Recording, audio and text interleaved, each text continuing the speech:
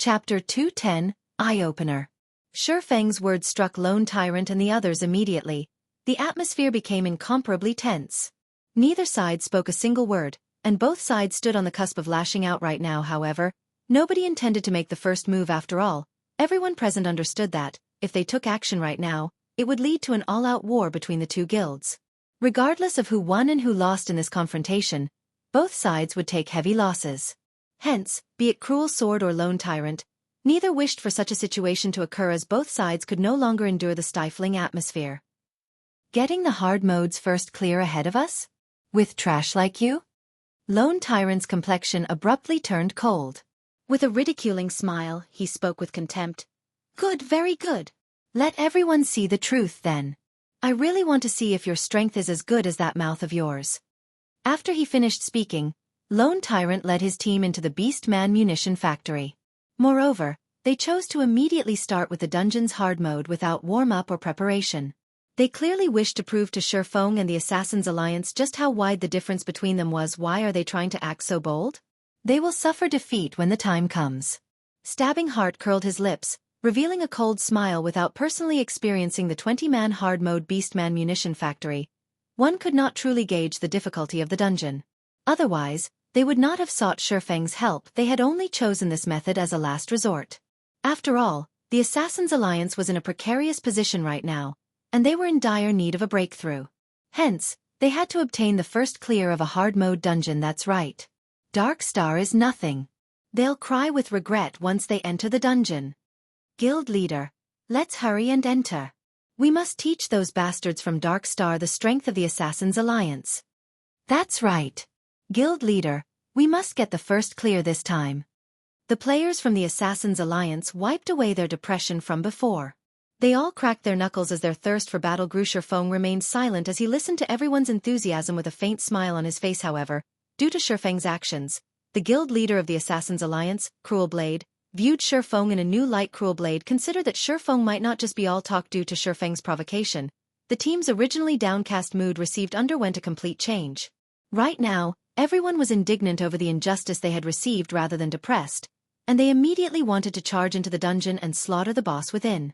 They wanted to obtain the first clear of the hard mode dungeon, letting the players from Dark Star witness their might. However, Shifeng did not give much thought to Cruel Sword's renewed opinion of him. After all, he had been a guild leader in his previous life as well. If one wanted to increase the unity of a team, they only needed one thing: they needed an enemy. In fact, Lone Tyrant was already an enemy of the Assassins' Alliance. Shifeng merely poured some oil on the already burning fire, further raising their fighting spirits naturally. High fighting spirits were only a mental boost, and it would not help the Assassins' Alliance to clear the dungeon. If the Assassins' Alliance wanted to clear the hard mode team dungeon, they still needed some other key elements. However, Shifeng did not reveal this fact. He merely quietly joined the Assassins' Alliance's team, entering the Beast Munition Factory with Cruel Sword and the others. The Beast Munition Factory was a dilapidated weapon manufacturing factory. Hence, the terrain inside the dungeon was not particularly complicated. Players only needed to walk down a single path to reach the boss. There were a total of 3 bosses throughout the dungeon. Although the number was low, each boss was extremely powerful. In 20-man hard mode team dungeons, the bosses were all high chieftain rank. Every one of them had powerful skills, and it was a normal occurrence for these bosses to instant kill an MT. If a team were not familiar with these bosses' skills, failing to grasp the timing of their attacks fully, it would not be strange for a team to team wipe over 10 times. In comparison to these bosses, however, players would have a much easier time clearing the elite monsters within the dungeon.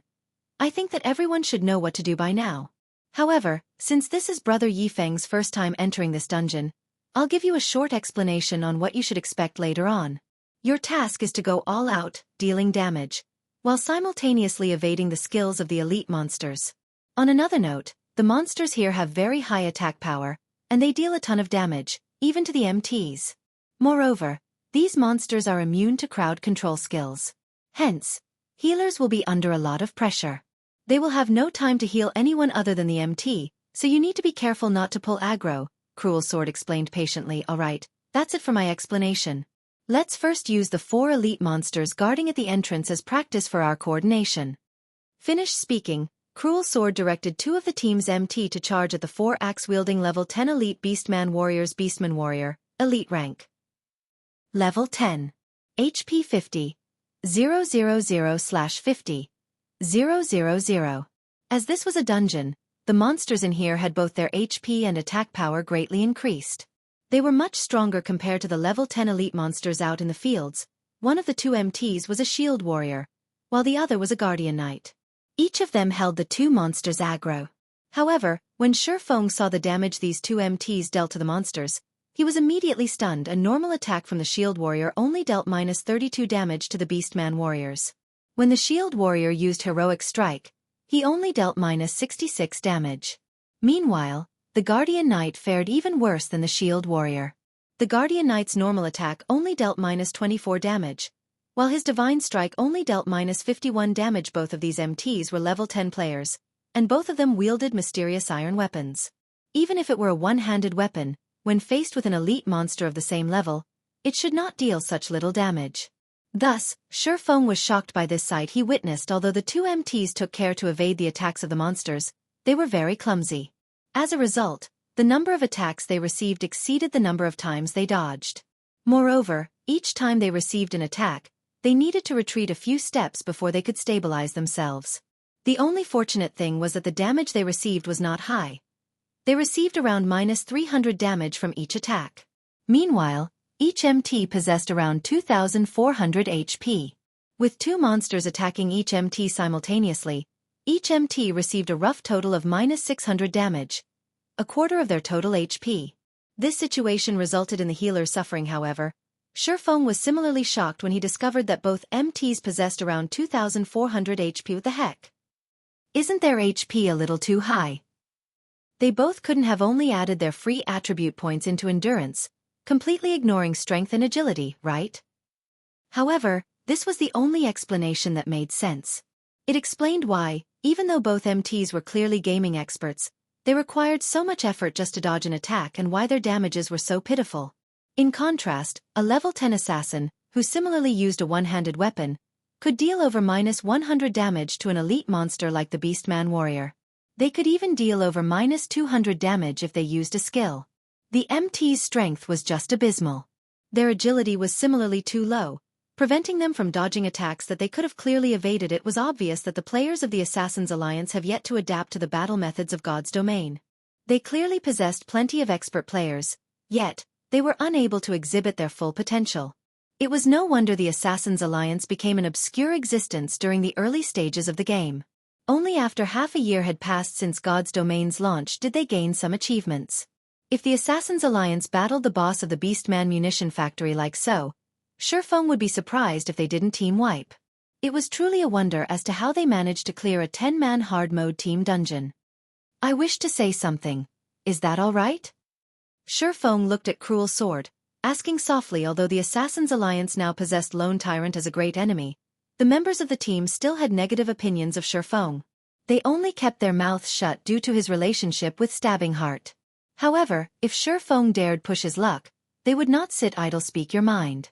As long as it benefits the dungeon raid, we will not reject it. Cruel Sword had managed to discern Shifeng's capabilities somewhat. He could somewhat understand why Gentle Snow would take a fancy to Shifeng. After all, Shifeng indeed possessed strength. Can we replace the two MTs? Shifeng asked, holding nothing back. Chapter 211. Brilliant Effect. Although Shifeng's tone was soft, power filled his voice. It caused the female healers nearby to tremble, nearly failing to cast their heals on the two MTs. The two MTs tanking the four elite monsters were similarly shocked stiff, receiving a direct hit from the giant steel axes of the Beastman warriors. Damages of over -400 points appeared above both MTs, and the two retreated close to half a dozen steps before they managed to stabilize themselves. The other damage-dealing team members also froze. They all stared at Shifeng with dumbfounded gazes, thinking that their ears had played a trick on them. Replace the MTs. What kind of joke was this? The two players tanking the elite monsters belonged to the top 3 MTs of the guild. Yet, Shifeng wanted to replace them with someone else? Wasn't he just looking for trouble? Shifeng's decision would be understandable if the two MTs had made an error while luring the monsters, or lost the monsters' aggro. However, neither of the MTs made such mistakes. So, why should they be replaced? Did they do something wrong? Cruel Sword asked. MTs were the core of a team. A powerful MT could greatly reduce the raiding difficulty of a dungeon, A team should never rashly replace their MTs. Nothing. Shifeng shook his head. Indeed, the two MTs did not make any mistakes up until this point. However, not making any mistakes did not necessarily mean that everything was fine, capable of holding aggro and taking blows. If this were a normal virtual reality game, there would be no problems if the MTs of a team could perform these two tasks. However, God's domain was different. Just carrying out these tasks was still not enough to secure a victory for the team. Since there are no problems, why should we need to replace the MTs? Cruel Sword wrinkled his eyebrows. The two MTs in question were furious right now, clearly displaying their displeasure. Shifeng was just someone they had invited, yet he dared criticize such powerful MTs like themselves? Wasn't he being too arrogant? Their ability to evade attacks is just too poor. To put it bluntly, they are taking too much damage. When they face a boss, even 4 healers will not be sufficient to keep them alive. Moreover, their damage output is too low. In a boss battle, even 1% of HP could decide victory or defeat. I'm guessing that, when you guys faced the first boss of this dungeon, aside from having insufficient damage, your healer's mana ran dry as well. In the end, the result was a complete team wipe, Shifeng said with a smile. Listening to Shifeng's words, the two MTs immediately fell speechless. Cruel Sword was also awestruck. Clearly, he had not mentioned the matter of their team wiped to Shifeng before. Yet, Shifeng correctly guessed each detail of their previous encounter. Everything Shifeng had just said was clear and logical, and Cruel Sword agreed that he needed to make some changes. I wonder if Brother Yifeng has any suggestions on how we can improve? What kind of MT do we need? Cruel Sword earnestly sought Shifeng's guidance. The other members of the Assassin's Alliance were no fools, either. They had discerned the meaning behind Shifeng's words. As a result, the dissatisfaction they felt towards Shifeng in their hearts lessened greatly, while respect slightly grew. Each of them perked up, focusing Shifeng's wise opinion. It's very simple.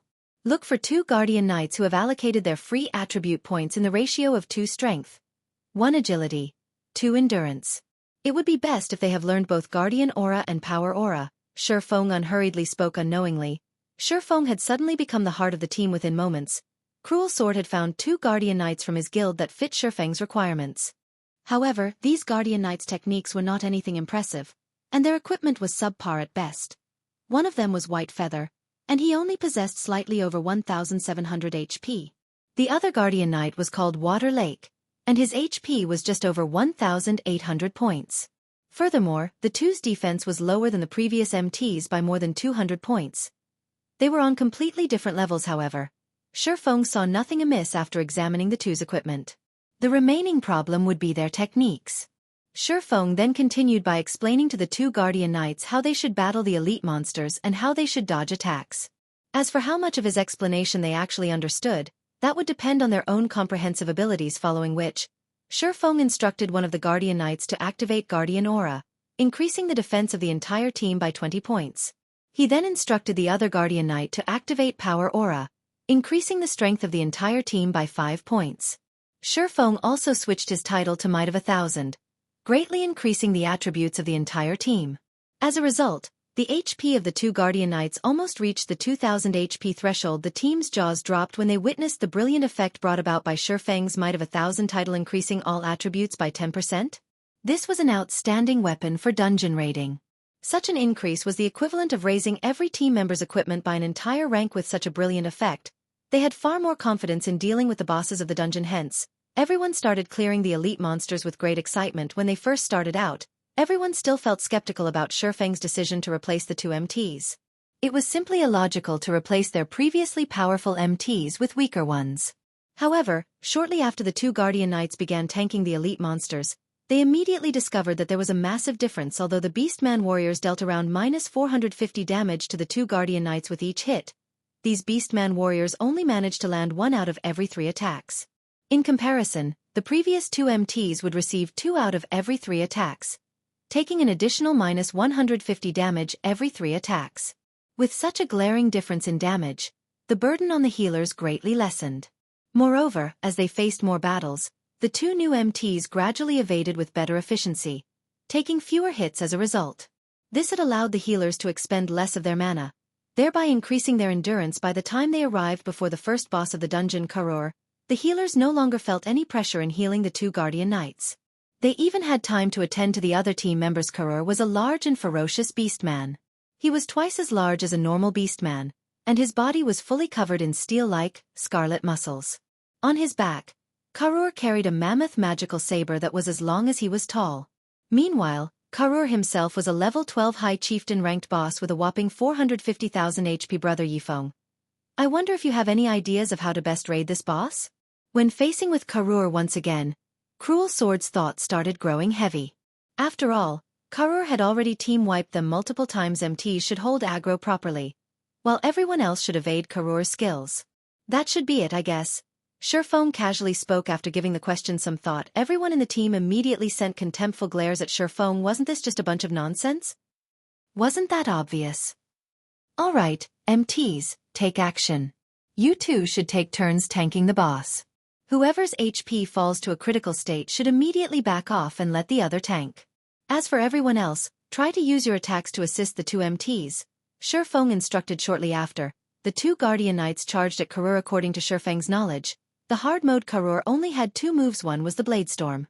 It was a skill that turned Karur into a tornado, causing -600 damage per second to all enemies within a 12-yard distance. The skill had a duration of 20 seconds, the other skill was Avatar Slash. When Karur used this skill, he would immediately vanish from everyone's sight. He would then randomly reappear behind 3 to 5 players, attacking them and causing -500 static damage. Simultaneously, he would inflict players with a damage amplification effect, causing them to take 10% more damage for 2 minutes. To make things worse, this effect stacked with these two skills at Karur's disposal. The boss prevented players from turning this raid into a prolonged battle. Otherwise, once the damage amplification effect stacked so many times, Karur's Avatar Slash could instant kill any player. At that time, there would be no way for the battle to continue. Hence, there was only one requirement when facing Karur: resolve the battle in the shortest time possible. The longer the battle dragged on, the more difficult it would become taking the lead. The Guardian Knight, Water Lake, brandished his sword, sending a punishment at Karur's head. The attack only caused -126 damage. Compared to the elite monsters from before, Karur's defense was clearly a notch higher. Moreover, such a small amount of damage was practically negligible in the face of Karur's massive 450,000 HP. By contrast, as Water Lake failed to dodge Karur's counterattack, the boss's saber sent him flying. A frightening damage of -1,134 points appeared above Water Lake's head, instantly devouring over half of his total HP. Following which, White Feather promptly dashed forward and activated Righteous Fury. He then used Shield of Vengeance to attract Karur's aggro. The 4 healers on the team did not dare make any mistakes. They immediately cast their heals on Water Lake +234, +215, +221, +225. A cleric then released an instant cast skill, Recover, on Water Lake. Every 3 seconds for 15 seconds, the target would recover 70 HP. Simultaneously, a druid also used Life Bloom on Water Lake, recovering 43 HP every 2 seconds for 12 seconds. Immediately, Water Lake's HP recovered to 90%. He then returned to his position on the front lines, coordinating with White Feather to tank the boss. Chapter 212. Raiding Karur. By taking turns attacking Karur, the two Guardian Knights quickly established a strong hold on Karur's aggro. However, compared to when they battled elite monsters, the pressure on the healers had visibly increased. Moreover, both Water Lake and White Feather were clearly unfamiliar with the boss's attack patterns. Their movements were somewhat stiff when dodging attacks. Right now, they could only dodge every other sent at them. Even so, compared to the last time the Assassins Alliance had raided Karur, the healers were having a slightly easier time keeping these MTs alive. The healer's mana consumption made this obvious originally. Cruel Sword still worried that the two Guardian Knights could not manage. However, based on the results before him, it was clearly an unnecessary thought. The healers managed themselves with perfect order right now, unlike the several raids before where they had to cast their heals desperately, without caring about any proper order. The 4 healers couldn't even catch their breaths unless they wanted the previous 2 MTs to die instantly. In reality, such failures were very common. In God's domain, level 10 players had a large threshold to overcome. The levels before level 10 were merely an adaptation period. Once players reached level 10, they would no longer receive any preferential treatment. Hence, entering a level 10, 20-man hard mode team dungeon at level 10 was the equivalent of entering a level 5, 20-man hell mode team dungeon at level 5. How could it possibly be easy? In addition, bosses would have much higher intelligence. It would take a certain degree of skill to hold the aggro of a boss and prevent it from attacking the ranged classes and healers. MTs especially needed to know how to pin down and restrain the boss monsters, as just having aggro did not mean that the boss would only hit the MT. After all, even with aggro, boss monsters would still find an opportune moment to massacre the healers, the weakest players on the team. When this occurred, MTs had the task of restraining the boss, preventing it from attacking the healers. Hence, the requirements for an MT's techniques were very high. If the previous MTs were currently tanking the boss, they would fare much better than Waterlake and Whitefeather regarding techniques. They had simply made a mistake during the allocation of their free attribute points. However, there was no way to reset one's attribute points in God's domain, so these two players could only be replaced. Moreover, for a long time, these two players would have to allocate all the free attribute points they obtained from leveling up into both strength and agility. Otherwise, they would cripple their characters. Everyone, start attacking now. Berserkers and swordsmen, assist the MTs in blocking some attacks. Focus your attacks on the boss's weapons or arms, and aim your attacks where they can interrupt the boss's attack. As for ranged classes, focus on dealing as much damage as you can, Surfeng commanded immediately. A group of players charged forward to give Karur a beating, while the ranged players launched their bombardment at Karur, 124, -137, -108, -189, -175. One damage after another appeared above Karur's head. However, the damage was not particularly high. Among these, the highest damage dealt belonged to the Berserker, Cruel Sword. His normal attacks could deal around -266 damage with each hit, while a Violent Strike could deal up to -448 damage. Right behind Cruel Sword was Stabbing Heart. As Stabbing Heart was an assassin, his normal attacks could only deal around -120 damage with each hit. However, his attack rate was much faster than Cruel Sword's. Meanwhile, a 5-star Eviscerate decimated 587 HP from Karur. Ranking in third was the team's cute and lovable little sister, the Elementalist, Mu Qing. She was the captain of the Assassins Alliance's Elementalist team, and her techniques were first-rate. She was also one of the famous female Elementalists in Star Moon Kingdom. She could rank within the top 100 Elementalists within Star Moon Kingdom. Every one of her attacks could deal around -300 to -400 damage, but due to her spells requiring a long time to cast, her overall damage was slightly less than the two aforementioned players originally. Cruel Sword had intended to say to Surfeng, "Look, isn't our team's damage output powerful? Why don't you join our guild? The position of first vice leader will be yours if you do." However, when Cruel Sword saw Surfeng charging at Karur, subsequently slashing his sword at Karur, Cruel Sword was immediately dumbfounded. His words shrunk back into a secluded location in his mind. Surfeng's two casual slashes dealt damages of -395 and -376 to Karur. Immediately after, Surfeng followed up with a level 10 chop. The skill achieved a critical hit, instantly causing -2137 damage to Karur.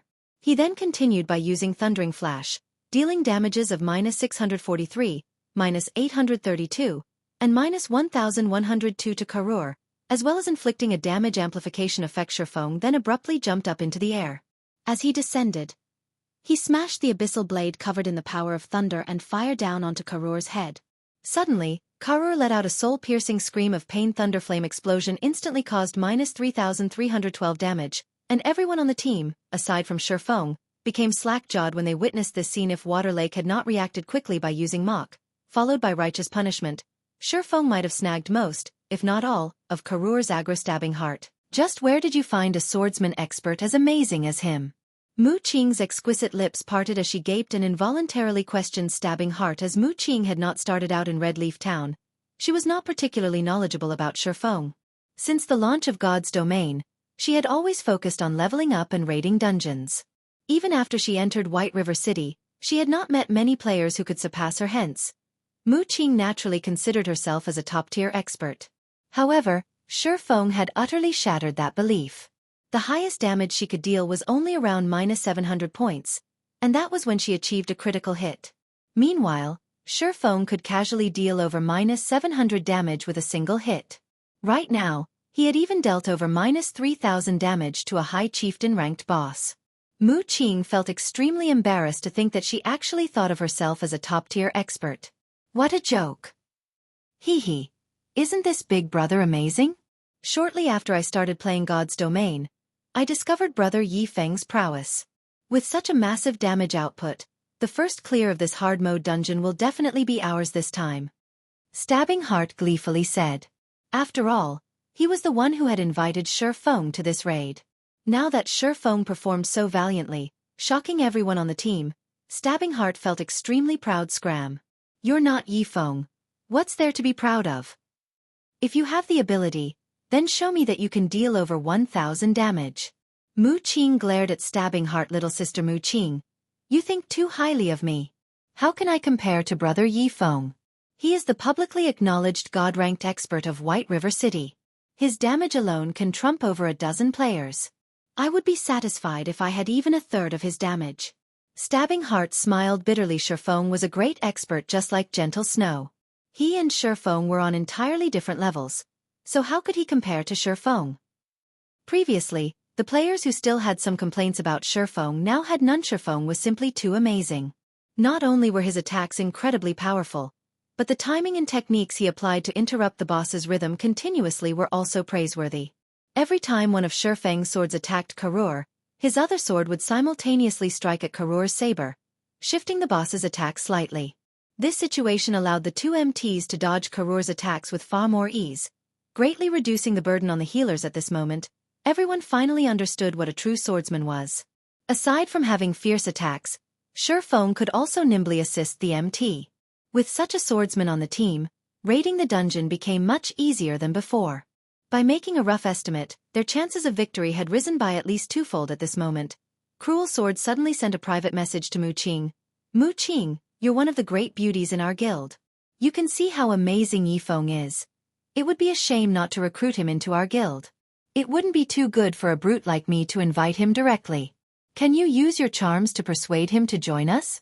If you manage to pull Yi Feng into our guild, I can guarantee that your current treatment will increase by threefold, and you will also be promoted to an elder of the guild.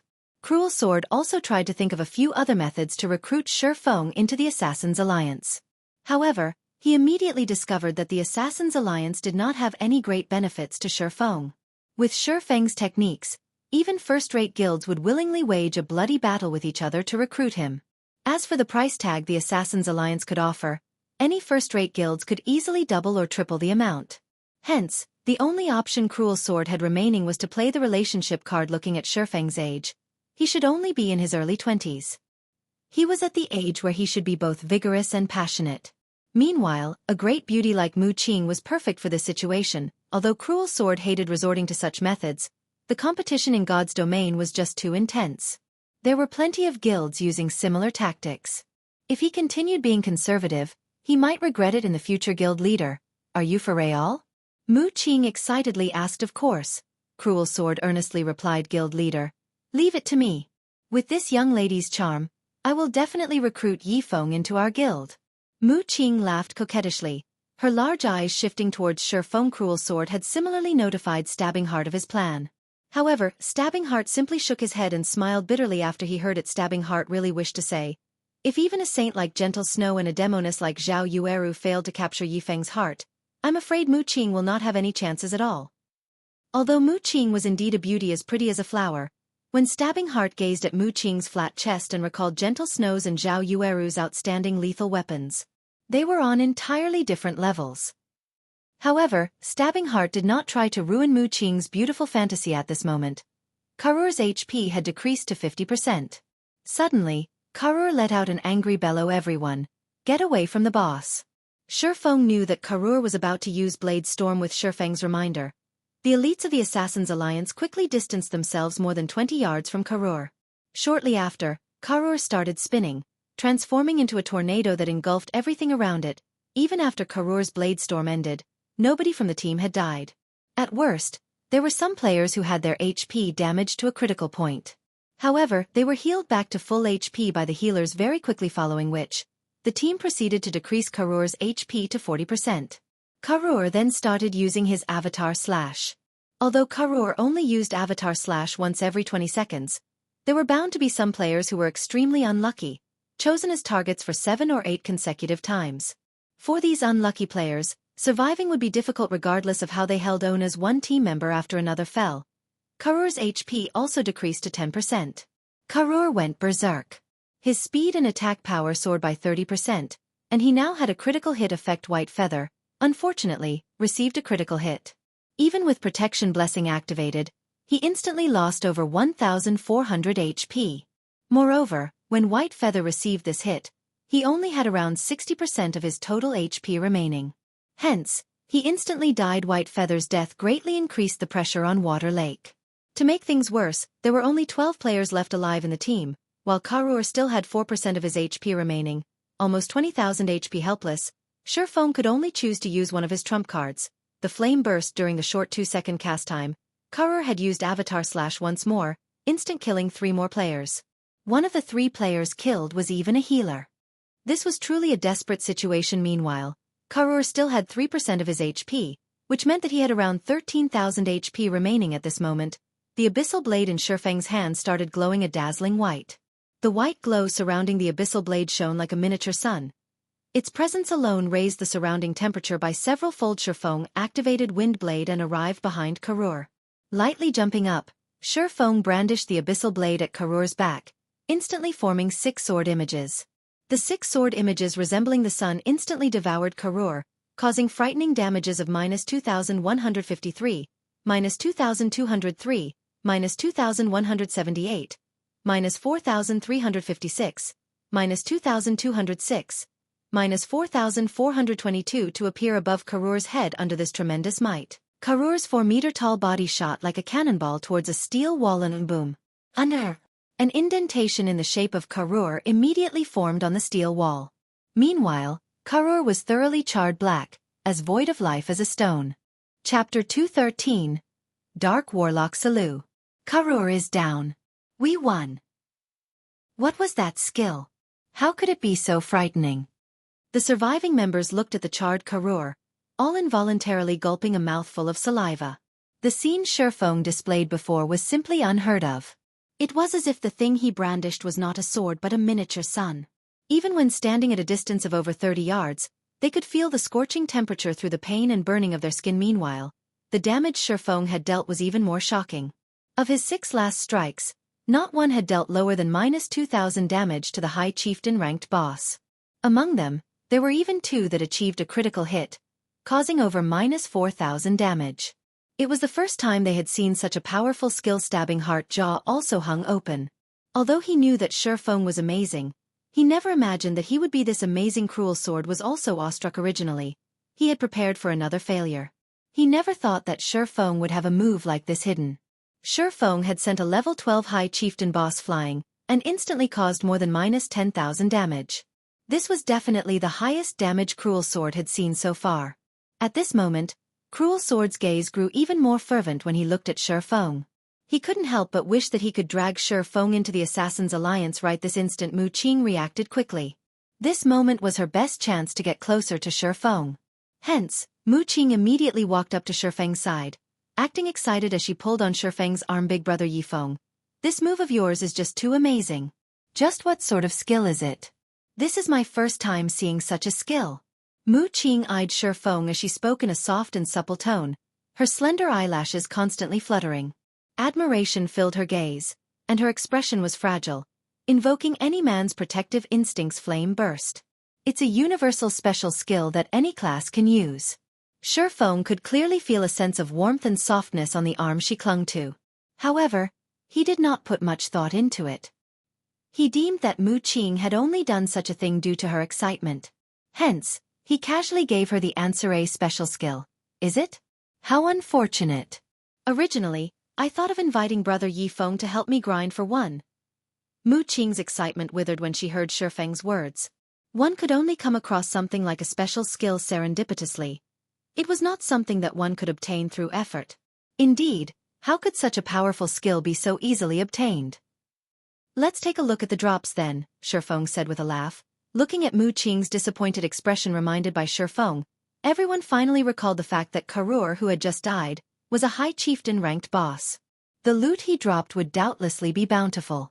They had forgotten this fact due to their shock at Shifeng's strength, following which, the surviving healers started reviving their fallen allies. Only when everyone was revived did Cruel Sword begin to collect the loot. Karur had dropped a total of 5 pieces of equipment, and all of them were mysterious iron rank.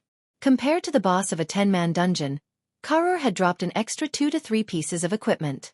Among the 5 pieces of equipment, there was a level 10 great shield, a level 10 longbow for rangers, a level 10 breastplate for berserkers, a level 10 staff for healers, and the last piece was a level 10 breastplate for swordsmen. The breastplates for berserkers and swordsmen in particular were pieces of set equipment. As for money, everyone in the team received 32 coppers. In general, it was a great harvest as Shifeng previously had an agreement with the Assassins' Alliance. The Wind Extinguisher breastplate was given to him directly. Wind Extinguisher breastplate, chest piece, plate armor, mysterious iron rank. Level 10. Defense plus 83. Strength plus 7, agility plus 10, endurance plus 6. Restricted to swordsman. Part of Wind Extinguisher set equipment, 1/6. 2-piece effect. Increase damage by 10%. 4-piece effect. Increase attack speed and movement speed by 15%. 6-piece effect. Ignore levels plus 3.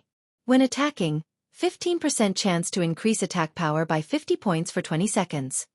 Regarding attributes or set effects, the Wind Extinguisher set equipment definitely possessed a qualitative increase compared to the Silver Moon set equipment. Shifeng's best available option was to gather this whole set now and upgrade his equipment. However, it would not be an easy task after receiving the Wind Extinguisher breastplate. Shifeng was in no hurry to swap it out with his current breastplate. After all, once he made the change, he would lose one of the set effects of the Silver Moon set equipment. He only intended to make the change after he collected 4 pieces of the Wind Extinguisher set equipment. After distributing the equipment, everyone advanced towards the next boss. Now that Water Lake possessed a level 10 mysterious iron rank shield, his defense and HP had both increased significantly. As a result, they easily dealt with the monsters they met on their journey.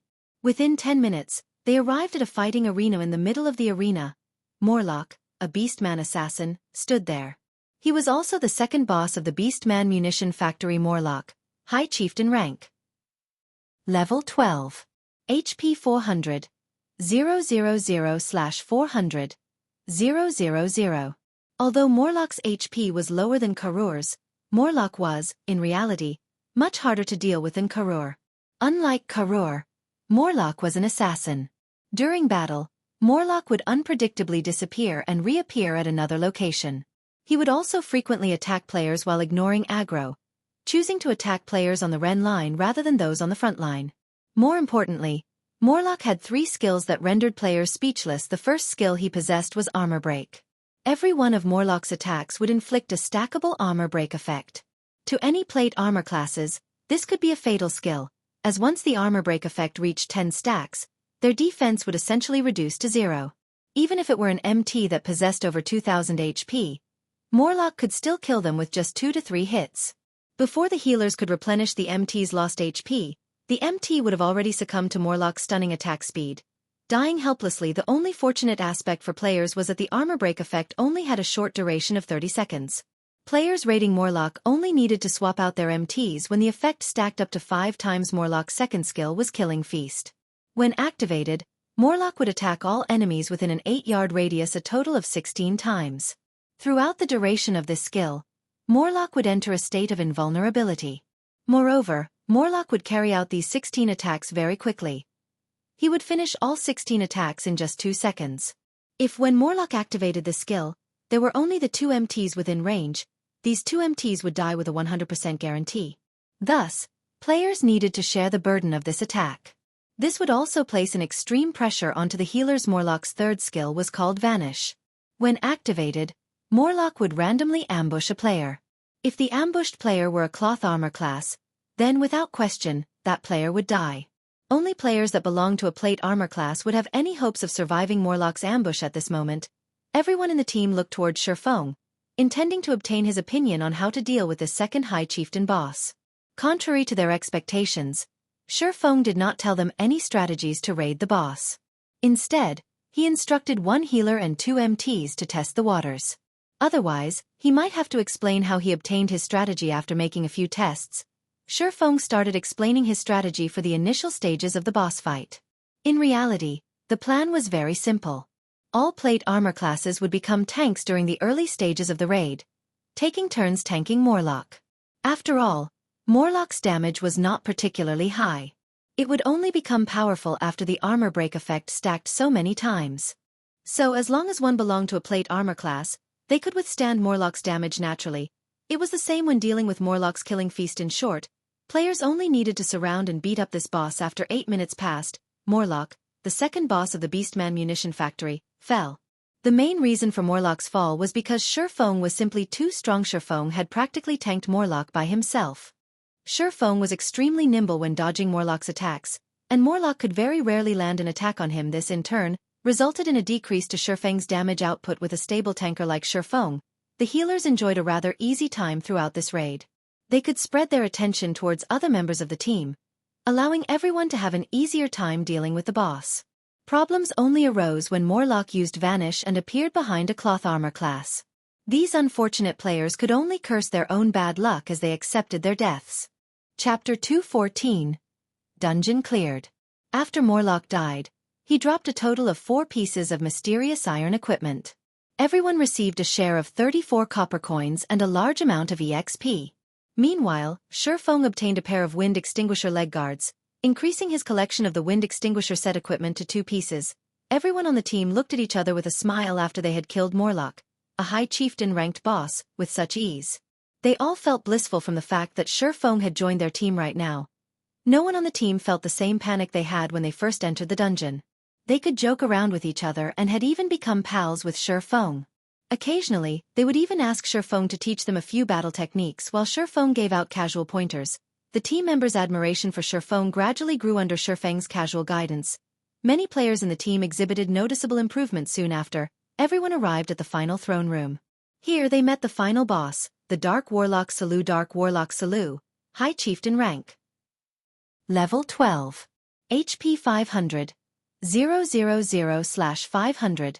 000. Elsewhere, while Shifeng and the others had arrived before the final boss, Dark Star's lone tyrant still tangled with the first boss of the Beastman munition factory. Karur. As of this moment, Lone Tyrant and his team had already experienced 3 team wipes. Moreover, Karur's avatar slash had caused all 3. They had not improved one little bit since their first battle. Lone Tyrant grew hysterical at this situation. He did not know why a 20-man dungeon would have such a huge increase in difficulty compared to a 10-man dungeon. After pondering for a long time, Lone Tyrant discovered the reason for their failures. This boss needs to be dealt with as quickly as possible. However, our overall damage simply isn't enough to finish him. Unless the team's equipment is further upgraded, the possibility of clearing this dungeon doesn't exist. Do we really have to go and upgrade our equipment before trying again? Lone Tyrant wore a hesitant expression as he glared at Karur. Due to his previous boasting, he was now stuck between a rock and a hard place. However, Lone Tyrant suddenly came to a realization. If the damage of his own team were insufficient to deal with Karur, then the Assassins' Alliance, who had poorer quality equipment, would have even less of a chance of killing Karur. At this moment, the team from the Assassins' Alliance must certainly be stuck at the first boss as well. When Lone Tyrant thought about this, his mood immediately lifted. He decided to reflect on their raiding strategy, giving the boss another try. Meanwhile, in the magnificent throne room of the Beastman munition factory, the Assassins' Alliance had already investigated the Dark Warlock Salou's skills. Aside from Dark Arrow being Salou's most basic attack, Salou was immune to all controlling effects. Salou also possessed 2 killing moves. One of them was a skill called Shadow Wound. When cast, the boss would fire 12 dark arrows. Each dark arrow would cause -800 damage and inflict a fear effect that lasted 6 seconds. The other was a skill called Summon Flame Giant. The Flame Giant was a level 12 special elite with 50,000 HP. Each Flame Giant that Salou summoned possessed self-immolation effect that dealt -300 flame damage to all targets within a 10-yard range every second. The Flame Giant was also the largest hurdle to overcome when raiding the Dark Warlock Salou, as the self-immolation was an AoE. If any players other than MTs received -300 flame damage every second, they would last 4 to 5 seconds at most. Meanwhile, Salou would summon an additional Flame Giant every 1 to 2 minutes. Factoring in the fear effect from Shadow Wound, many players in the team would die under the combination of these 2 skills. Even if this combination did not immediately kill them, with 3 flame giants running about, they would similarly end in destruction. 3 flame giants would mean minus 900 total damage per second. Even Shifeng could not last 3 seconds under this damage, much less the other players in the team. However, if they focused their attacks on the flame giants summoned instead, they would waste precious time. As a result, Salou would fully recover his HP due to his battle recovery. A battle of attrition like this would only end with the healers exhausting their mana and a team wipe. Meanwhile, after sending a group of half a dozen players to test the waters, everyone learned Dark Warlock Salou's true strength. As a result, their hearts sunk, and their confidence wavered, ignoring the fact that each of Salou's dark arrows could cause minus 800 damage to their MTs and minus 1000 damage to everyone else. The flame giants alone were extremely difficult to deal with. After all, none of the melee players could go near a flame giant, and even if only the MTs tanked it, the healers still wouldn't be able to cope with the high damage. Not to mention, there was also Salou's AoE skill, Shadow Wound, that would suddenly cause minus 800 damage. The flame giant itself could cause over minus 300 damage to the MT with its attacks. Coupling that with the flame giant's self-immolation effect, its prowess could rival that of a boss. If they suddenly received an attack from Salou's Shadow Wound in addition to the flame giant's attacks, even their MTs might instantly die. Moreover, if they did not kill the first flame giant within 1 to 2 minutes of its summoning, Salou would summon the second flame giant. Under the simultaneous attacks of 2 flame giants, their MTs wouldn't have a chance with their current equipment and levels. It was impossible for them to face Dark Warlock Salou head-on in battle. Thinking up to this point, everyone's moods grew somber. Sent this only hard mode? Why is the difficulty so high? What would happen if this were hell mode? Stabbing Heart was similarly bitter after seeing Dark Warlock Salou's capabilities. The guild leader of the Assassins' Alliance, Cruel Sword, wrinkled his brows, falling into deep thought. Salou's rating difficulty was clearly much higher than the previous 2 bosses. As expected of a final boss, it won't be easy to clear this hurdle. At the very least, Cruel Sword did not have any good methods to raid Salou while everyone was discouraged. Why don't we give it a try first? It's not like we're completely helpless right now, Shifeng suddenly said in the team chat. Shifeng's words were like a ray of hope. Brother Yifeng, can we really raid this boss? Mu Qing blinked her mesmerizing eyes, her delicate body sticking close to Shifeng as she asked. It should be possible. We can only find out if we try it, right? Shifeng merely shrugged as he spoke, his calm appearance giving Mu Qing a slight surprise, following which, Shifeng gave a brief overview of his raiding plan. Shifeng's plan was simple. He, alone, would kite the summoned flame giants, while the other members of the team would focus their attacks on the boss. In this situation, 3 of the 4 healers on the team would be responsible for healing the MTs, while the last healer would be responsible for keeping Shifeng alive. However, this plan was very risky. Its success relied heavily on Shifeng's ability to kite the flame giants. As the throne room did not provide a wide area for movement, Shifeng needed to be mindful of his positioning. Any mistakes could lead to a team wipe. However, nobody rejected Shifeng's proposal. They did not even have the slightest opinion about Shifeng's plan. They had long since been convinced of Shifeng's strength. Since Shifeng shared his plan, he must be very confident about it. Thus, they believed that Shifeng could really pull it off. Water Lake, you'll activate Darkness Aura. White Feather, you'll activate Crusader Aura. Let's start the raid then. Shifeng's Saga Guardian Knight's Darkness Aura could provide an additional 5 points dark resistance to allies, decreasing the darkness damage they received. Meanwhile, the Crusader Aura could increase allies' movement speed by 10%, letting everyone have an easier time evading the flame giants. With these 2 auras, the team would have a much easier time raiding the boss. Water Lake was the first to dash at Salou. While Salou was still in the process of casting a spell, Water Lake smashed Shield of Vengeance into Salou's face, causing minus 181 damage. Water Lake then followed up with Righteous Punishment, dealing minus 201 damage. However, neither of these attacks had interrupted or delayed Salou's chanting, and shortly after, a streak of dark light skewered Water Lake through the chest, causing minus 800 damage to him. A moment later, 3 healing lights landed on Water Lake's body, recovering over 700 HP of his HP. After Water Lake solidified his grasp on Salou's aggro, Shifeng instructed the other players to initiate their attacks. After a moment, Salou pointed his staff towards the sky. A large, azure-green fireball descended from the sky, crashing into the throne room. Immediately, Shifeng tossed out the blazing meteor at the azure-green flame giant, causing minus 621 damage and instantly becoming its main target. Seeing the flame giant charging at him, Shifeng spun around and fled, luring the flame giant away from the rest of the team. He then started circling around the hall with the flame giant right behind him as Salou's HP continued decreasing. The flame giants he summoned also grew stronger. Unfortunately, Shurfeng lured away all of the flame giants Salou summoned. Spoiling his fun after more than 10 minutes, Salou released a resentful bellow. His body fell to the throne as he passed away. Chapter 215. Basic Fire Resistance Potion. From beginning to end, Shurfeng had lured a total of 9 flame giants, kiting them around the throne room due to his actions. The flame giants had not been able to showcase their prowess even once in this entire battle. As a result, the Dark Warlock Salou became very easy to deal with. Breathing his last under everyone's heavy bombardment, even an amazing boss could not compete against a reincarnated player. Their only fate was to be a plaything. Unto death seeing Salou fall, everyone jumped in celebration. The Beastman Munition Factory belonged to the category of Expedition Dungeons. Unlike the Dark Moon Graveyard, which was a survival dungeon, players only needed to kill the final boss in an expedition dungeon to clear it. There was no need to leave the dungeon for the clear to be official at this moment. The White River City Region System announcement had already appeared. White River City Region System announcement. Congratulations to Assassin's Alliance for becoming the first team to conquer the hard mode Beastman Munition Factory. All players within the team will be rewarded with 50,000 EXP and 1 silver coin. White River City Region System announcement. Congratulations to Assassin's Alliance for becoming the fastest team to conquer the hard mode Beastman Munition Factory. All players within the team will be rewarded with 50,000 EXP and 1 Tier 1 gemstone of random attribute. As it was not the first clear of Hell mode, the main god system would not be so generous as to reward them with reputation points. Normally, players would only receive EXP for obtaining the first clear of hard mode. Also, the race for team dungeons was categorized into 2 types: hard mode and Hell mode. Normal mode was not taken into consideration as no time challenge existed normally.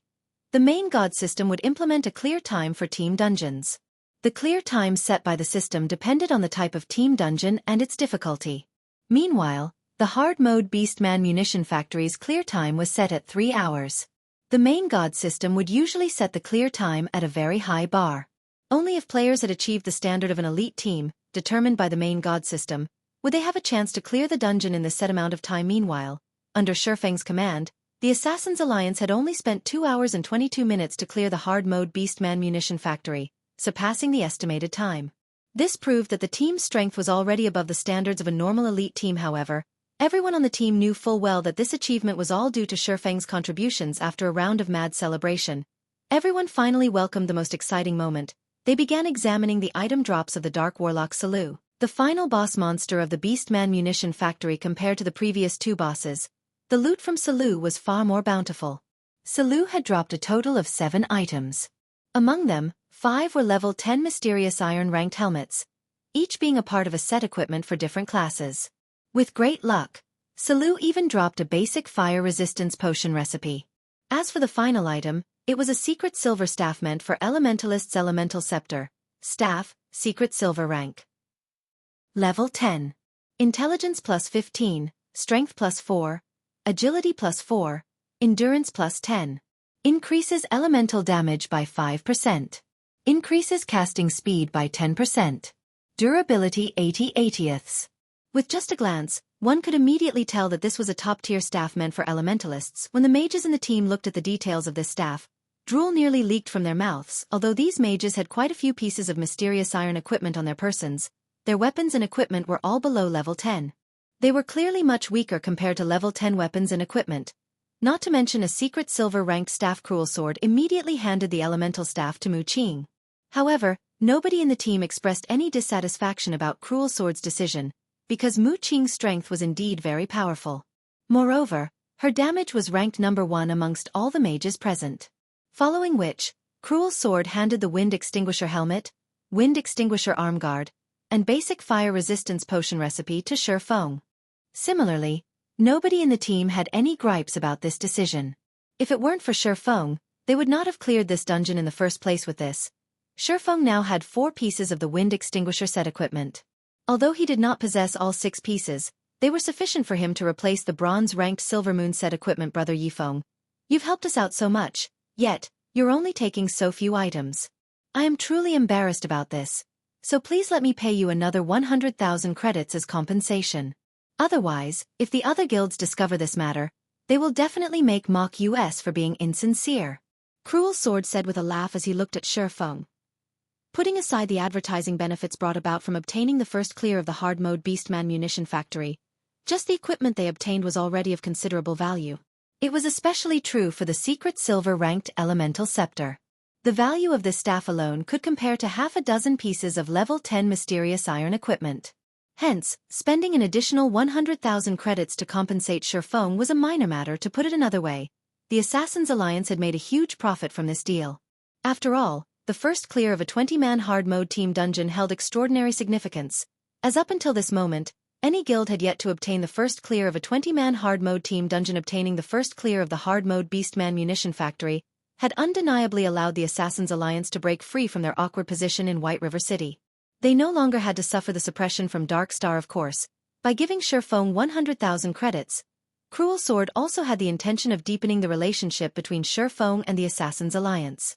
Cruel Sword still wished to recruit Shifeng into the guild. Shifeng could easily see through Cruel Sword's intentions. However, he merely smiled in reply, receiving all that Cruel Sword offered without hesitation. Cruel Sword had no idea that Shifeng did not really care about this equipment. Even if it were the wind extinguisher set equipment, it was simply a temporary set of equipment for Shifeng.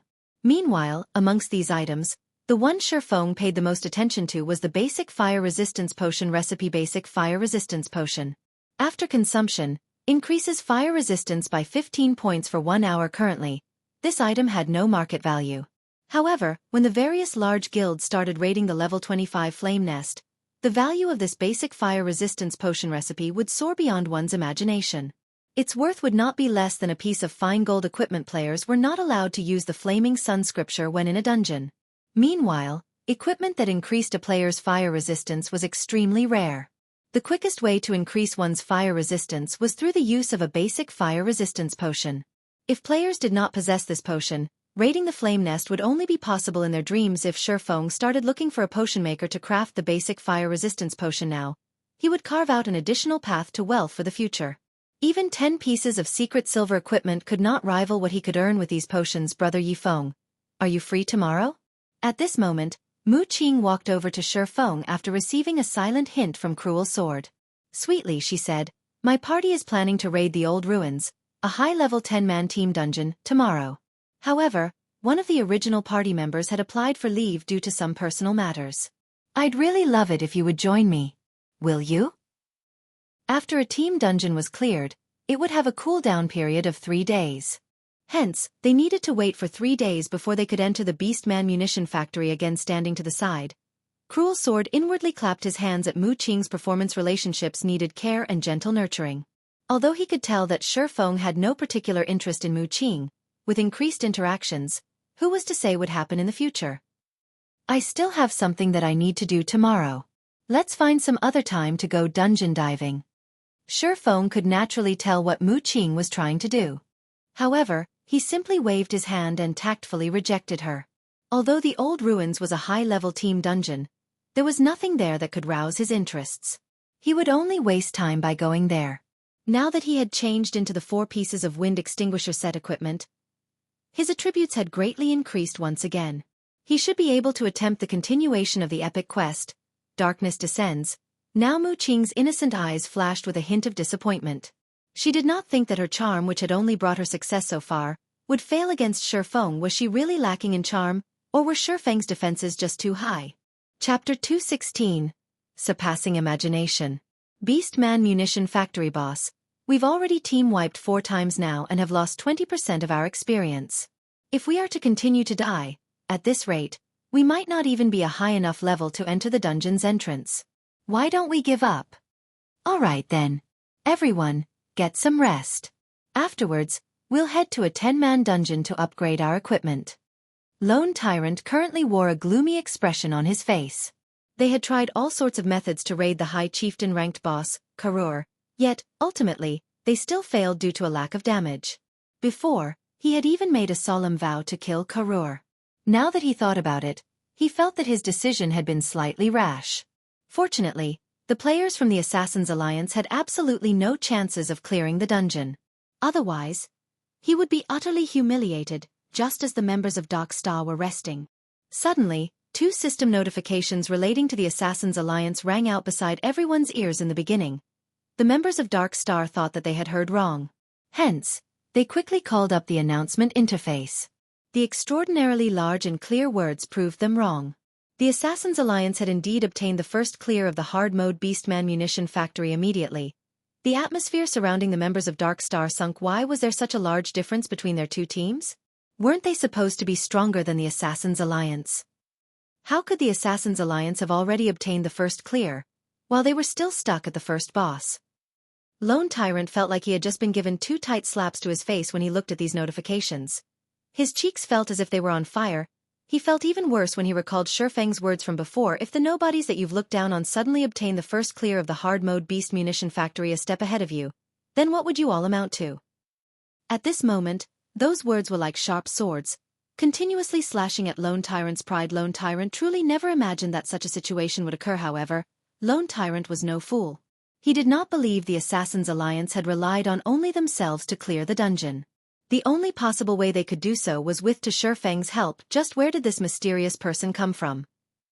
In reality, Dark Star wasn't the only one to have been shocked by this piece of news. When the announcement spread throughout the entire White River City region, it had grabbed the attention of many other guilds. The Assassins' Alliance's position in White River City was self-evident from the fact that their development speed had surpassed even that of a first-rate guild. However, Dark Star's fame had recently suppressed Assassins' Alliance, adding to the fact that they had not produced any significant results from the team dungeons. Their status in White River City had become slightly awkward now that they had obtained the first clear of the Beastman munition factory. Their fame instantly soared. This allowed the Assassins' Alliance to regain their rightful reputation. From now on, their development speed would definitely be faster than before. White River City's Adventurers Association. Brother Zhang. Brother Zhang. The Assassins' Alliance has obtained the first clear of the hard-mode Beastman munition factory. Ling Feilong suddenly rushed into Shadow's guild hall, announcing the news with a face filled with excitement. In God's domain, as long as guilds registered themselves at the Adventurers Association, they would be provided a free lounge for their own personal use in the various large cities. Guilds could carry out meetings and rest in this room, and they could also receive quests from the Adventurers Association. Why are you shouting? Who doesn't know of this matter? Zhou Yuhu, who was resting in the corner of the room, rolled his eyes at Ling Feilong. Of course, I know of this. However, there is another hidden truth to this matter. Ling Feilong shot a glance at Zhou Yuhu, before shifting his gaze towards the person sitting in the guild leader's seat. Zhang Luowei. A hidden truth. Speak. Ling Feilong's words caused Zhang Luowei, who had previously been indifferent towards this matter, to grow interested. Ling Feilong's previous report about his efforts to recruit Yi Feng had nearly caused Zhang Luowei to lash out in anger. Shifeng had actually demanded to become the guild leader of Shadow. Did Yi Feng even place him in his eyes? Moreover, he had asked for 60% of the guild's shares. What did he take them for? Did he really think they were fools? Meanwhile, the most shocking thing was that Ling Feilong had actually suggested that Zhang Luowei accept Shifeng's conditions. Hence, Zhang Luowei now looked down on Ling Feilong, resulting in Ling Feilong receiving cold treatment within the guild. Brother Zhang, look at the Assassins' Alliance's first clear name list. Yi Feng is among the names. Ling Feilong called out his system interface, pointing at the Assassins' Alliance's first clear name list as he spoke excitedly. So? Zhou Yuhu laughed disdainfully. If they really allowed Yi Feng to join Shadow, he would no longer need to remain in the guild. The Assassins' Alliance is a through-and-through second-rate guild. They were clearly on an expedition to clear the Beastman munition factory. Yet, why would they suddenly let an outsider join their team? Previously, for a long time, the Assassins' Alliance could not even obtain a single first clear of a level 10 team dungeon. However, they are now the first ones to obtain the first clear of a 20-man hard-mode team dungeon. Why is that? This matter definitely has something to do with Yi Feng. Yi Feng's relationship with the Assassins' Alliance is anything but shallow. Originally, the Assassins' Alliance was only a normal second-rate guild. However, after entering White River City, their development speed suddenly soared like crazy. They have even surpassed many first-rate guilds. Again, why? Yi Feng was the first person to enter White River City, and the White River City guidebook is also selling like hotcakes now. There is a very high likelihood that Yi Feng sold the guidebook to the Assassins' Alliance in advance, allowing them to make ample preparations beforehand. Hence, after they entered White River City, they develop with flying speeds right now. Yi Feng has even helped the Assassins' Alliance obtain a first clear. Regarding fame or background, the Assassins' Alliance now stands at the very top of White River City. They have even surpassed many first-rate guilds. This is a clear proof of Yi Feng's capabilities. If Yi Feng joins Shadow within a month, we can stand our own ground in White River City. Ling Fialong had made a thorough investigation of Yi Feng, and the more information he uncovered about Yi Feng, the more frightened he became. Yi Feng's accomplishments far surpassed his imagination. This was also the reason Ling Fialong became even more determined to hug a golden leg like Shi Feng at that time. What would Zhang Luowei amount to? What would Lan Hailong amount to? Don't even think about it. In the future, if you ever dare to mention Yi Feng's name to me again or tell Lan Hailong about this matter, you better be prepared for the consequences. Zhang Luowei's countenance suddenly turned livid. With a tone filled with killing intent, he said, Yi Feng is just a clown, jumping about on the stage. The Assassins' Alliance is an apex second-rate guild with an immense background. Their guild leader, Cruel Sword, is even a long-established expert. He has personally nurtured the Assassins' Alliance to its current status, so it is not unusual for him to produce such results. To begin with, what sort of impact could that Yi Feng even have? In my opinion, that Yi Feng would, at best, take on the role of a bystander. Being reprimanded by Zhang Luowei in such a way, Ling Fialong immediately revealed a fearful expression. Hurriedly nodding his head, he said, Yes, I understand, Brother Zhang. I definitely won't mention this again in the future. Inwardly, however, Ling Fialong smiled brightly. He was even more assured of Yi Feng's might now. After all, if Zhang Luowei did not feel greatly threatened by Yi Feng, why would he be so angry at the mention this expert? In fact, Ling Fialong had long since told Lan Hailong about this matter, and Lan Hailong had instructed him to contact Shi Feng secretly once more. Once he attained certain achievements in God's domain, would he still be afraid of not being able to earn money? With wealth, would he still need to be afraid that Zhao Ruoxi wouldn't welcome his embrace of her own volition? Her family might very well obediently hand her over to him. Just as everyone discussed the Assassins' Alliance's first clear, Shi Feng had already swapped out his old equipment for the 4 pieces of the wind extinguisher set equipment and had arrived at the library of White River City. Compared to the dilapidated house used as a library in Red Leaf Town, the library at White River City was a true library. Not only did it possess a majestic atmosphere, but its appearance was also splendid and magnificent. It was like a Babylonian shrine, and it was situated right in the heart of the city. The people going through the entrance of the library were mostly nobles of White River City and mage-class NPCs. There were even some who possessed Tier 2 classes. Hence, the library was not a place where the common folk could simply visit. Meanwhile, Charlin, the Tier 3 divine official whom Shi Feng searched for, currently recuperated within this wealth of knowledge. Chapter 217. Thoughtful Rain. At the entrance of White River City's majestic library. Aside from a large number of NPCs entering and leaving the premises, there were also plenty of players surrounding the library's entrance. However, no matter how hard they tried, they still could not enter the library. Hence, a majority of these players were currently trying to befriend some of the NPCs here, increasing their intimacy in the hopes of these NPCs taking them along into the library. There were even some attractive female players that tried to seduce the NPC nobles. Meanwhile, the players that attempted these actions were mostly mages such as elementalists, cursemancers, and summoners. As for why these players tried to get into the library, it was mainly because of the amazing skills they could learn within the library. Aside from obtaining these skills from monsters and dungeons, the library also possessed some of the more common, high-level mage skills. As for healers, they would have to visit the Light Temple to learn their respective skills. Meanwhile, all melee classes could learn new skills from their respective class instructors in the Apocalypse Temple. These players had read about the library in the White River City guidebook by Shi Feng. Hence, they had all come here to obtain new skills. After all, compared to upgrading their weapons and equipment, it was much easier to upgrade their arsenal of skills. As long as players could learn some of these high-level skills, their overall prowess would massively improve. However, learning a skill was very expensive. Players also needed to do a series of quests and waste precious time to obtain a skill. Hence, Shi Feng never thought of obtaining his skills through such means. After all, the skills he had learned so far were not any weaker than those high-level class-specific skills. So he naturally would not waste time trying to obtain them. Seeing Shi Feng walking towards the library's entrance, the spectating players by the sidelines revealed sneers on their faces. Look, another new guy is trying to enter. How many players has that been already? Let's watch the guard kick him out.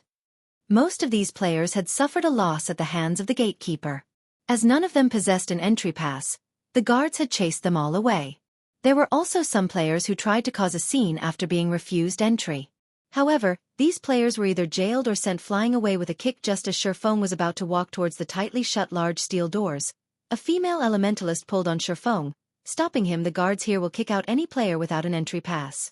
It is best if you do not try to approach them, the female player warned Shifeng. Shifeng already knew this. However, since the other party had approached him with kind intentions, Shifeng turned his head and looked at the female player that had stopped him immediately. Shifeng discovered that the female player who stopped him was very beautiful. Amongst all the female elementalists he knew, only the flame witch, Zhao Yueru, might trump this girl's beauty. Moreover, the equipment on this girl fully comprised of mysterious iron equipment. Although her weapons and equipment were all below level 10, they were still extremely valuable. As the girl before him was an independent player, it was much more difficult for her to obtain such equipment compared to a member of a guild. However, for some unknown reason, Shifeng felt a sense of familiarity when he looked at this female player. Yet, he could not recall when he had met her before. He then used observing eyes and took a look at this girl's name. Thoughtful Rain. Shifeng had no recollection of this ID, and he was very sure that there was no female expert in his previous life with such a name. Since she was not a female expert, why did he feel a sense of familiarity with her? Shifeng shook his head. There was no point thinking about it if he couldn't remember. It might just be a misconception due to his reincarnation. Thanks, Shifeng said. Thoughtful Rain faintly smiled. She thought that since Shifeng had shown his appreciation, he must have a kind personality, unlike others who would reply to goodwill with malice. Hence, she pointed towards the group of players a short distance away that was currently surrounding a few NPC nobles, softly saying, "Anne, your attitude isn't so bad after all. If you wish to enter the library, it is best if you obtain an entry pass first. You can also try to befriend one of those NPC nobles. They possess some entry passes. Miss Rain, are you trying to enter the library as well?" Shifeng asked. But those NPC nobles are simply too vile. So, I was just about to leave in search of an entry pass somewhere else. Thoughtful Rain nodded her head. However, when she recalled those fat and oily NPC nobles, an expression of disgust appeared on her face. Since that is the case, why don't you enter the library with me? Shifeng asked. He had no ulterior motives in inviting her along. He was simply trying to repay Thoughtful Rain's kind reminder. Enter? Thoughtful Rain asked in confusion. Do you have an entry pass? No. Shifeng shook his head. He then smiled as he explained, however, I have other methods. It shouldn't be possible, right? The guards here will only allow those with an entry pass or those related to the library to enter. Thoughtful Rain revealed an unconvinced expression as if saying, You're tricking me. Shifeng merely smiled at her reaction, not bothering to explain. He then walked towards the large metal doors. Before Thoughtful Rain could stop Shifeng, the guard on duty had already noticed him. The spectating players in the distance all started snickering at the thought of the misfortunate about to befall on Shifeng. This noob is trying too hard to impress the beauty he just met. I want to watch the guard put him in his place. With his figure, I'm guessing that the guard will send him flying over 10 yards. If he continues making a ruckus, the guard might even capture him and hang him by the library's entrance for display. That isn't right. The guard kicked that last berserker over 10 yards. I bet that he will fly 15 yards away. Just as everyone wore mocking smiles, the guard moved forward and blocked Shifeng's path. Halt. The powerful and mighty guard at the entrance suddenly blocked Shifeng with his spear. He then coldly said, You will need to present your pass if you wish to enter the library. I'm a demon hunter. Will that do? Shifeng swapped out his Might of 1,000 title for the Demon Hunter title, asking so, It is Lord Demon Hunter. Please pardon my rudeness. The gatekeeper immediately retracted his spear, showing Shifeng extreme respect. This situation immediately stunned the spectating players standing at a side. Their mouths gaped as the scene left them speechless. Even after they tried countless methods to obtain an entry pass from the NPC nobles, they still failed. Yet, the noob before them had actually made the gatekeeper kneel before him in respect just by uttering a single sentence. Could this be the rumored secret signal? Or was it the entry password? Shifeng nodded towards the guard. He then pointed at Thoughtful Rain, saying, She is a friend of mine.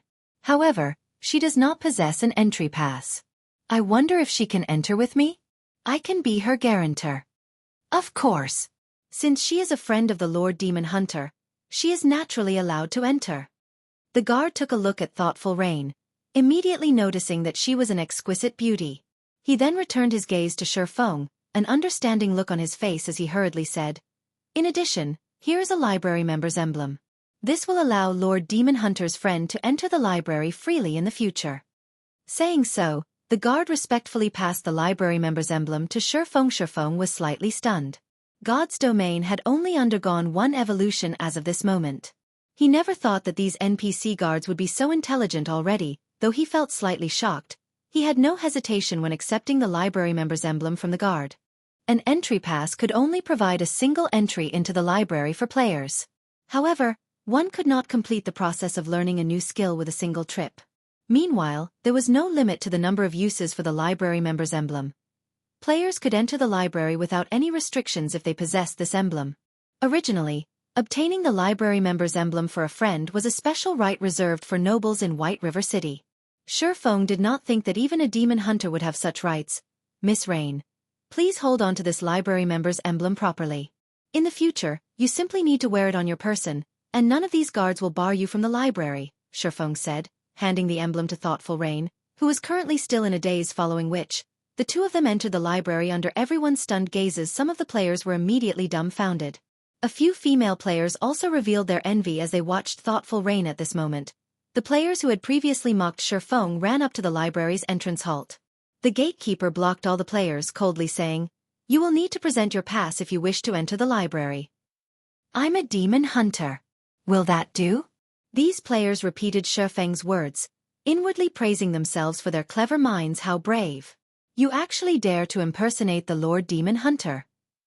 When the guard swept a glance over these players, he failed to discover any of them in possession of the Demon Hunter title. Immediately, the guard flared with anger. In the end, all these smart people ended up in tragedy. Chapter 218. Starstreak Trading Firm. After Shifeng and thoughtful Rain entered the library, thoughtful Rain's eyes flashed with a hint of shock when she saw the spectacular scene inside the library. The interior of the library was like something from a fantasy world. Countless documents and materials were displayed all around the library, and a massive, transparent crystal globe occupied the center. This crystal globe was like a supercomputer. One could search for any information available pertaining to the Star Moon Kingdom. Meanwhile, numerous open-air meditation rooms made of magic crystals decorated the surroundings of the crystal globe. Inside these meditation rooms, players could either research new spells or practice using their current spells normally. Only Tier 3 and above mage classes would research new spells. The players at this stage of the game had yet to possess a deep understanding of magic, so researching new spells was out of the question for them. Moreover, the spells that players currently used were only entry-level spells. However, along with the increase in their levels, the spells they used would also grow more complex. If they did not possess a specific degree of understanding of magic, they could stop dreaming of casting any high-tier spells. As a result, many mages in God's domain had given up on their adventuring career, switching to a lifestyle class instead. In fact, magic wasn't the only thing that had stringent requirements for players. It was the same for battle techniques. The more powerful a battle technique was, the higher its requirement would be of a player's control over their body. As a result, this requirement had created a gap in strength between the players of God's domain. It was one of the reasons that some players could advance to a Tier 5 class, while some failed even to reach Tier 3. Although it would be of some help if players increased their levels and attributes, such factors would make little difference the further players advanced in God's domain. This was also the reason why God tier powerhouses were so rare. Thus, Shifeng continuously trained his body day in and day out, in addition to spending a large number of credits to purchase nutrient fluids to improve his body's physique. It was all meant to improve his brain's potential and performance. Only by developing his brain's potential could he master his body in the game and obtain extraordinary battle prowess. He could then advance to a Tier 5 class and take the challenge to advance to the Tier 6 godhood, reaching the pinnacle of God's domain. Let's part ways here. I still need to look for someone. If you want to learn high-level skills, the Tier 2 instructor over there can help you. Shifeng pointed towards a mage in white robe standing by the large crystal globe. Thank you. Thoughtful Rain appeared slightly embarrassed as she expressed her gratitude. Originally, she had intended to help Shifeng. Never would she have imagined that she would be the one who received help instead. She then said, "Seeing as you are so familiar with this place, are you perhaps a professional player?" "I guess you can put it that way." Shifeng nodded. "Let's add each other as friends, then. I don't normally play games, so I usually buy my game equipment from others. In the future, if I am looking to purchase equipment or do a quest, I can also look to you for some help. Thoughtful Rain beamed a smile as she sent Shifeng a friend request. That's fine, but if you need help with a quest, it would be best if you contact me about it in advance. Shifeng accepted the friend request. He did not think that, by coming here to do a quest, he would actually meet a potential female customer when his workshop started its operations in the future.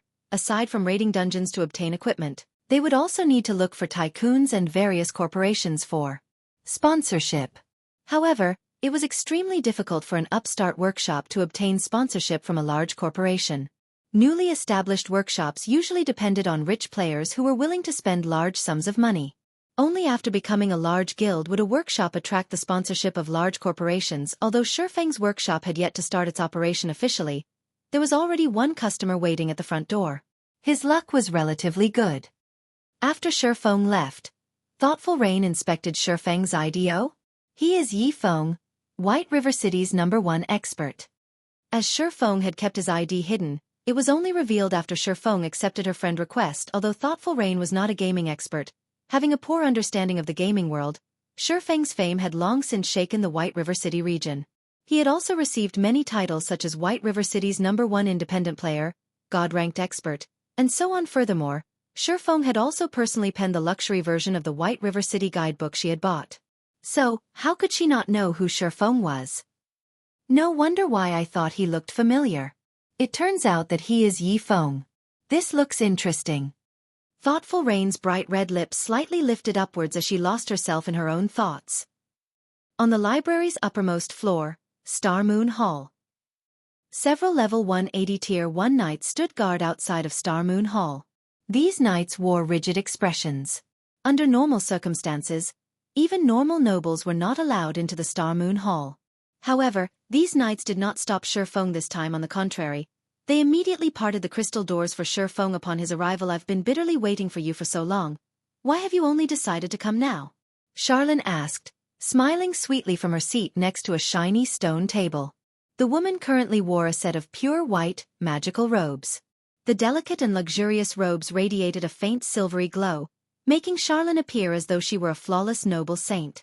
She crossed one thigh over the other, revealing fair, supple skin.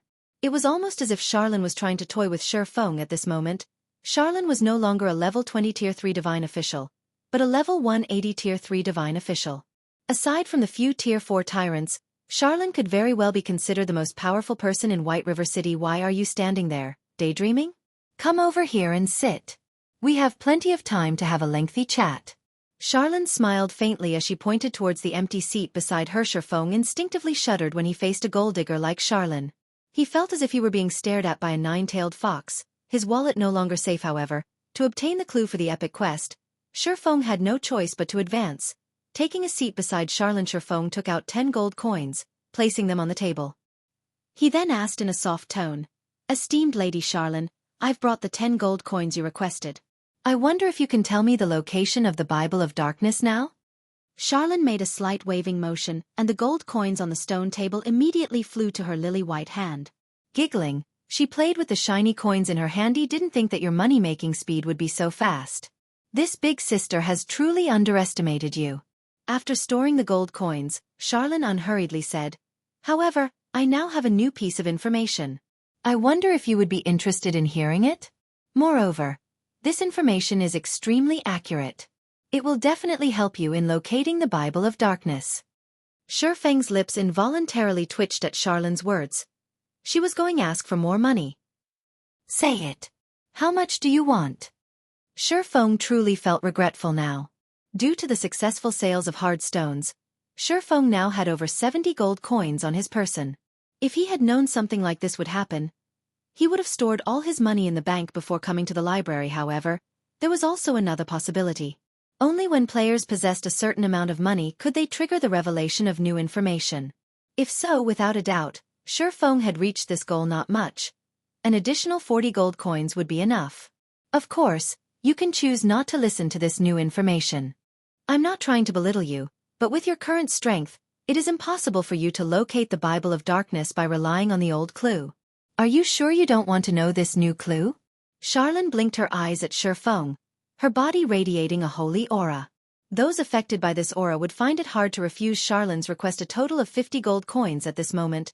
Shifeng wanted to shout, "Why don't you just rob me and be done with it?" However, Shifeng endured it. As long as he could obtain the reward for the epic quest, spending 50 gold coins was nothing in comparison. Here is 40 gold coins. Shifeng ground his teeth as he placed another 40 gold coins on the stone table, forming a small, gold mountain. Charlin's eyes shone as she saw the small mountain of gold. After snagging the gold coins, she unhurriedly took out a letter and handed it to Shifeng. She then said, "This is a contract for White River City's Starstreak trading firm. As long as you bring this contract to President Henry, he will tell you how to reach the Dark Denva." Chapter 219. Background. Starstreak trading firm? Shifeng was slightly confused by Charlin's words. After all, this was the second phase of an epic quest. Yet, Charlin did not send him on a dangerous mission, but simply to find a person instead? The difficulty of this task was simply inconceivable. Could money really make the devil turn millstones for you? Can spending money reduce the difficulty of a quest? Shifeng wondered. Giving the situation some thought, it wasn't exactly impossible right now. A first-rate guild's daily liquid funds only amounted to 6 to 7 gold coins at best. Even if Fantasy Extinguisher had the full support of the first-rate guild, the Fantasy Shrine, it would have been impossible for him to gather 50 gold coins. Even if the Fantasy Shrine possessed 50 gold coins, they would not simply allow Fantasy Extinguisher to spend it. After all, a large guild could make major improvements to itself with 50 gold coins. If Shifeng had not received a daily income of over 100 gold coins from selling the hard stones, he would not pay 50 gold coins, even if it killed him. According to the main god system's principle of equal value exchange, there was a very high possibility that he could reduce the difficulty of the epic quest by paying 50 gold coins in any case. Shifeng did not lack money right now. After all, he had a daily income of over 100 gold. His earnings could rival the total sum of all the famous guilds' liquid funds in White River City. It was not an exaggeration to say that his personal wealth could rival an entire city's. If he could reduce the difficulty of an epic quest by paying some money, he would definitely do so. If he had known about this earlier, he would have waited a few more days before coming to meet Charlin. If he gathered 500 or 600 gold coins, he might be able to go to the Dark Den immediately to complete the quest. He would save plenty of time and trouble. "Thank you, Lady Charlin." Shifeng respectfully received the contract. "I have faith in you. Don't make me wait too long. As more time passes, the strength of the great demon will also increase. At that time, even I might not be able to challenge it. As for you, you'll just have to live the remainder of your life as a walking corpse," Charlin warned system. Second phase of the epic quest. Darkness Descends. Gospel Project. Accepted quest content. Go to Starstreak trading firm and look for President Henry for more information about the Dark Den. Rewards unknown. Although Shifeng did not know the exact contents of the quest, he felt that it should not be as easy as he had previously imagined. After all, he was only meeting Henry to learn more information, and not heading directly to the Dark Den. Starstreak trading firm was very famous throughout White River City. The range of operation of the Starstreak trading firm was not limited to White River City alone. It also operated in the 7 cities surrounding White River City. It was a massive trading firm with such a wide reach. The amount of information they possessed would be immense as well. It was no wonder Charlin sent him to meet President Henry soon after. Shifeng bade farewell to Charlin. If he remained here, the remaining 20 gold coins in his pockets might very well end up in Charlin's pockets instead. After leaving the library, Shifeng hailed a horse carriage and hurried over to Starstreak trading firm. As the horse carriage galloped through the wide streets, Shifeng could see players who had just arrived at White River City all around. Through the passing of time, the atmosphere in White River City had grown livelier. There was a high possibility that, in just another few days, the streets of White River City would be packed with people. 10 minutes or so later, the horse carriage halted in front of the storefront of Starstreak trading firm. The Starstreak trading firm store appeared luxurious. The building had a total of 6 floors. This store was definitely one of the tallest buildings in White River City, making it extremely eye-catching. Moreover, it was situated in a very good location, right in the heart of the trade area. The Bank of White River City was also just next door. While the auction house was only a short distance away, there were only 8 shops in total situated within this golden district. Among them, 3 shops occupied the largest areas. Each occupied 2 to 3 times more land than the other shops. Naturally, Starstreak trading firm was one of these shops. Moreover, Starstreak trading firm similarly occupied such a golden district in the other 7 cities. It was obvious just how powerful the background of Starstreak trading firm was. During the initial stages of God's domain, countless first-rate guilds had tried to form connections with the Starstreak trading firm to conduct business. Unfortunately, these guilds failed to meet even the shadow of President Henry. Yet right now, Surefeng could get in touch with President Henry through his quest. Surefeng couldn't help but admit that an epic quest was truly awe-inspiring. Although the price of failure was similarly horrifying, as long as he could complete it, the benefits he could obtain were unimaginable. The best example for this was the Demon Hunter title and Demon Mask Surefeng had received from completing the first phase of the Darkness Descends quest. These two items had been of great help to him. I wonder what sort of rewards I could obtain from completing this phase of the quest? Surefeng inwardly felt anticipation as of this moment. Surefeng had finally realized why the Fantasy Shrine would hold nothing back in helping Fantasy Extinguisher complete his epic quest. After all, the profits they could reap from this quest was just astonishing. If a mere independent player like him could receive such profits, what could a guild accomplish? Hence, this was the reason the Fantasy Shrine had risen to the top of Black Dragon Empire during the early periods of the game in the past, suppressing all the other first-rate guilds. Unfortunately, Fantasy Shrine was doomed to normality in this life. Unless Fantasy Extinguisher managed to find another epic quest, Fantasy Shrine would not have any chances of achieving prominence. However, such a discovery was extremely unlikely in the past. Surefeng had only accepted one epic quest throughout the decade he had spent in God's domain. Moreover, he had only received it by chance when he was around level 150. One could imagine just how rare an epic quest was at this moment. Surefeng suddenly received a system announcement. White River City Region System Announcement. Congratulations to Ouroboros for becoming the first team to conquer the hard mode Crystal Ruins. All players within the team will be rewarded with 50,000 EXP and 1 silver coin. White River City Region System Announcement. Congratulations to Ouroboros for becoming the fastest team to conquer the hard mode Crystal Ruins. All players within the team will be rewarded with 50,000 EXP and 1 Tier 1 gemstone of random attribute. This system announcement undeniably caused a sensation among the players in White River City right now. The independent players who had arrived in White River City all had impressive techniques. Meanwhile, a large majority of them were unwilling to join a small guild. They all wished to join a large, top-tier guild. However, these independent players would not determine a guild's strength solely through the fame of the guild. After all, every time a guild started out in a new virtual reality game, they had to start from the very bottom. Moreover, there would always be some nameless guild suddenly rising in the ranks, becoming the tyrant of this new virtual reality game. Similarly, there was also plenty of well-known guilds that had vanished without a trace. Hence, players would usually determine a guild's strength through their dungeon raiding capabilities. This situation also caused the system announcements to be extraordinarily important to guilds, as this was the basis of reference for independent players. In fact, the players who had previously intended to join the Assassins' Alliance had all changed their minds to join Ouroboros instead. After all, not only was Ouroboros a first-rate guild, but they had also obtained the first clear of a Hell Mode dungeon. Regarding wealth, influence or strength, Ouroboros was far more powerful than the Assassins' Alliance. Even an idiot knew which guild to choose. This was the difference in backgrounds.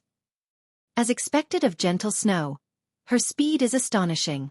I've only just recently helped the Assassins' Alliance obtain the first clear of a 20-man hard mode team dungeon, yet, in the blink of an eye, she too has obtained one already. If she had not suddenly stopped playing God's Domain, she might have turned Ouroboros into a super guild in the past. Surefeng inwardly exclaimed how great would it be if he could recruit Gentle Snow into his own guild?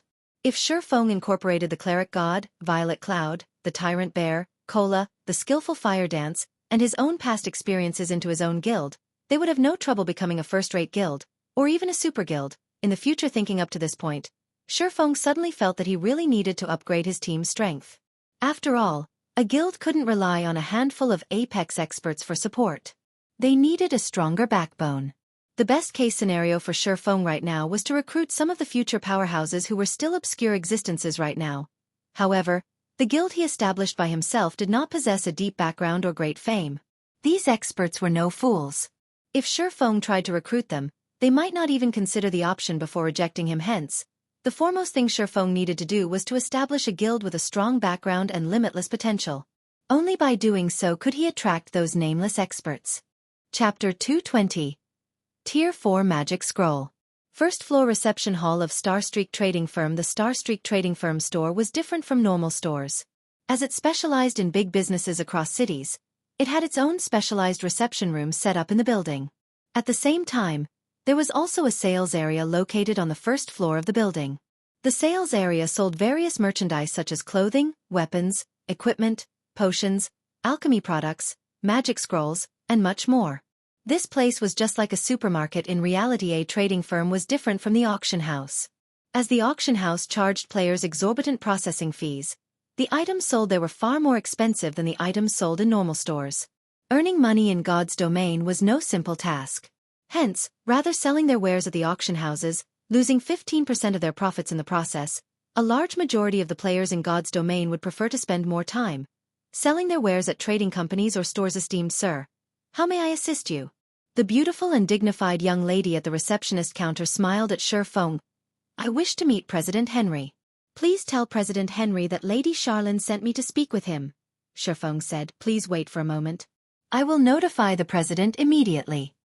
The receptionist immediately took out a multicolored communication crystal, transferring Shi Feng's information through the crystal. After several minutes, Mr. Yi Feng, the president is waiting for you in the president's office on the 3rd floor. Thank you. Immediately, Shi Feng walked towards the spiral staircase in the distance. When he arrived before the president's office on the 3rd floor, he met 2 level 150 guards who stood by the office's door. Average players were absolutely not allowed to enter the president's office in the past. Countless guild executives had queued up in front of this office. They had wished to meet with President Henry to discuss matters of renting out the 1st floor of Starstreak trading firm's store for business. Unfortunately, they did not manage to catch even the shadow of President Henry. However, when Shi Feng walked up to the office, the 2 ferocious-looking guards immediately parted the sturdy, mahogany doors for him. Inside the luxurious and spacious office, a man in his 50s sat on a sofa in the middle of the room. The man had an elegant and dignified appearance.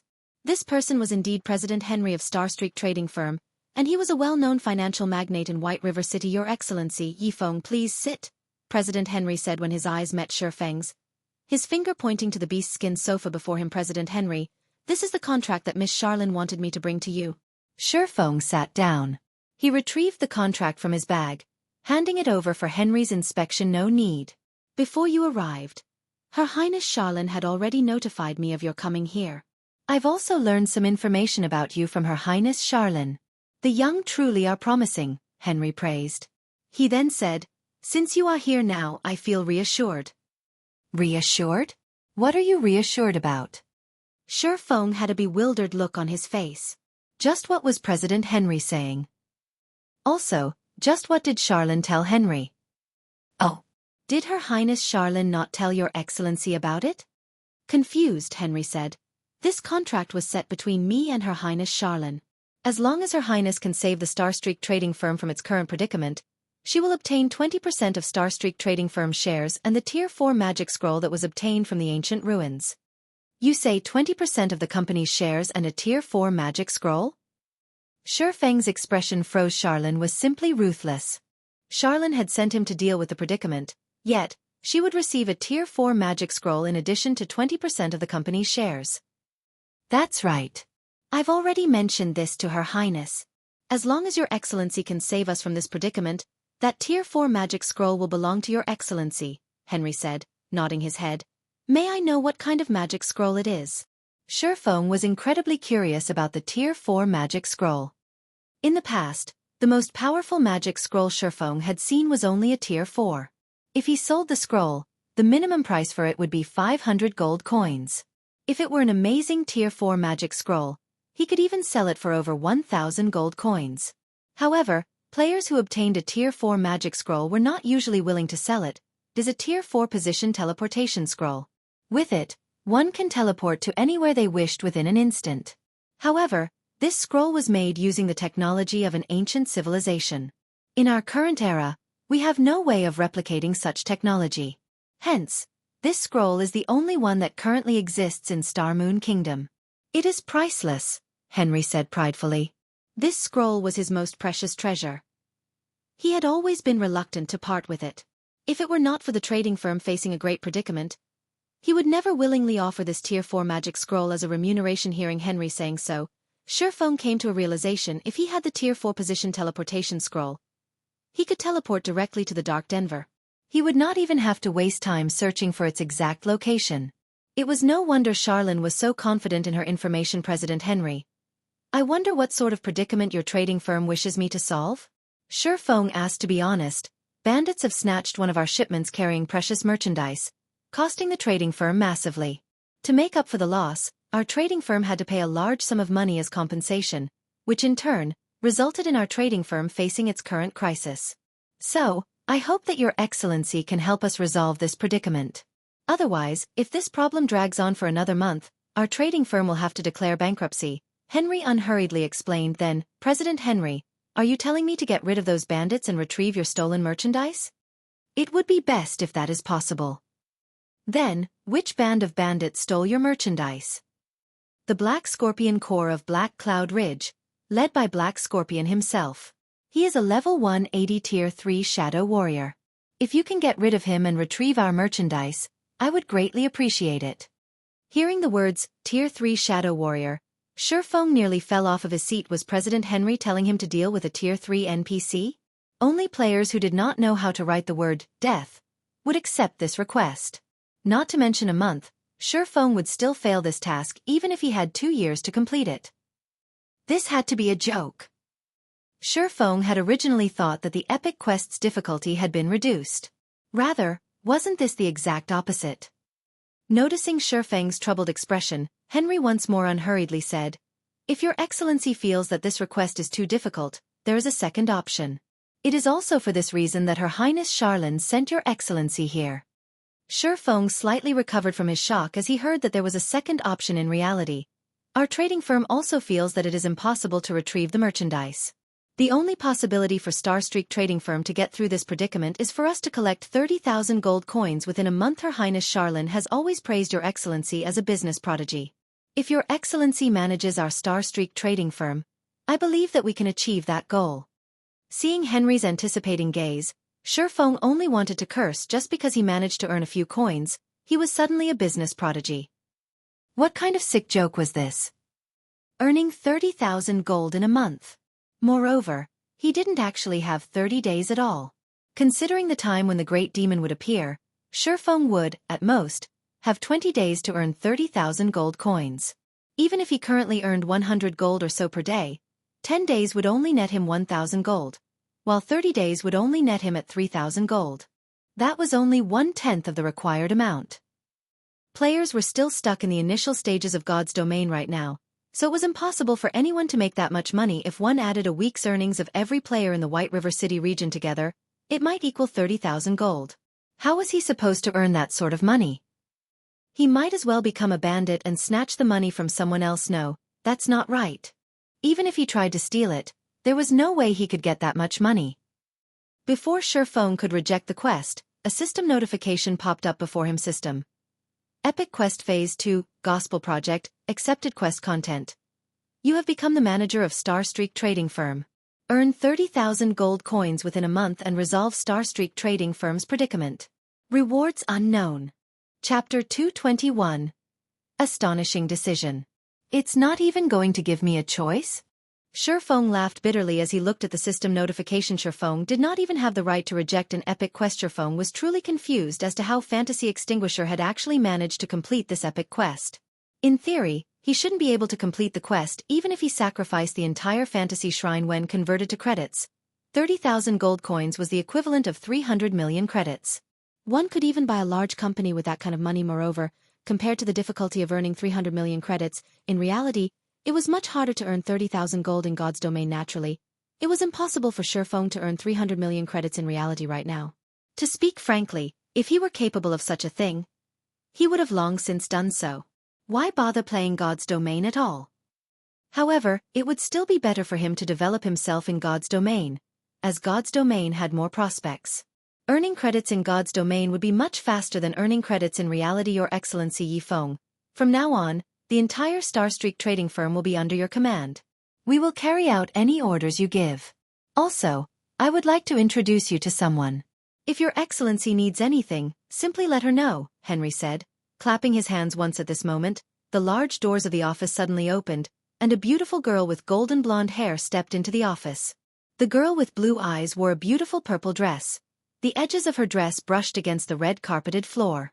The girl had a fair and pretty face, and her long wavy hair, which reached her buttocks, fluttered in the wind as she moved. Her bangs covered her sea blue left eye, while her uncovered right eye looked just like a shiny blue gemstone. As she walked closer to Shifeng and President Henry, her thin red lips formed a tranquil yet attractive smile. Anna, from today onwards, His Excellency Yi Feng will be the acting president of Starstreak trading firm, while you will be His Excellency's assistant. You must properly assist His Excellency, understood? Henry asked. Yes, President. I will not disappoint His Excellency Yi Feng. Following which, Henry sent a beaming smile at Shifeng as he said, Your Excellency Yi Feng, from today onwards, the Starstreak trading firm's fate will be in your hands. Anna is very familiar with the Starstreak trading firm, and she is also very intelligent and capable. If you have any commands, please don't hesitate to let her carry them out. System. Player has activated the NPC administration system. Please call out the NPC administration interface to manage your subordinated NPCs. Seeing Henry's smile, in addition to Anna's attractive appearance, Shifeng was slightly stunned. He could almost feel cold sweat dripping down his forehead. Henry obviously worried that Shifeng would not give it his all in helping them. Thus, Henry had given Shifeng this benefit. Fine.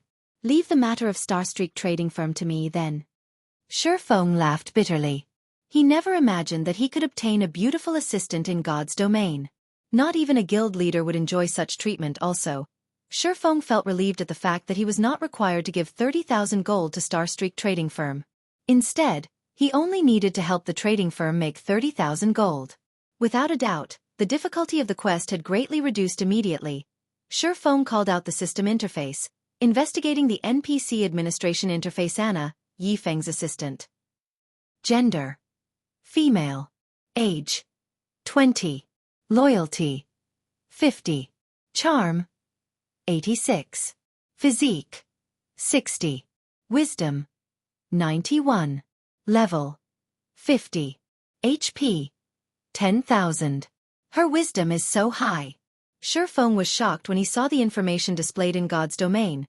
Wisdom determined an NPC's potential. Normally, NPCs would not have wisdom exceeding 50 points. If an NPC's wisdom reached 60 points, they would possess extraordinary statuses in God's domain. Meanwhile, those with 70 points in wisdom were usually Tier 2 mages. As for NPCs who had 90 points in wisdom, they were usually characters such as Charlene, a Tier 3 divine official. However, Anna was far more amazing than Charlene. Charlene had a Tier 3 class, so her attributes would have been increased, resulting in her wisdom reaching 90 points. However, Anna did not possess any class right now. If Anna obtained a Tier 3 class, her wisdom would exceed 100 points. Although it was only a difference of 10 points, wisdom increased slower as it reached higher numbers. Similarly, the difference between a single point in wisdom would also become greater.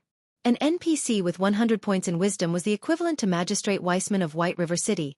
An Apex Tier 4 wizard with such a powerful subordinate. Shifeng's mood improved greatly. Although 30,000 gold was a huge sum of money, if Shifeng earned it through the Starstreak trading firm, he would still have a thread of hope of succeeding since he was already capable of earning 100 gold per day by himself. If he utilized Starstreak trading firm's influence, he had a very high possibility of earning the 30,000 gold coins. After all, Starstreak trading firm had shops based in 8 cities, and every one of them was in the heart of the trade areas of each respective city. Meanwhile, the total population of these 8 cities exceeded 5 million players. With such a large player base, it would be very easy for Shifeng to make money. Thinking up to this point, a flash of inspiration struck Shifeng. All this time, he thought of opening a shop in White River City. Only, he did not possess the sufficient reputation or money to do so. After all, not to mention purchasing a shop located within the trade area. Even the cheapest shop in White River City required players to have 500 White River City reputation points in addition to 1,000 to 5,000 gold coins. Although the price looked high, in reality, it was not as expensive as one would imagine. After all, the hardest part of purchasing a shop was the required 500 reputation points.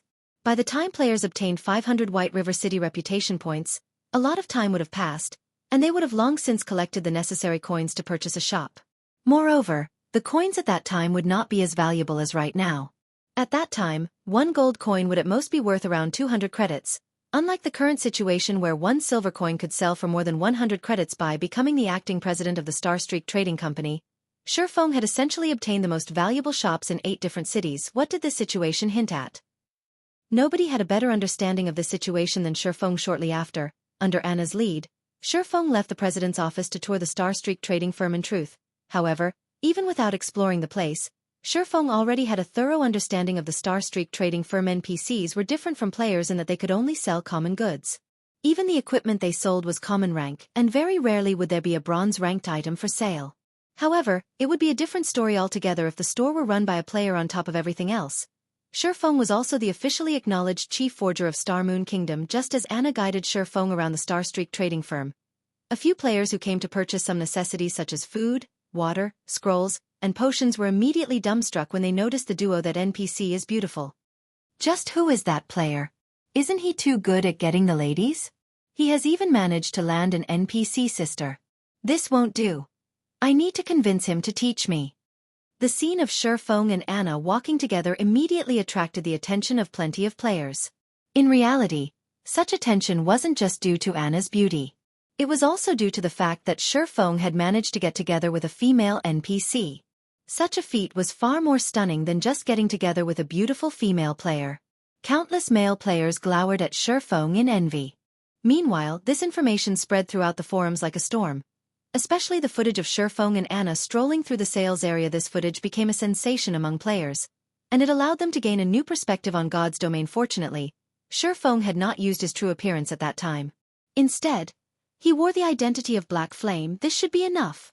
Shifeng looked at the surrounding onlookers as he revealed a faint smile. The reason he had asked Anna to come out for a stroll was precisely to attract attention. He then spoke to Anna.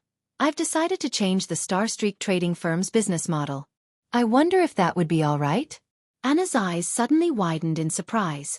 She looked at Shifeng with a confused expression as she thought, he has just taken the position as the acting president, yet, he is already taking such a bold and decisive action? Is this person really a business prodigy?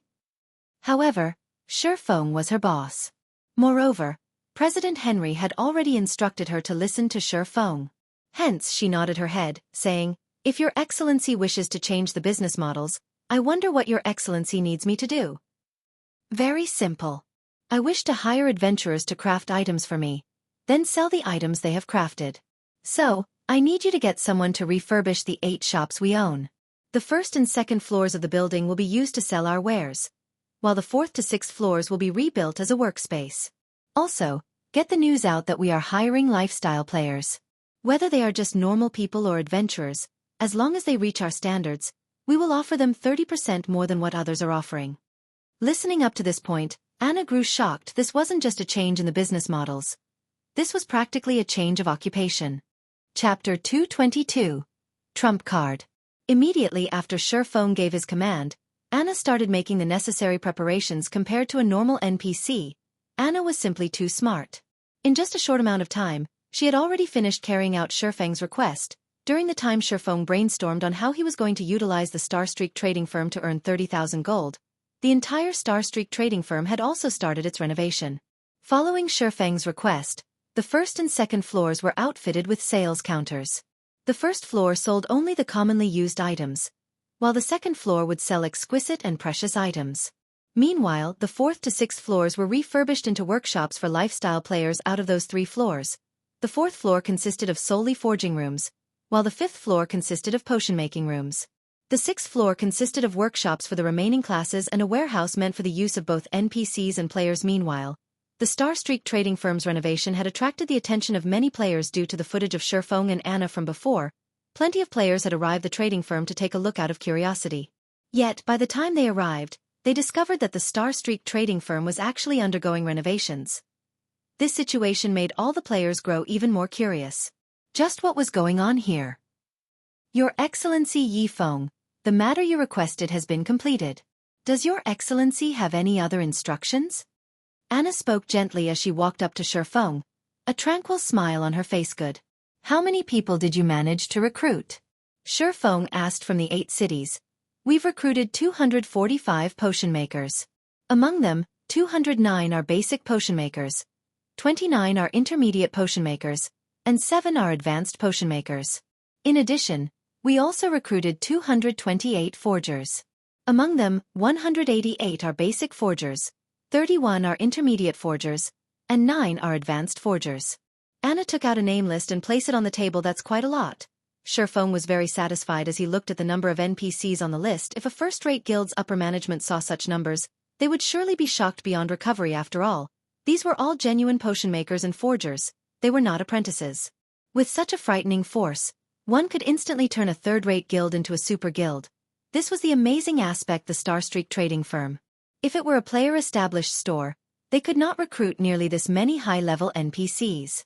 The best NPCs they could recruit would only be apprentices. On the other hand, the Starstreak trading firm had easily recruited this many potion makers and forgers. These NPCs were far more capable than player apprentices. The only downside was their slightly lower efficiency, slow improvements, and much lower growth potential. Your Excellency, I feel that it isn't very appropriate to offer such a high salary. Since we are hiring so many people, we will also have to provide an equally large number of materials. We will take a huge loss through this transaction. If we continue down such a path, not to mention a month, the Starstreak trading firm will go bankrupt within 10 days, Anna said worriedly. In order to hire all these people, the Starstreak trading firm had offered 30% more than the market price. The trading firm also had to bear the failures of these crafters. This was simply madness. Moreover, whether it was potions or equipment, neither could earn them a lot of money. The sales of these items were similarly average. Only those master-level characters would earn a lot of money from their craft. Right now, they were simply taking a loss by recruiting so many people. Anna truly could not understand why Surfeng would invite all these people to work here. Wouldn't it be better to purchase the finished products from these crafters? That way, their trading firm would not have to suffer any losses. Unfortunately, Anna had no idea just how important these potion makers and forgers were to the current players of God's domain. You don't need to bother with this. The remaining thing we need is to convince the basic potion makers to continuously make the basic recovery potions and basic mana regeneration potions that they are adept at making. As for the intermediate and advanced potion makers, get them to make intermediate recovery potions and intermediate mana regeneration potions. For the forgers, get all of them to make only whetstones, Surfeng said with a smile. There were plenty of NPC potion makers and forgers in God's domain. Meanwhile, only players with their own shops had the right to hire these NPCs. Otherwise, even when players provided the materials, these NPCs would refuse to make anything for these players. However, there was a downside to getting these NPCs to make items. Simply put, they were slow. The number of items they could craft within a day was fixed.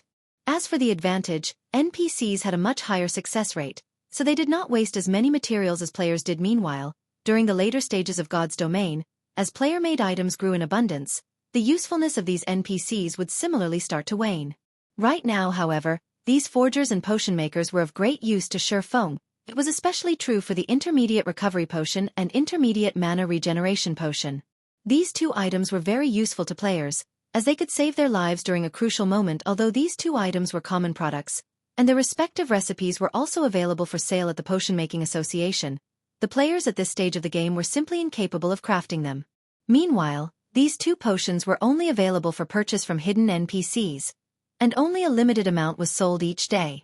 They were items that a majority of the players in God's domain had no chance of enjoying. If these NPC potion makers crafted these two potions, their success rate would be more than 70%.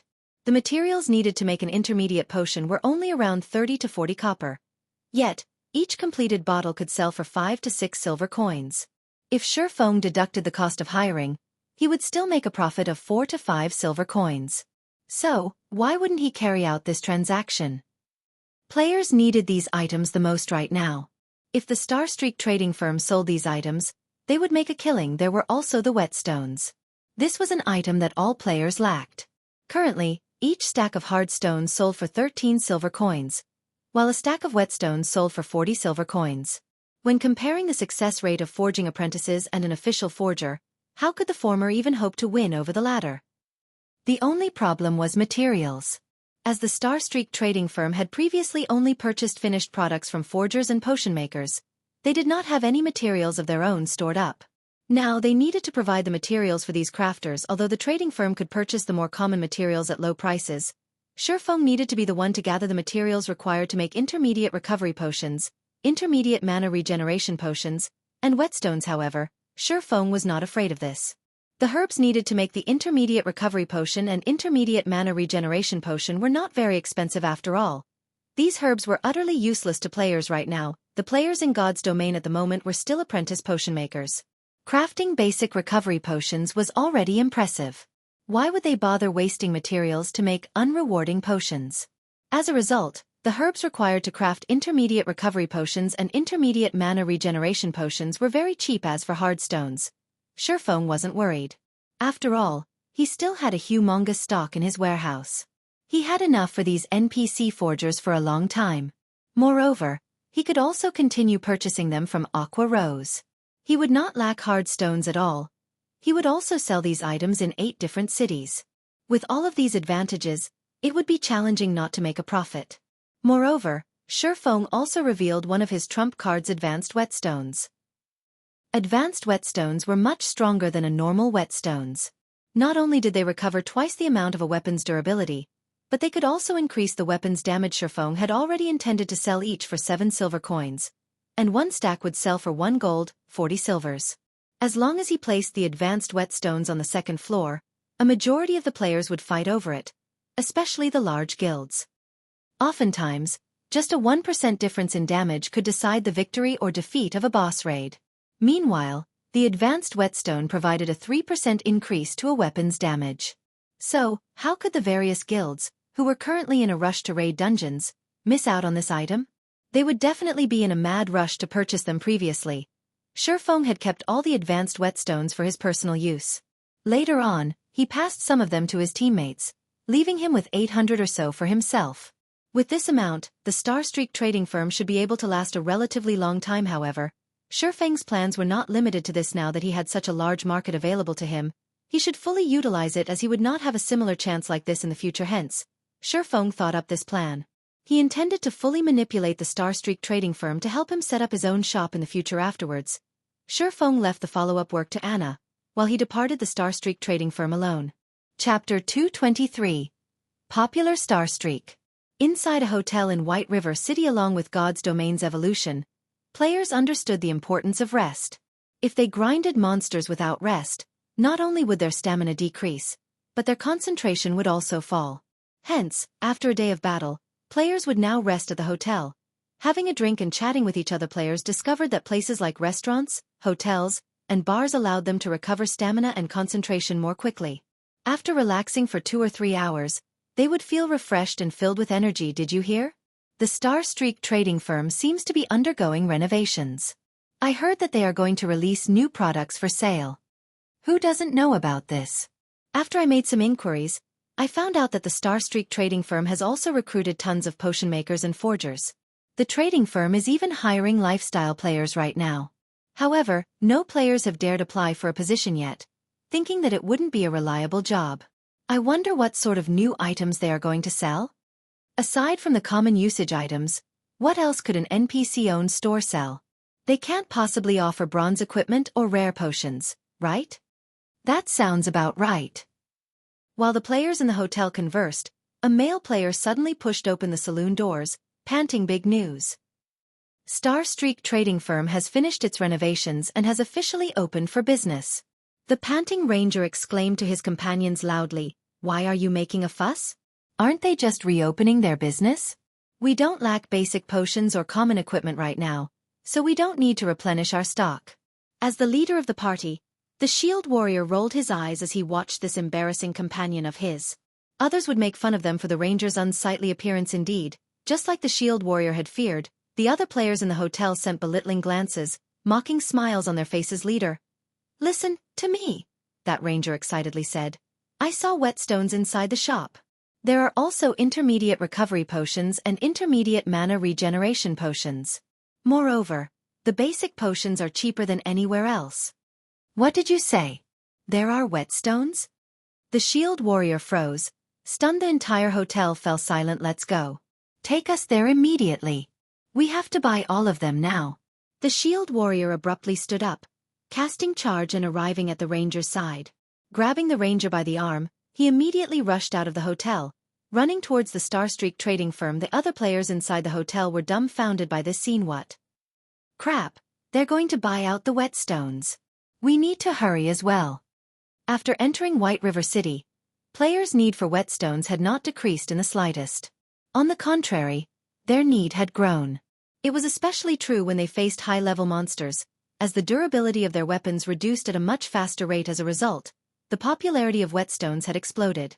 The available supply was far from meeting the demand by the time everyone had arrived at the Starstreak trading firm. A sea of people had already obliterated the shop's doors aside from whetstones. The players present also fought to purchase the intermediate recovery and mana regeneration potions like madmen. Meanwhile, this information had quickly spread to the ears of the various guilds' guild leader. I've already collected a large sum from all our members, and we've managed to purchase 30 stacks of hard stones. This amount should be enough to last us a long time. Stabbing Heart spoke through the system communicator. Good. The moment the money-making team sends over the latest batch of gold coins, immediately return all the money we borrowed from our members, Cruel Sword excitedly said. Aside from the Assassins Alliance, other guilds also frantically gathered funds. Snow. Just what is happening at that Starstreak trading firm? Why would they suddenly start selling these items? Zhao Yueru wrinkled her crescent brows when she looked at the latest news that she had just received. She then said helplessly, "We've already spent a lot of money to purchase our previous stock of hard stones. We don't have any money to purchase any more right now. I've heard that the Starstreak trading firm is also selling limited edition advanced whetstones right now. Rumor has it the advanced whetstones effects are at least double that of normal whetstones. In addition, it also provides a 3% damage buff. Although it is slightly more expensive, costing 7 silver coins per piece, we would have a much easier time raiding the dungeon bosses with them." Gentle Snow shook her head, a helpless expression appearing on her beautiful face as she said, "Under normal circumstances, NPCs would never sell these items. However, there is something strange going on. A player has created a connection with the Starstreak trading firm. I'm just wondering who could possibly achieve such a feat also. Who would possess enough funding to supply so many whetstones and intermediate potions? This is simply unbelievable. Send someone to investigate this matter immediately." Recently, she had managed to raise 20 gold coins and had purchased hard stones with that money. Yet, the Starstreak trading firm now sold whetstones. She had not received any information before this incident, causing her to suffer disaster currently. The issue of weapon durability had caused a roadblock in their dungeon raiding progress. Everything would be too late by the time their guild's forgers managed to turn those hard stones into whetstones. Other guilds would have long since surpassed them. They needed to obtain the whetstones right this instant, especially the advanced whetstones. Meanwhile, inside an intermediate forging room in the Forging Association, Shurfeng currently crafted advanced whetstones. He did so to increase his forging proficiency and earn money. The present market was not the same as before. With the Starstreak trading firm around, he could now sell the advanced whetstones he made in 8 cities. Although the advanced whetstones were somewhat expensive, players from the 8 cities would still buy them. Even if Shurfeng forged advanced whetstones 24 hours a day, he still wouldn't meet the demand of the 8 cities currently. Gold coins poured into the Starstreak trading firm's accounts with every passing moment. Shurfeng did not even dare open the money system notification. Only 1 short hour had passed since Starstreak trading firm reopened, yet, already, it had earned over 300 gold coins. However, this was only the beginning. Things would become more exciting later on. Aside from making money, Shurfeng's goal in making advanced whetstones was to upgrade himself to an advanced forging apprentice. If he became an advanced forging apprentice, he could learn the advanced book of magic he had obtained from Stonehammer Town previously. He only had White River City as the sole market for his wares. Now, however, he had 8 markets. He also did not need to foot any of the high processing fees, so he could not waste this chance. Shurfeng intended to gain an impressive reputation and prestige among the 8 cities. However, the advanced whetstones alone were not enough to achieve this result. Moreover, advanced whetstones could not increase his reputation, as these things did not carry his personal mark.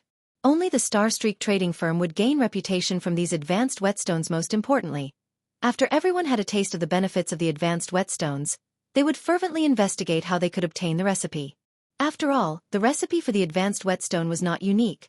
Players could obtain them from multiple team dungeons. By the time Shurfeng opened his own shop, he would no longer possess the advantage he had right now. Thus, he needed to become an advanced forging apprentice and learn the advanced book of magic, creating the one and only mana armor kit. Once he thoroughly spread the Black Flame Forger's reputation with the mana armor kits that only he could create, tons of players would search him out. Chapter 224. Runic Gold. In the quiet and steamy forging room, a deep blue flame burned brilliantly as it refined one hard stone after the next. Originally, forging advanced whetstones had a low success rate. Yet, when Shurfeng made them, the process was as smooth as flowing water. Whether regarding production speed or quality, both were equally amazing. and one couldn't help but give praise when witnessing the scene, although the repetitive task was slightly cumbersome. When Shifeng's thoughts wandered to the fact that each advanced whetstone could sell for 7 silver coins, endless motivation flowed into him. After 3 hours had passed since Shifeng started this laborious work, he had made 180 advanced whetstones. His speed could practically rival the efficiency of 3 or 4 forgers combined. Also, without noticing it, Shifeng had also recovered his previously lost level, returning from level 14 to level 15. His current leveling speed was far more efficient than grinding normal monsters. Having decided to take a short rest, Shifeng examined his current forging proficiency. It was already at 1,253 points right now. He needed 3,000 proficiency points to be promoted from an intermediate forging apprentice to an advanced forging apprentice. As long as he continued to work hard for 2 or 3 more days, he could become an advanced forging apprentice. If other players knew of Shifeng's promotion speed, they might become stupefied. After all, throughout the entire White River City region, aside from Shifeng, there was not a single intermediate forging apprentice to be found. Shifeng's forging promotion speed was monstrously fast. Based on this speed, if I focus solely on forging, I can become an advanced forging apprentice in 2 days, just in time for the next transaction with Aqua Rose. I can rake in another large sum of money from Aqua Rose. Shifeng made a rough estimation. Growing excited, he greatly profited every time he met with Aqua Rose. If he could make another large sum this time, he would have mostly dealt with the matter of setting up his workshop. Later on, he only needed to think of a way to recruit a large number of players that could serve as the backbone of the guild in the future. If he wished to establish a guild with tens of thousands of members, he needed at least several hundred players to serve as the backbone of the guild. Otherwise, he could not manage so many players properly. Hence, Shifeng had decisively bought the office building to establish his workshop. It would save him the trouble of having to move to a new workshop in the future, limiting such issues related to the guild's development. Gentle Snow? When Shifeng heard the ringtone for his communicator, he discovered the caller was Gentle Snow. However, she was not looking for Yifeng, but Black Flame instead. It just so happened that Shifeng had reasons to look for Gentle Snow as well. Previously, he had intended to use the ID of Black Flame to establish the lifestyle guild, the Horizon Alliance. However, he never found the chance to do so. Now, a chance had arrived. Currently, he was temporarily in charge of the Starstreak trading firm, which possessed shops in 8 different cities. Moreover, these shops were all located in the heart of each city. Regarding materials, workplace, or a place to sell items, Shifeng now had everything a lifestyle player would need in his possession. If he factored in Gentle Snow's advertising, establishing the Horizon Alliance was practically a done deal. If Horizon Alliance successfully developed, it would be worth a gold mine. He could obtain both funding and materials through this lifestyle guild. At that time, Shifeng would not have to worry about Zero Wings development. Black Flame, are you interested in making a deal? Gentle Snow immediately asked without any greeting. A deal? I wonder what sort of deal Miss Snow wishes to make. Shifeng asked, curious. I know that you are related to the matter of the Starstreak trading firm, so I wish to purchase some whetstones from you, especially the advanced whetstones. I'll pay credits and I'll buy as many as you have right now, Gentle Snow said. So, you desire the whetstones. This should be simple. However, I need gold coins far more than credits right now. If Miss Snow has a lot of them, I can definitely sell you my entire stock. Shifeng did not refute Gentle Snow's claim. After all, it was not strange that she had discovered his relation to the Starstreak trading firm previously. He had used the appearance of Black Flame to stroll through the trading firm with Anna openly. Moreover, many players had recorded a video of that scene. Since Gentle Snow had seen Black Flame before, she could easily figure out the relationship between him and the Starstreak trading firm. As long as she saw one of those videos, I'll pay you 3 times of the market price via credits. Gentle Snow did not want the other guilds to catch up to them. Hence, she did not mind spending some extra credits. Miss Snow, there is no need to continue. You and I both know how important gold coins are right now. If you do not have the sincerity to conduct this trade, let us just forget it altogether. I am sincere about this deal. However, I've recently purchased a large batch of hard stones, so I don't have any excess gold coins at the moment. How about 5 times the market price? Gentle Snow felt helpless right now. Black Flame certainly had a powerful backer supporting him, so he might not value credits as much as gold coins. However, she truly had nothing she could use to trade. She only had credits. Let's just forget about the credits. Don't you have a lot of hard stones right now? Shifeng revealed a faint, bitter smile. If he were not required to earn 30,000 gold coins within 20 days, he would have definitely agreed to 5 times the market price. However, gold coins were much more important to him right now. This matter affected his own future development, so he could not compromise. Hence he suggested, let's exchange using hard stones then. Exchange. Gentle Snow's beautiful face froze. Stunned, she asked, what will the ratio of exchange be? That will depend on you. For the normal whetstones, it will be a 1-to-4 ratio. As for the advanced whetstones, I require a 1-to-9 ratio, Shifeng stated calmly. Fine. However, I want only advanced whetstones. Moreover, I want to conduct the trade immediately. After giving the matter some thought, Gentle Snow felt that this exchange seemed reasonable. However, Gentle Snow inwardly cursed at Shifeng for being too hateful. It is as expected of the chief forger of Star Moon Kingdom. If she allowed the forgers in her guild to make whetstones right now, they could produce 1 whetstone with every 4 or 5 hard stones. Meanwhile, Shifeng had accurately suggested trading 1 whetstone for 4 hard stones. The result of this exchange was just slightly better than the result the forgers in her guild could produce. So, Gentle Snow agreed to trade the majority of their stock of hard stones for advanced whetstones, leaving the remainder for the forgers in her guild to increase their forging proficiency. Alright, then. Look for an NPC named Anna once you arrive at the Starstreak trading firm. She will conduct the exchange immediately, Shifeng instructed, chuckling. Soon after, Shifeng disconnected the call, resuming his production of advanced whetstone. Shifeng's trade with Gentle Snow was only a small interlude. After Gentle Snow had exchanged 4 stacks of advanced whetstones with Anna, under Shifeng's instructions, Anna made the exchange mechanism open to the public. The exchange ratio was the same as he previously mentioned to Gentle Snow. As a result, many players who lacked the money to purchase whetstones started frantically exchanging their hard stones. They no longer needed forging apprentices to rip them off with this. Not only could the Starstreak trading firm deal with its material supply issue, but it could also make a profit from this exchange. This scene caused many lifestyle players to have second thoughts about applying to work at the trading firm. 2 days later. System. Congratulations. You are the first player to be promoted to an advanced forging apprentice. Obtained 200,000 EXP. Rewarding 5 runic gold. Finally. Still, the system is really generous this time. To think it would even give me a rare item like runic gold. Shifeng involuntarily smiled when he saw the system rewards runic gold could increase the forging success rate of an item by 10%. Simultaneously, it would have a chance to upgrade the rank of the forged item by 1. Unlike runic steel, which could only upgrade an item's quality to a maximum of fine gold rank, runic gold could increase an item's quality up to dark gold rank. However, Shifeng's joy focused on the promotion to an advanced forging apprentice. Ever since his forging proficiency had reached 2,000 points, the advanced whetstones no longer rewarded 1 proficiency point 100% of the time. They only had a 70% chance to reward a proficiency point. Meanwhile, after he reached 2,500 points, there was only a 40% chance of obtaining 1 proficiency point, while at 2,800 points, that chance further decreased to 20%. After spending 2 days forging away, he finally managed to earn the promotion to an advanced forging apprentice. After becoming an advanced forging apprentice, Shifeng immediately retrieved the advanced book of magic from his bag, choosing to learn it without hesitation. Suddenly, a golden glow surrounded Shifeng's body, and within Shifeng's mind, the knowledge of producing the magic armor kit appeared during these 2 days.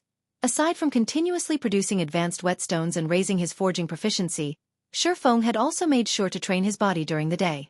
Incidentally, he also bought that office building in the city center for his workshop. Shifeng had to pay a total of 60 million credits in installments.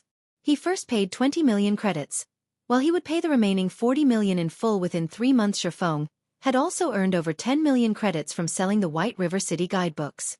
He used 5 million or so to purchase various gaming facilities and other items to complete his workshop. That way, when it was time to attend the university's fellowship party, he would have 5 million credits and a luxurious workshop to back him up. He was no weaker than Shadow right now. Comparing workshop facilities and environments, Shifeng's workshop utterly destroyed Shadow's. Chapter 225. Mana Armor Kit. While Shifeng had been stuck in the forging room for the past 2 days, many of the players that had just entered the city were amazed by the scene they witnessed. They never imagined that such benefits would be available in the city. Whetstones were no longer items solely monopolized by guilds. They could be purchased at the Starstreak trading firm along with the rare intermediate recovery and mana potions. Compared to other shops in White River City, the Starstreak trading firm stock was far more thorough. Most importantly, the Starstreak trading firm was the only location that sold advanced whetstones. This item had become the Starstreak trading firm's signature item and was only sold in limited numbers every day. With such an advantage, the Starstreak trading firm instantly obtained a strong foothold in the 8 cities it occupied, suppressing the other shops. During these 2 days, players no longer visited other shops to purchase their items, as they could simply purchase everything they needed at the Starstreak trading firm. As a result, business boomed for the trading firm. Meanwhile, a huge incident also happened in White River City, and even Shifeng, who was extremely knowledgeable about God's domain, was shocked. 10 guilds had suddenly grouped, forming an entirely new single guild. This matter sent shockwaves throughout the entire White River City region. Many of the second-rate and third-rate guilds started panicking at this news. They all increased the treatment they offered to their members and continuously tried to recruit new members into their guilds. Simultaneously, they also increased their speed of annexing smaller guilds. As for the unrated guilds, they started to form alliances to resist the annexation of these second-rate and third-rate guilds for self-preservation. White River City, which originally had hundreds of guilds contending with each other for supremacy, suddenly entered a new phase where only a handful of powers contended with each other. In reality, a dozen or so unrated guilds coming together to form one large guild would not greatly affect these second-rate and third-rate guilds. The main reason this merger frightened these powerful guilds was the guild at its core. It was none other than the top-tier, third-rate guild, Dark Star. Furthermore, Dark Star had a new guild leader. Lone Tyrant had suddenly become Dark Star's new guild leader. While the previous guild leader had been chased out of his own guild originally, Dark Star already had Lone Tyrant, who was ranked first on the ranking list. They also managed to obtain the first clear of several hard-mode team dungeons. Previously, they had even competed against the Assassins' Alliance over supremacy in White River City. However, due to lacking a powerful background, they could not grow any stronger within a short time.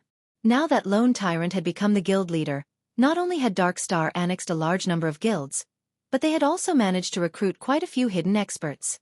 Just a short time after the merger, Dark Star had obtained the first clear of 2 hard-mode team dungeons, and one of them was even the first clear of a 20-man hard-mode team dungeon. As a result, Dark Star's fame soared once again. They were no longer beneath the Assassins' Alliance. They might have already surpassed the Assassins' Alliance currently. Dark Star's influence in White River City could rival that of a first-rate guild.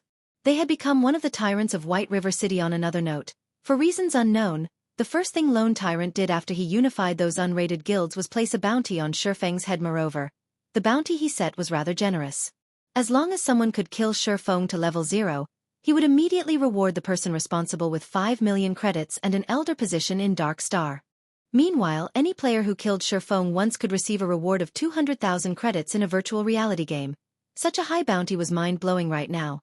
Major corporations in the real world were only offering an annual salary of 5 million credits or so when recruiting well-known top-tier experts. On the other hand, Shifeng was not even a great character from a first-rate guild. Such a high bounty on an unknown player was a first in the world of virtual reality. Even though they did not know what sort of enmity Lone Tyrant had with Shifeng, many players had expressed their sympathies for Shifeng. Meanwhile, Lone Tyrant's tyrannic actions had undeniably garnered the attention of many independent players, compelling them to join Dark Star to develop themselves further. However, from Shifeng's point of view, Lone Tyrant was simply a lunatic. He had snatched away only one first clear away from Lone Tyrant. Was there really a need to be so unforgiving? Moreover, Shifeng was really confused as to when Dark Star had become such an amazing existence. They had actually managed to annex more than 10 unrated guilds within such a short amount of time. One should know that each guild would have at least 1,000 to 2,000 members. In the case of a larger guild, there might be even 5,000 to 6,000 members. Yet, Dark Star had actually devoured and incorporated them in a single go with room to spare. Even the Assassins' Alliance did not possess a background strong enough to carry out such a feat. Although Dark Star was very powerful right now, Shifeng considered the bounty on his head no more than a joke. If Shifeng were only a normal expert, he might have trembled in fear as he could not continue mingling in White River City. However, was Shifeng a normal expert? No, he wasn't. In a situation where everyone else had yet to familiarize themselves with God's domain fully, Shifeng already had 10 years' worth of experience playing in God's domain as an expert swordsman. As of this moment, Lone Tyrant, the current first-ranked player on the ranking list, was only level 14. However, during the time Shifeng had spent cooped up inside an intermediate forging room producing advanced whetstones, He had already recovered to level 16. Shifeng was leaps ahead of Lone Tyrant regarding EXP they had. Moreover, with his current level and equipment, Shifeng had dared to face an absolute powerhouse head-on from his previous life. So, why would he possibly be afraid of Dark Star? This time, however, Shifeng could not use the same strategy he had with Martial Union within Red Leaf Town. There was nobody in White River City who dared provoke a tyrannic tiger like Dark Star. Moreover, Dark Star had too many members. Shifeng would go bankrupt if he placed a bounty on all its members. Not to mention, whether it was gold coins or credits, Shifeng was sorely in need of both right now. Hence, Shifeng chose to ignore Dark Star and instead focus on his own matters, producing mana armor kits. Compared to normal armor kits, mana armor kits were far more powerful. Aside from providing additional defense, normal armor kits only provided a small bonus to attributes. On the other hand, mana armor kits provided a significant bonus. Moreover, mana armor kits could be equipped on both plate and cloth armor. The materials needed to produce them were also very basic. No expensive or rare materials were necessary at all. Basic mana armor kit. Materials required: 10 copper ore, 3 bronze ore, 1 basic recovery potion or 1 basic mana regeneration potion. Can be crafted into either physical or magical. Basic armor kit bound to character after equipping basic physical armor kit. Defense plus 80. Strength plus 3, Endurance plus 4, Agility plus 3. Maximum binding limit per character, 3. Can only be bound to level 10 equipment or above. Basic magical armor kit. Defense plus 30. Intelligence plus 3, Endurance plus 4, Vitality plus 3. Maximum binding limit per character, 3. Can only be bound to level 10 equipment or above. Intermediate mana armor kit. Materials required: 15 iron ore, 5 fine iron ore, 1 intermediate recovery potion or 1 intermediate mana regeneration potion. Can be crafted into either physical or magical. Intermediate armor kit bound to character after equipping intermediate physical armor kit. Defense plus 200. Strength plus 10, Endurance plus 12, Agility plus 10. Maximum binding limit per character, 3. Can only be bound to level 25 equipment or above. Intermediate magical armor kit. Defense plus 60. Intelligence plus 10, Endurance plus 12, Vitality plus 10. Maximum binding limit per character, 3. Can only be bound to level 25 equipment or above. Advanced mana armor kit. Materials required: 20 silver ore, 8 mithril ore, 2 advanced recovery potion or 2 advanced mana regeneration potion. Can be crafted into either physical or magical. Advanced armor kit bound to character after equipping. Advanced physical armor kit. Defense plus 400. Strength plus 30, Endurance plus 40, Agility plus 30. Maximum binding limit per character, 3. Can only be bound to level 50 equipment or above. Advanced magical armor kit. Defense plus 150. Intelligence plus 30, Endurance plus 40, Vitality plus 30. Maximum binding limit per character, 3. Can only be bound to level 50 equipment or above. As long as a player bound 3 mana armor kits to their equipment, they would have the equivalent of an additional piece of precious equipment. Whether in a normal battle or dungeon raid, the mana armor kits would provide an immense improvement to a player. Who could resist such an enticing item? Chapter 226. Attracted by Fame. On a street located in the heart of the trade area, a man hiding himself under a hooded cloak hurriedly walked into the tall building, the Starstreak trading firm. By the roadside, due to its raging popularity, there were plenty of players entering and leaving the Starstreak trading firm. Moreover, players who wore cloaks were common at the trading firm, so the hurried man did not attract the attention of other players. However, if one observed carefully, they would discover 2 exquisite long swords strapped to his back. Of the 2 swords, one released a faint glow that resembled a black flame, while the other released a green stream of light. One could easily tell that these 2 swords were extraordinary items. Moreover, the style of this man's equipment clearly indicated it was a set equipment, and a high-quality set equipment at that. This person was none other than Shifeng, currently disguised as Black Flame. Previously, after spending most of his day hiding in a forging room, Shifeng had forged a total of 600 basic mana armor kits. 400 of them were physical armor kits, while the remaining 200 were magic armor kits. A large amount of copper ore, bronze ore, intermediate recovery potions, and intermediate mana regeneration potions was required to make so many armor kits.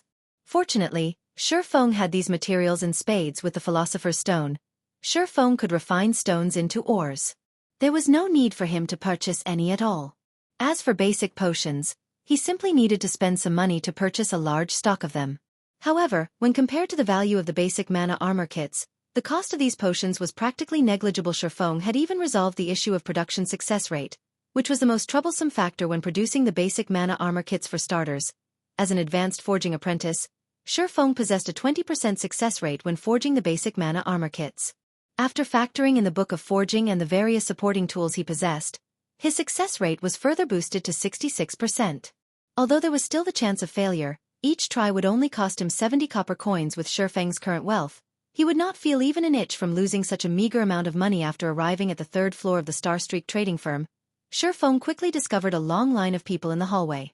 These people were currently queued up outside an office. A majority of these people consisted of NPCs, while the minority were players. Hey, do you know what first come, first served means? You mannerless brute. You actually dare break the rules that Lady Anna has set. Bro, you sure have guts, huh? Aren't you afraid of Goddess Anna kicking you out? Regardless if it were the NPCs or players queued up in the hallway, all of them sent fierce glares at Shurfeng. However, their anger did not stem from their hatred of meeting Shurfeng for the first time. Instead, they were afraid of Shurfeng's rudeness earning the ire of Lady Anna. They had been painstakingly waiting to meet Lady Anna for a long time now. If Lady Anna chased all of them away in a fit of rage, it would be a tragedy. What are you guys queuing for? Shurfeng asked curiously. Shurfeng casually glanced at the people queued up in the hallway. Just from a rough estimate, there should be over 200 people present. This was in no way a small number. Moreover, looking at how all of these people referred to Anna as Lady Anna, or Goddess Anna, with both admiration and respect, Shurfeng couldn't help but grow astonished. You dare come here without even knowing this? Everyone immediately rolled their eyes at Shurfeng. They looked at Shurfeng as if he was a noob, their gazes filled with disdain. The Starstreak trading firm is currently hiring a large number of forgers and potion makers. If we're chosen and can work for Starstreak, we will enjoy a private workshop all to ourselves. Moreover, the trading firm will provide us with an endless supply of materials. If we perform well, the trading firm will even reward us with our very own private research room and provide us with all the materials we need to carry out our research.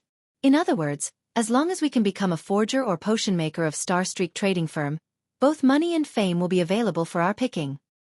Speaking up to this point, everyone couldn't help but sigh incessantly. They felt great envy towards those who had already become forgers and potion makers of the Starstreak trading firm.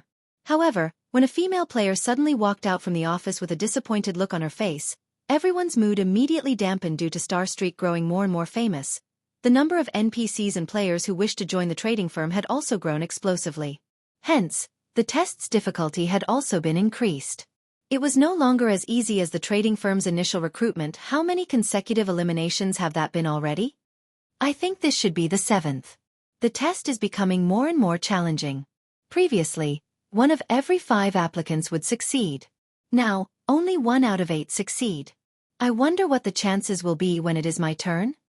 The people queued near the back started growing anxious. Anna sure is strict. Shurfeng revealed a bitter smile. Although having such strict selection criteria wasn't a problem, players were still fundamentally different from NPCs. Especially for players who were timid and introverted, it was a little extreme to reject them after undergoing only a single test. Cream Coco, the female player who had just walked out from Anna's office, was one such example. In the past, Cream Coco was a genius forger who had the title as one of the 10 great master forgers of Star Moon Kingdom, and Shurfeng was fully intent of recruiting her into his guild in this life. He did not think that, shortly after Cream Coco had left the Assassin's Alliance, she would immediately come to Starstreak, only to be rejected once more. Fortunately, Shurfeng had made a trip to Starstreak trading firm. Otherwise, he would similarly be shedding tears of regret with Cruel Sword. Another failure. Where am I supposed to head to now? At this moment Cream Coco wore a dejected expression. Previously, she had been chased out of the Assassin's Alliance due to her production success rate being overly low. Now, Starstreak trading firm had also rejected her. After these consecutive failures, she no longer knew where she should head. Am I really not cut out for forging? Maybe I should go adventuring and fight like the other players.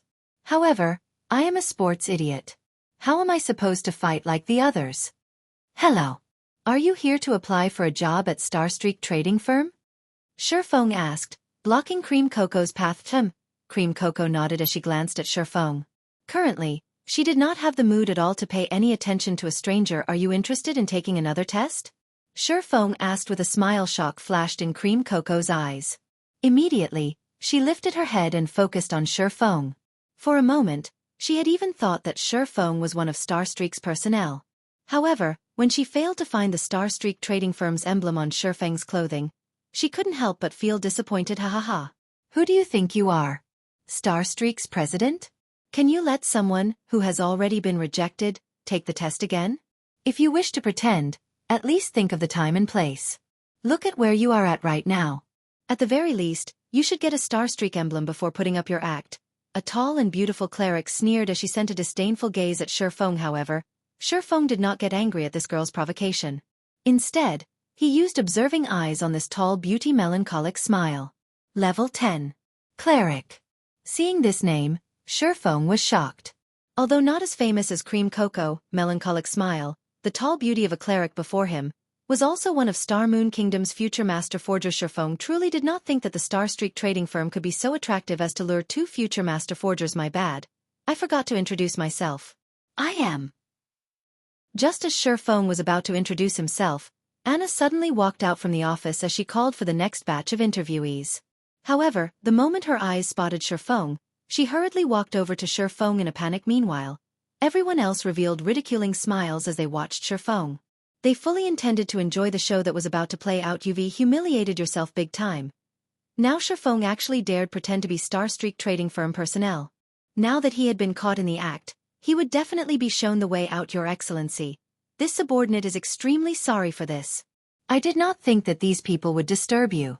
I will immediately send them away. Anna glared at Cream Cocoa and Melancholic Smile, hurriedly apologizing to Shifeng. Chapter 227. Master Black Flame. Ah! Everyone who wore a mocking smile a moment before was so shocked that their eyes nearly popped out of their sockets when they heard Lady Anna speak to Shifeng. Their jaws nearly hit the floor.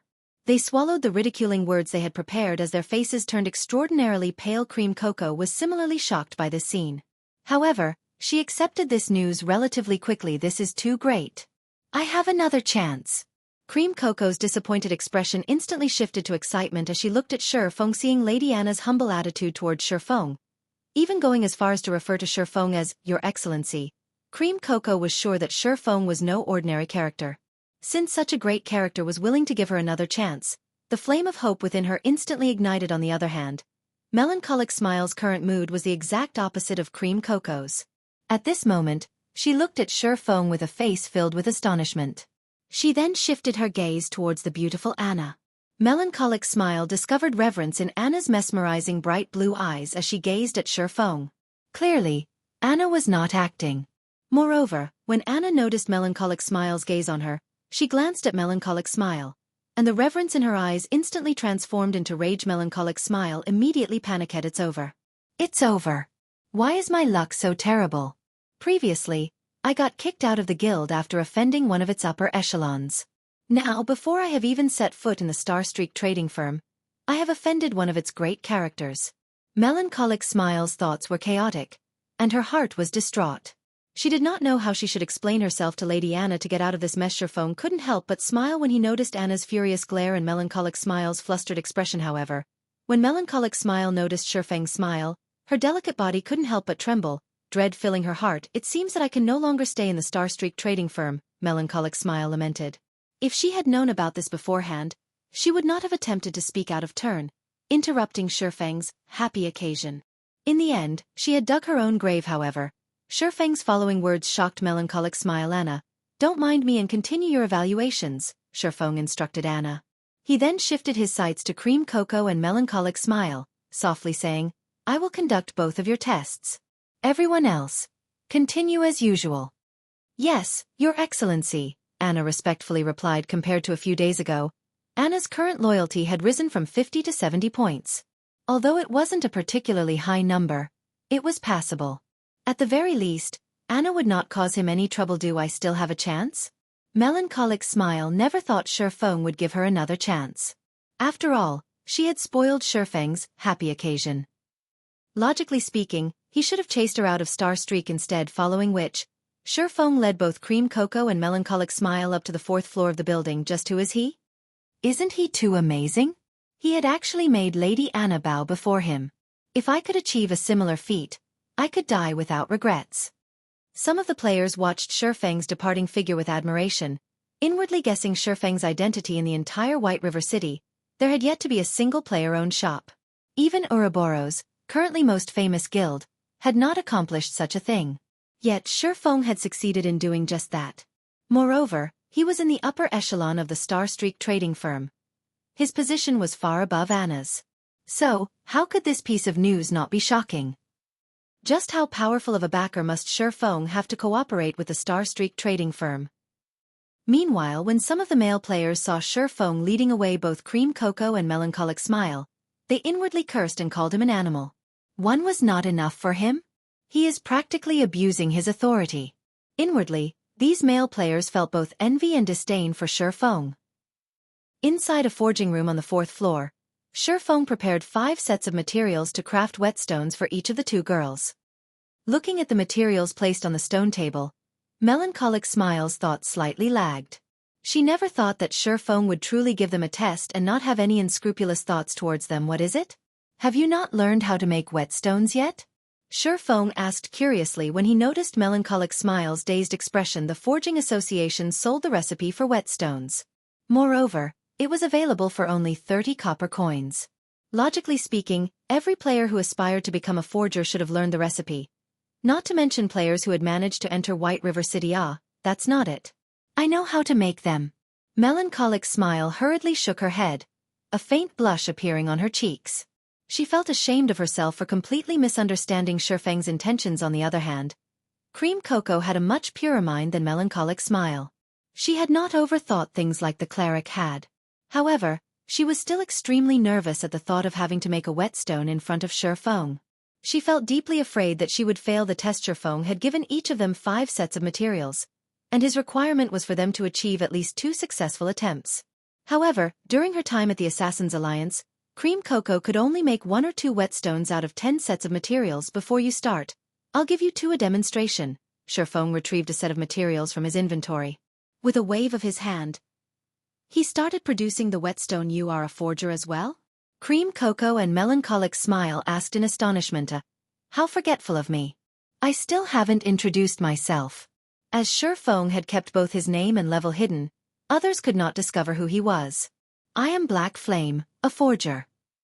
You are the chief forger of Star Moon Kingdom. You are Master Black Flame, the one that developed the Glimmer chestplate.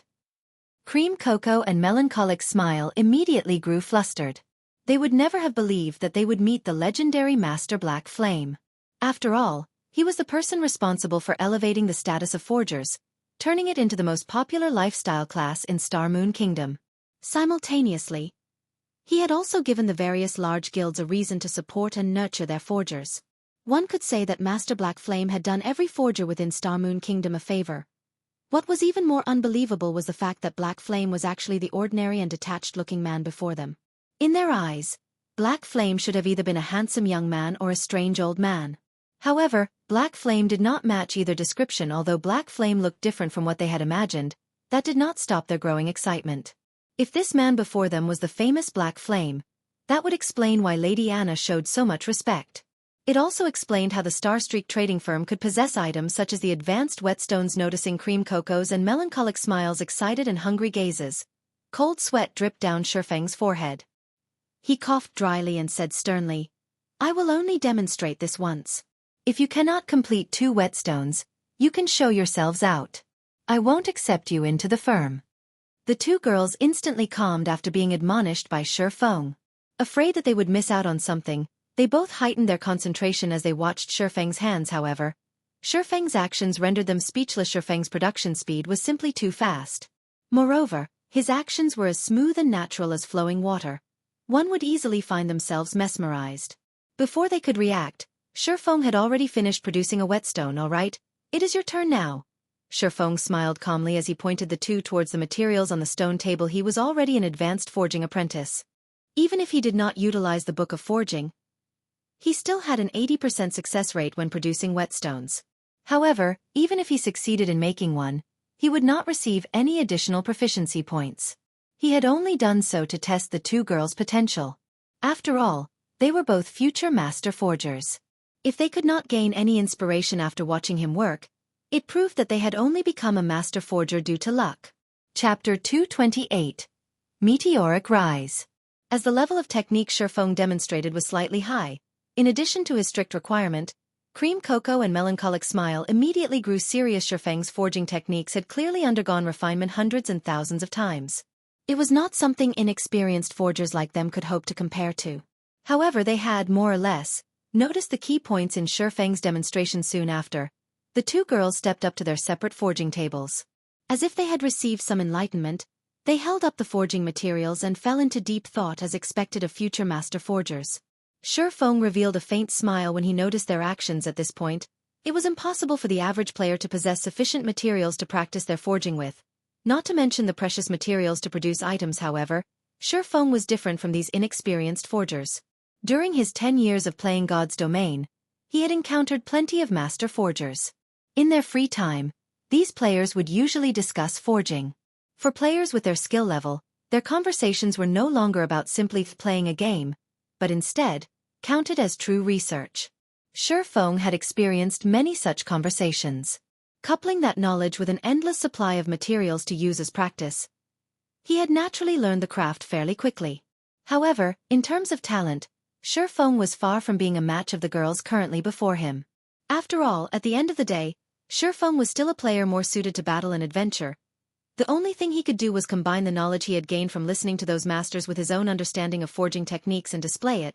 Although it would not be of great help, it would be enough as long as they could realize their own deficiencies at this stage of the game. A majority of the players had a relatively high success rate when producing whetstones. They should have at least a 40% success rate. They should be able to produce 2 whetstones out of 5 sets of materials. If they had passable techniques, it wouldn't be unusual if they could even produce 3. However, a majority of the players at this stage could only produce 1 whetstone out of 5 attempts. Although the forging rooms in the Starstreak trading firm were not comparable to the intermediate forging rooms in the Forging Association, they should still be much better than the basic forging rooms. When making a common item like the whetstone, the forging room should increase a player's success rate by at least 5% due to this. Shifeng required the both of them to produce 2 whetstones out of 5 sets of materials after a period of silence. The two girls finally started their first attempt at producing the whetstone 3 minutes later. Both had produced their first whetstones. They wore joyful expressions as they handed their products to Shifeng for evaluation. A failure. The same goes for this one. Shifeng shook his head after he checked the information on the 2 items. Both whetstones were of poor quality, and they yielded 0 effects when used. Cream Cocoa and Melancholic Smile were both disappointed by these results. They knew they did not have many chances remaining. If they did not produce 2 whetstones out of the remaining 4 sets of materials, without a doubt, they would be chased out of the trading firm after experiencing failure on their first try. The two girls spent more time reflecting before their second attempt. After reflecting for more than 10 minutes, the next action the two girls took astonished Shifeng within a single breath. The two had used up all 4 sets of materials. Moreover, their production speed was much faster than before. After producing all 4 whetstones, the two smiled at each other. They then placed their completed whetstones on the table. Awaiting Shifeng's evaluation. You two have really surprised me. Out of 4 pieces, both of you actually managed 3 successes. Shifeng couldn't help his shock when he looked at the information displayed before him. Very good. From today onwards, you two are officially members of the Horizon Alliance. Here is the contract. If there aren't any problems, just sign it. Horizon Alliance. It isn't the Starstreak trading firm? Cream Cocoa and Melancholic Smile were confused when they took a look at the contract. After all, their goal in coming here had been to join the wealthy and powerful Starstreak trading firm. However, after they read the contract, they discovered that the benefits stated were abnormally good. Even Cream Cocoa, who had come from the Assassins Alliance, found the offer quite attractive. After all, not only would they be provided with limitless materials and forging designs, but they would also obtain 15% of the profits once the items sold. They would also earn a minimum monthly salary of 2,000 credits. On the other hand, the other guilds only provided their forgers with 5% of the profits and a low monthly salary. The materials these guilds provided were also very limited. Under normal circumstances, the best materials would be given to the forgers with better techniques, leaving remaining forgers wanting. I can't reveal what kind of relationship the Horizon Alliance has with the Starstreak trading firm. However, I can tell you one thing. The Horizon Alliance is a lifestyle guild. It is not like your usual adventure and battle guild, and lifestyle players will be the core of this guild. Moreover, in the future, the Horizon Alliance will expand its market much further than the Starstreak trading firm.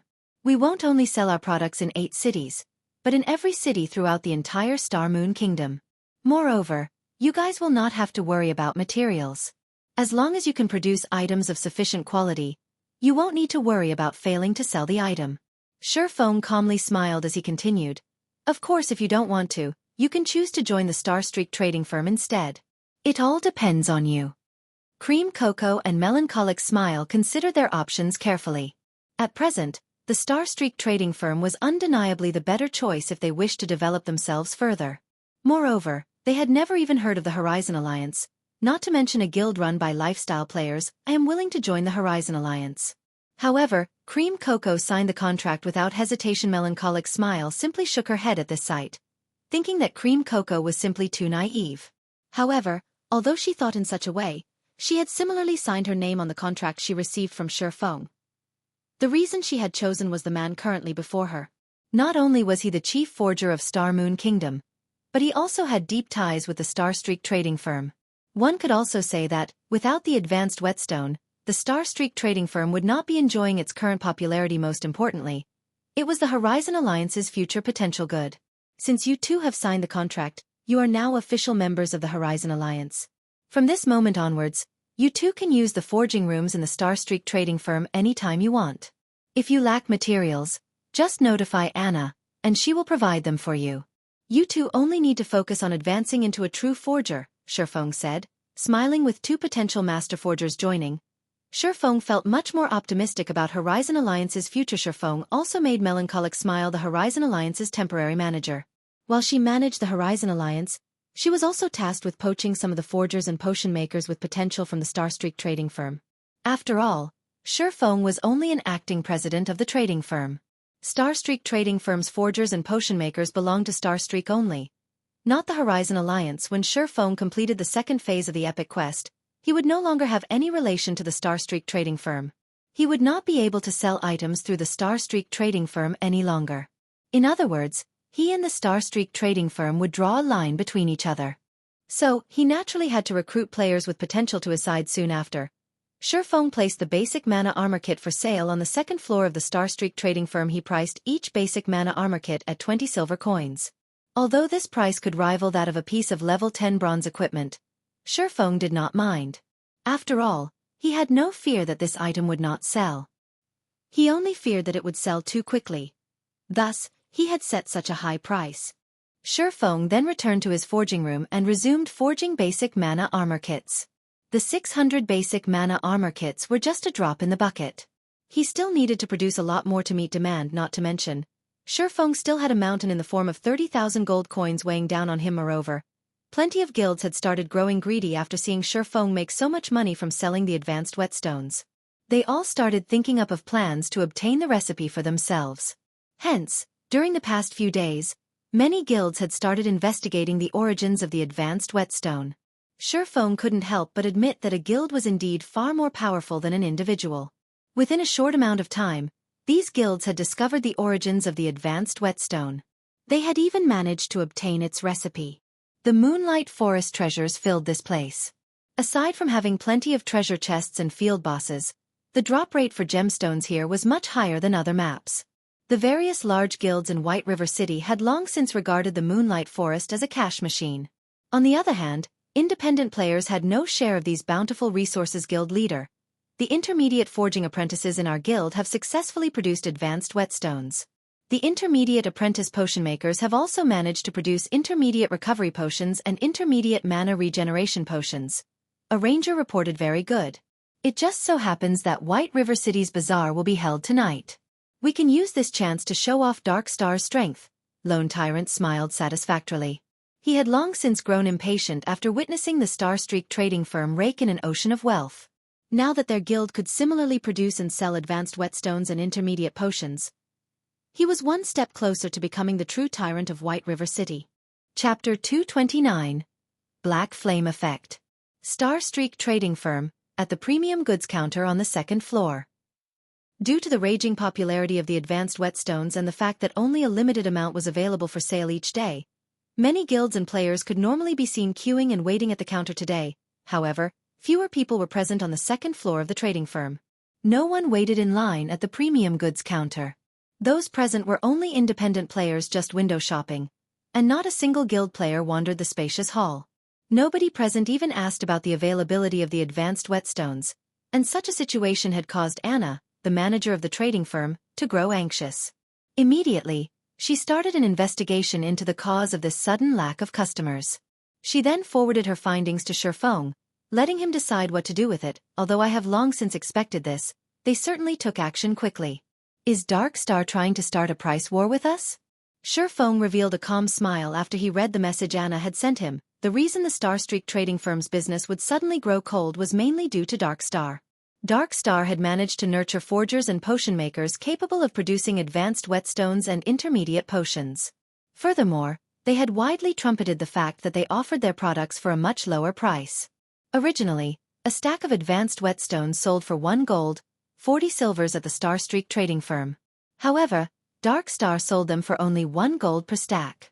As for the intermediate potions, both types sold at a price 1 silver coins cheaper, although the prices were greatly reduced. The advanced whetstone and intermediate potions were originally products that sold at greatly inflated prices. Even if one reduced their selling price, they would still earn several times the base cost of the items.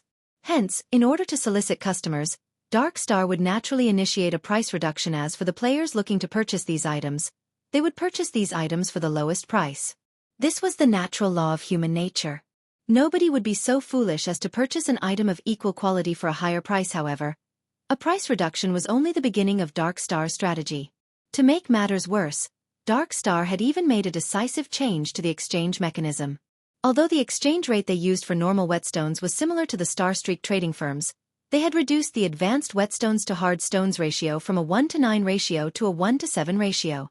This ratio was just slightly higher than the production requirements of intermediate forging apprentices. Compared to the Starstreak trading firm, Dark Star's exchange rates were far more lucrative. As a result, many players had turned to Dark Star to trade their hard stones now that the Starstreak trading firm had lost its main source of income for hard stones. Even if they relied on the hard stones Shurfeng had previously accumulated, they would, sooner or later, run out. Without the necessary basic materials, how were they supposed to produce anything? Moreover, Dark Star also possessed an advantage that Shurfeng did not. They had more people producing the advanced whetstones. As more time passed, Dark Star would obtain more advanced whetstone recipes from raiding dungeons. They could endlessly increase the number of people capable of producing advanced whetstones in their guild. Meanwhile, the Starstreak trading firm only had Shurfeng. However, Shurfeng currently had neither the manpower nor the time to waste raiding a low-level dungeon for the recipes. If this situation persisted, Dark Star would surpass the Starstreak trading firm eventually. Soon after, Shurfeng passed on his verdict to Anna. Since Dark Star wanted to start a price war, he would gladly engage. Hence, he adjusted the prices and exchange rates to equal Dark Star's. However, this change would only take effect in White River City. The prices and exchange rates would remain the same in the other 7 cities. Simultaneously, Shurfeng also took this chance to reveal the basic mana armor kit. Anna was very efficient in her work. Shortly after Shurfeng assigned her the tasks, she had completed all of them. Moreover, she had also added an additional counter on the second floor specifically for selling the basic mana armor kits. Visiting players quickly discovered the new addition. There's a new counter here. What's this basic mana armor kit? Won't we know once we take a look? Originally, one of the elite parties present on the second floor had only come to the Starstreak trading firm with the intention of purchasing some normal whetstones for future use. However, when they noticed the appearance of the new counter and a new product, curiosity got the better of them, and they decided to investigate. Crap. This is insane. Is this thing made of silver? They're actually charging 20 silver coins for a broken armor kit. I can get a piece of level 10 bronze equipment with that kind of money. They're even limiting the sales of this thing to 50 pieces a day. This is too expensive. Even though we are an elite party, our harvest from a single dungeon raid will, at best, amount to 2 to 3 pieces of bronze equipment. Moreover, not only do we risk losing experience, but we also need to spend money on potions and repairs after a raid. One armor kit already amounts to our party's total harvest in a single day. Wait a minute. Why are the attributes of this armor kit so high? We can bind a total of 3 pieces on per character. The total attributes of 3 pieces is even higher than a level 10 mysterious iron ranked breastplate. Look. Every armor kit is marked with a black flame. Don't tell me this is something made by the Black Flame Forger. Originally, the members of the team had cursed the Starstreak trading firm for trying to rip them off. However, the moment they noticed the attributes on the mana armor kits and the Black Flame mark, they involuntarily shuddered. Who was Black Flame?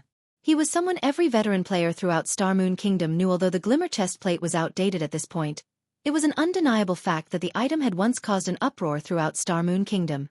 Moreover, due to its gallant appearance, many players still held onto their Glimmer chestplates. The ones that held the Black Flame mark looked even more awesome, and countless collectors wished to possess of one of these pieces. Unfortunately, such marked pieces were exceedingly rare, and right now, each piece was already worth 50 silver coins on the black market.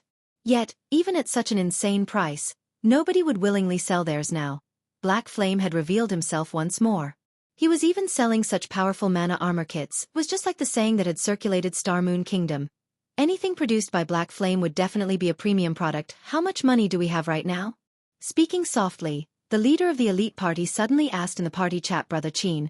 We barely have 43 silver coins if all 6 of us pool our money together. We have only managed to collect this after much difficulty to repair our equipment and buy some potions.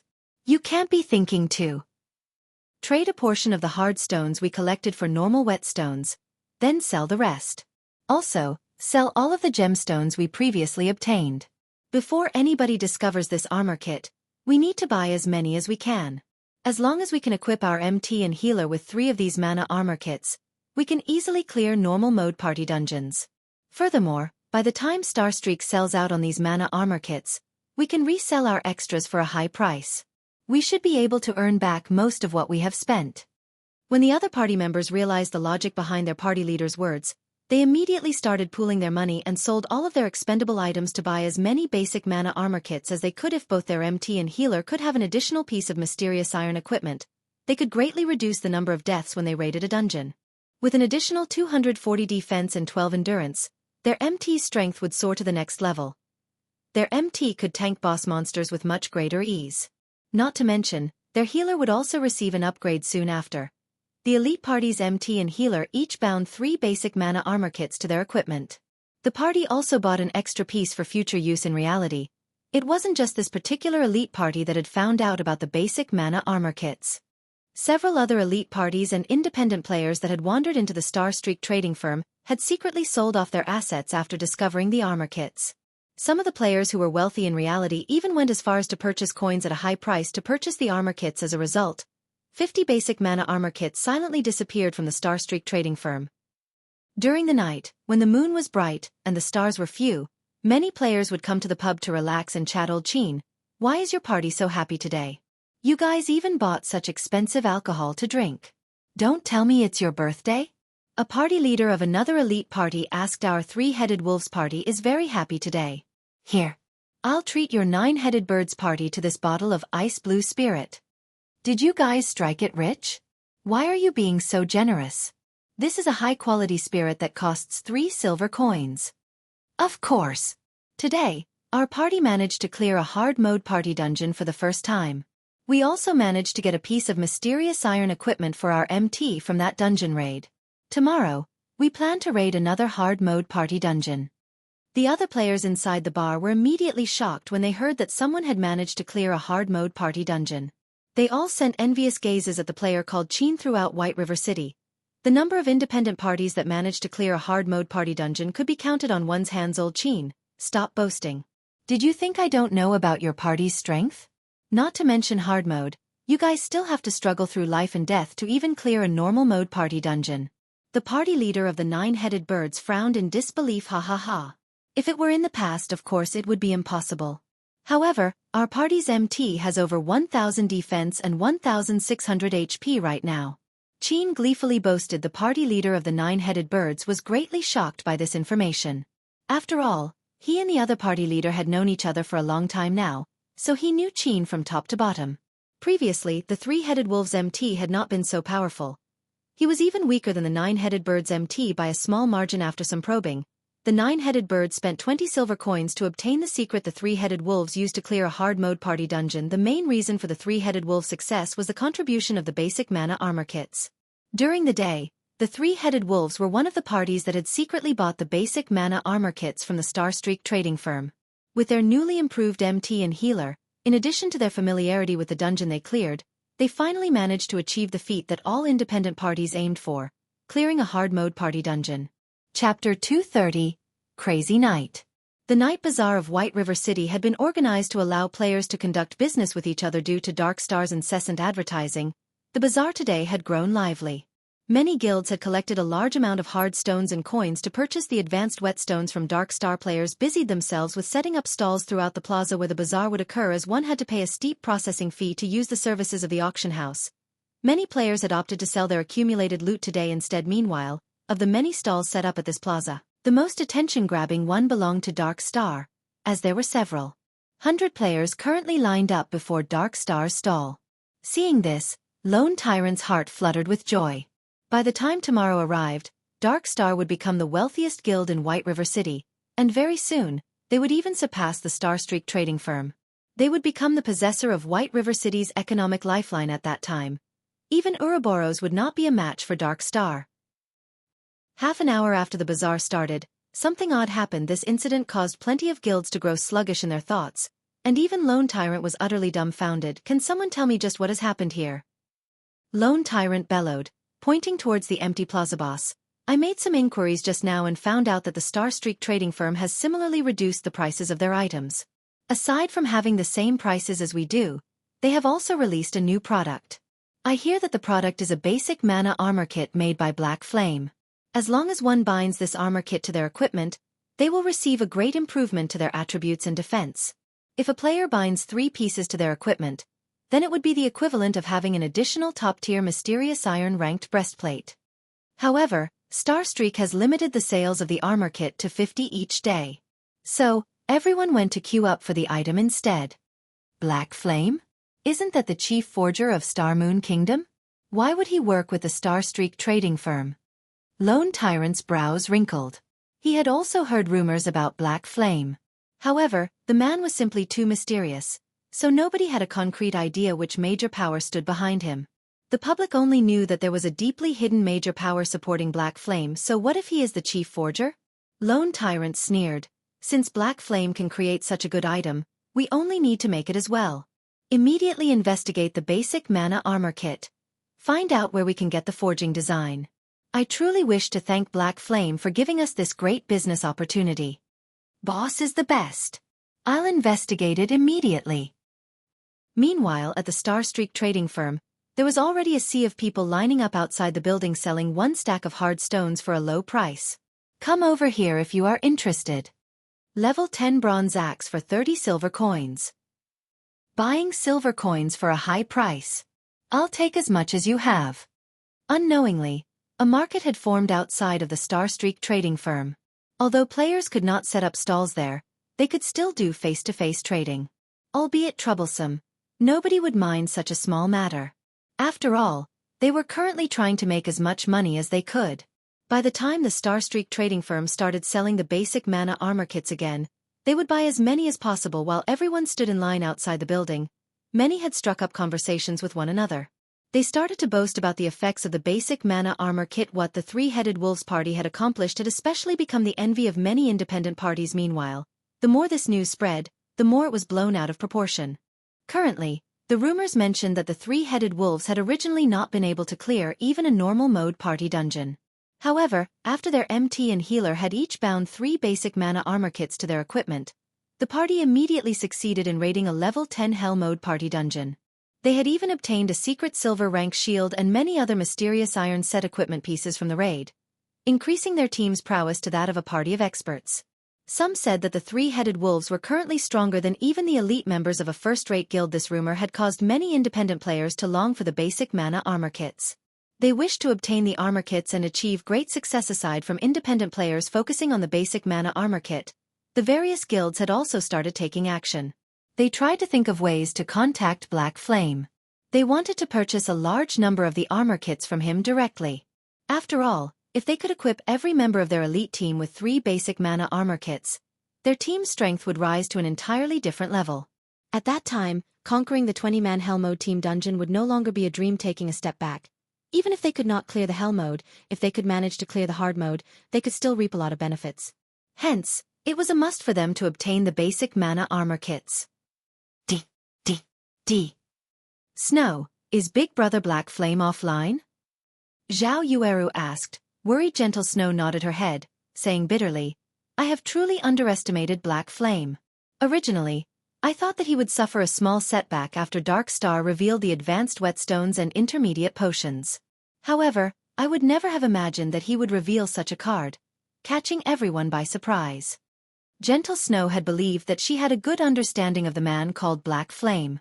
However, time and again, Black Flame continued to surpass her expectations. It was as if Black Flame had brought out 2 cards, one white and one black, forcing others to guess which card he would reveal. In the end, however, he had done the unpredictable by taking out a gray card, catching everyone by surprise. Night in God's domain was day in reality. At this moment, Shifeng had already logged off from the game and started training his body. Hence, he had absolutely no idea about the current goings-on in White River City ever since Shifeng had moved to his new apartment. The first thing he did after waking up every morning was drink a bottle of nutrient fluids. He would then complete 20 sets of muscle-strengthening exercises and a 10-kilometer morning run. The nutrient fluid is as extraordinary as expected. My current physique should be on the level of a normal member of the school's fighting society. After ending his morning run, Shifeng made a rough estimate of his body's current condition. However, if he wanted a more accurate estimate, he would need to test his abilities in an appropriate training room. After training and strengthening his body these past few days, Shifeng was no longer as frail and thin as he used to be.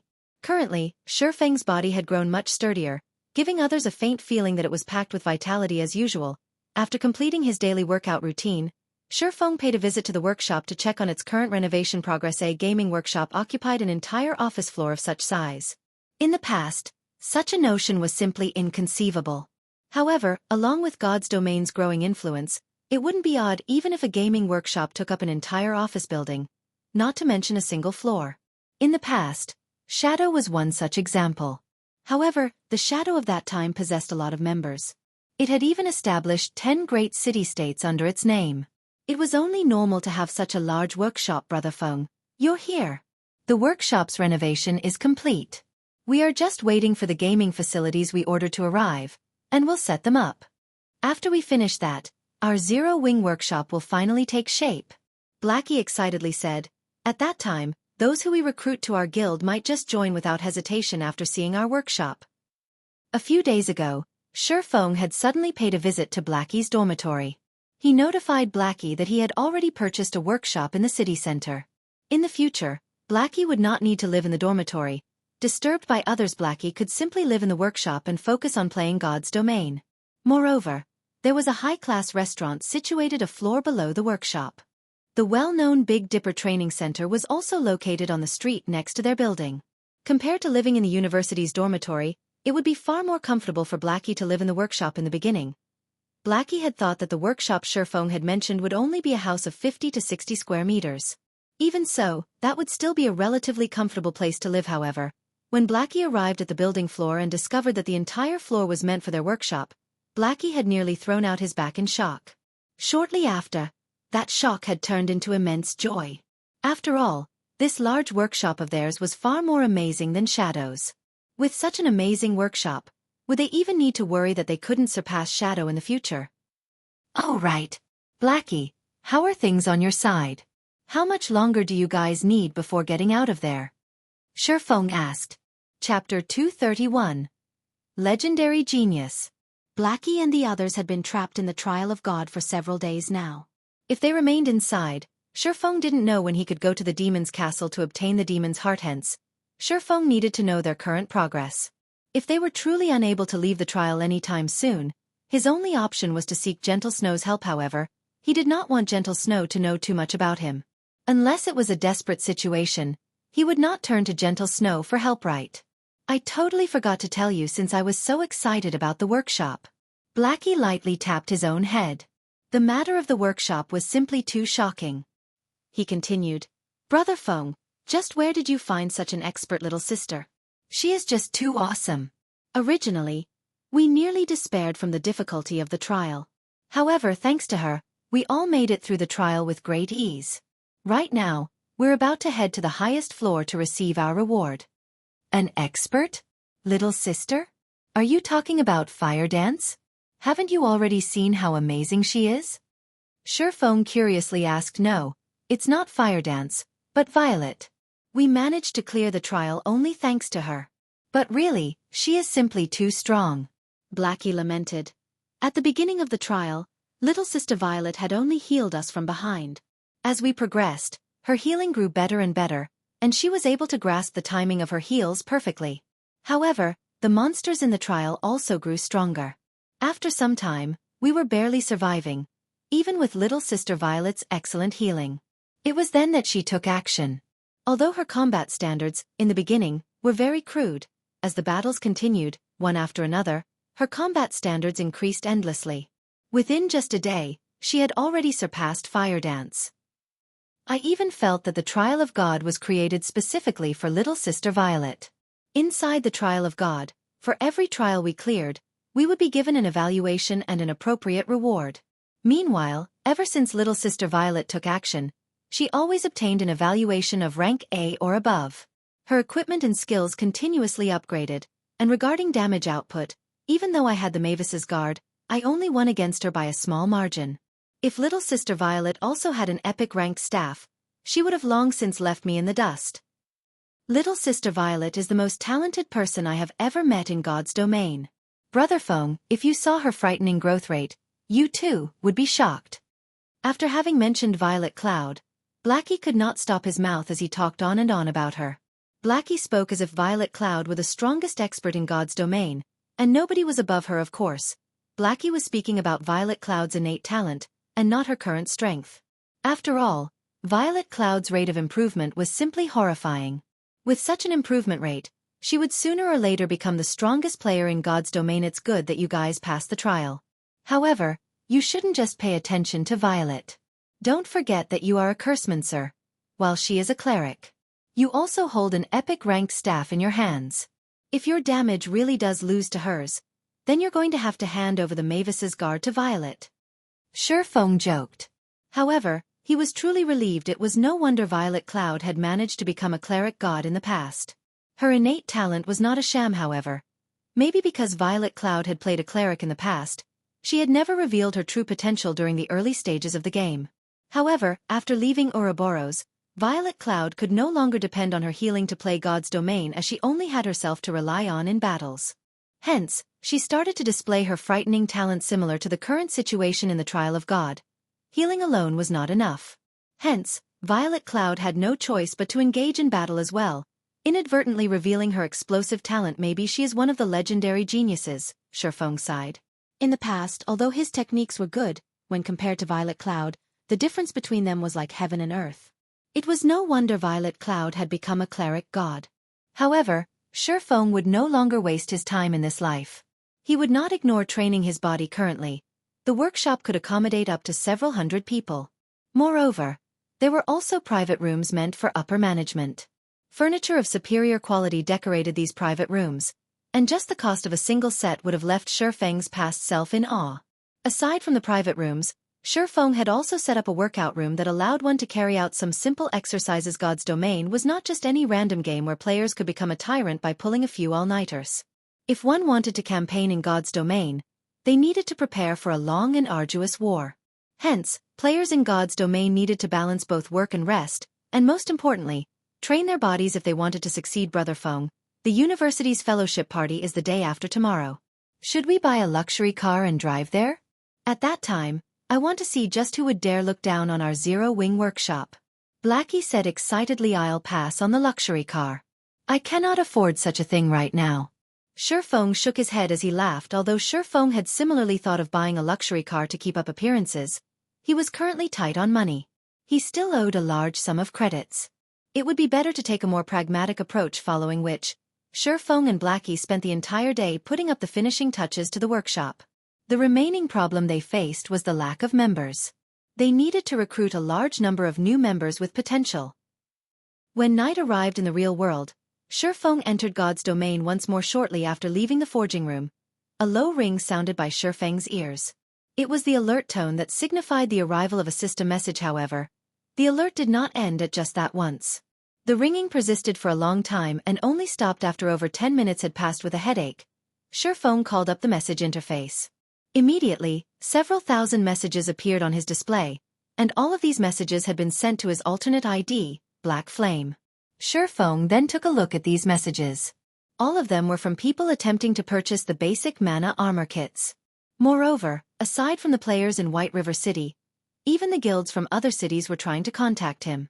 However, Shifeng simply revealed a smile at these messages, as he had already achieved his goal: fame. Not Starstreak's fame, but Black Flame's. Moreover, as long as he had the basic mana armor kit, Starstreak Trading Firm's business would not sour. According to Anna's latest report, the Starstreak Trading Firm had earned over 900 gold per day. However, this was only the beginning. As they increased the number of forgers and potion makers under their command, their daily production rate would also increase. As a result, the money they earned would similarly increase. It was only a matter of time before they managed to earn 30,000 gold. However, there was still a far more important matter that Shifeng needed to deal with right now. Hence, Shifeng immediately contacted Gentle Snow. Miss Snow, can I ask you for some help? I wish to buy a few advanced whetstone recipes from you, Shifeng asked. The drop rate for the advanced whetstone recipe is extremely low, and even Ouroboros has only managed to procure several copies. Since we are old acquaintances, I can sell a few to you. However, I want to conduct the trade using basic mana armor kits. Gentle Snow revealed a smile. She rejoiced at the fact that Black Flame came to her for help. If so, she could just directly request to exchange for the basic mana armor kits. Ever since the basic mana armor kits were revealed to the public, she immediately had her subordinates conduct an investigation on the item. However, they promptly discovered something unusual. It did not drop from anywhere at all. It seemed to be a special forging design obtained through a quest, so there was no way for others to obtain it at all. Hence, if they wanted to obtain any mana armor kits, they could only obtain them from Black Flame himself. Alright, but I wonder how Miss Snow plans to exchange? 1 advanced whetstone recipe for 20 mana armor kits. I can trade 3 copies with you. Deal. You can send one of your subordinates to conduct the trade at the Starstreak Trading Firm. Shifeng did not hesitate to accept Gentle Snow's high price. After they agreed upon the transaction, Shifeng disconnected the call. He then took the mana armor kits he had just finished producing to the Starstreak Trading Firm. Shifeng intended for Cream Cocoa and Melancholic Smile to learn these advanced whetstone recipes. After all, he still had many matters of his own that he needed to deal with. He couldn't just forge items all day. In the future, the Horizon Alliance's main strength would still have to depend on them. Thus, he purchased those recipes. Brother Feng, we're out of the trials. When do we head to the Demon's Castle? Shortly after Shifeng had finished dealing with his own matters, Blackie's message arrived. Chapter 232. Returning from the trial. At this moment, several figures suddenly appeared in the teleportation hall of White River City. Ha ha ha. We're finally out of that suffocating place. There are so many players in White River City. Of course. We've been stuck in that broken place for so many days now. The conversation of these new figures resounded throughout the teleportation hall, and these players were none other than Fire Dance and the others who had just returned from the Trial of Gods. The moment they set foot out of the teleportation hall, the group immediately attracted the attention of many players. The equipment Fire Dance and the others wore was simply too dazzling, nearly blinding all observers. Even the elite team members of first-rate guilds were not immune after all. Among the 8 members of the team, the poorest quality equipment they wore was mysterious iron rank. Meanwhile, out of everyone in the party, the cleric, Violet Cloud, had the best quality equipment. Although she did not have any set equipment, she still had 6 pieces of secret silver equipment and a fine gold-ranked staff. No matter how one looked at it, Violet Cloud's equipment far surpassed that of any member of a guild's main force. Moreover, such magnificent equipment decorated Violet Cloud's slender and elegant body, making her look even more stunning than usual. She looked like an angel descending to the mortal realm, simply breathtaking. Aside from a beauty like Violet Cloud, there was another female member of the party who was equally beautiful. Garbed in a flame-red tight-fitting leather shirt, the sexiness of Fire Dance's polished body was further accentuated with 2 exquisite beauties present. The team of 8 would naturally attract a lot of attention as a result. Many of the teams present, who were originally about to set out to a dungeon, crowded around Fire Dance and the others. They sent Fire Dance invitations, one after another, requesting Fire Dance and her team to join them in raiding a 20-man team dungeon. Having a powerful cleric like Violet Cloud would significantly increase their chances of success. Moreover, aside from Violet Cloud, the Guardian Knight, Kola, also had superb equipment. If these experts were willing to do them a favor, they could easily gain a few pieces of top-tier equipment. Unfortunately, their beautiful dreams were doomed from the start as Fire Dance rejected them all without hesitation. We've fallen pretty far behind in levels. After we replenish our necessities, let's go level up, Fire Dance said, speaking in the team chat. Completely ignoring the hungry gazes of the surrounding players, nobody in the team opposed her suggestion. After getting along with each other for several days, Fire Dance had already become the core of the team. Everyone had especially acknowledged Fire Dance's ability to command.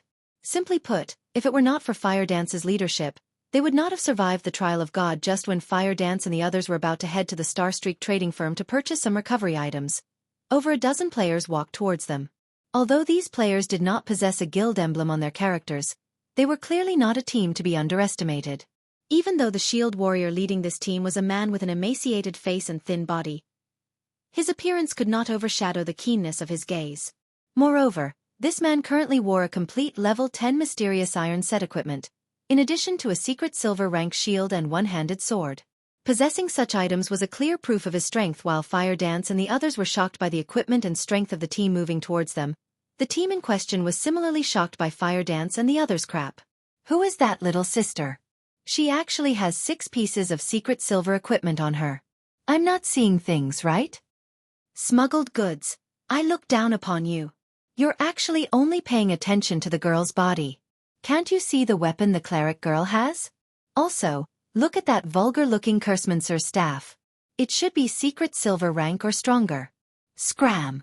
I have no interests in flat chests. I am obviously talking about the hot little sister standing next to the cleric. Although the Guardian Knight of Fire Dance's team was lacking compared to their own MT, their cleric and Cursemancer were obviously much worse than the two before them. Moreover, the two teams were similar in that they both were independent teams and neither belonged to the main force of a guild in White River City, where guilds occupied most of the important resource points. It was a rare sight for an independent team to possess such top-tier equipment. So, how could they not attract attention?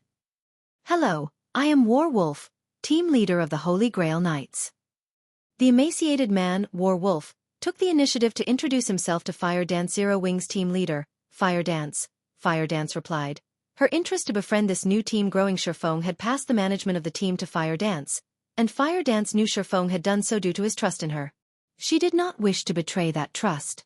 Hence, taking their future guild into consideration, as the manager of the team, she naturally had to think of a way to expand and strengthen the team. Meanwhile, the foreign team before her was clearly a formidable independent team.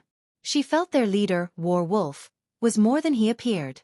Although she had never fought with him before, she knew that he was one of the rarely seen Apex experts. If she had to PK against Warwolf, she would not have any advantage against him. If she could recruit such an expert and team into their guild, they would have no worries when raiding large-scale team dungeons in the future. Fire Dance? Warwolf was slightly surprised when he heard this name. He then said, "So you're Fire Dance, the earliest player to get first place on White River City's ranking list? How fortunate to meet you." Warwolf's evaluation of Fire Dance rose even higher after learning the news. Aside from Gentle Snow and Zhao Yueru, Fire Dance's imposing aura was likely the most powerful of all the female players he had met. Moreover, Fire Dance was also an independent player. I was just lucky. Fire Dance smiled as she said, "I see that team leader Wolf is about to go dungeon diving."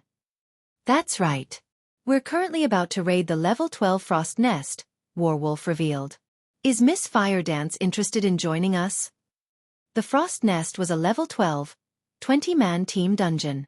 Currently, aside from the main force of the major guilds, no other team possessed the strength to challenge such a dungeon. "Thank you for your kind offer, but we still have our own matters to attend.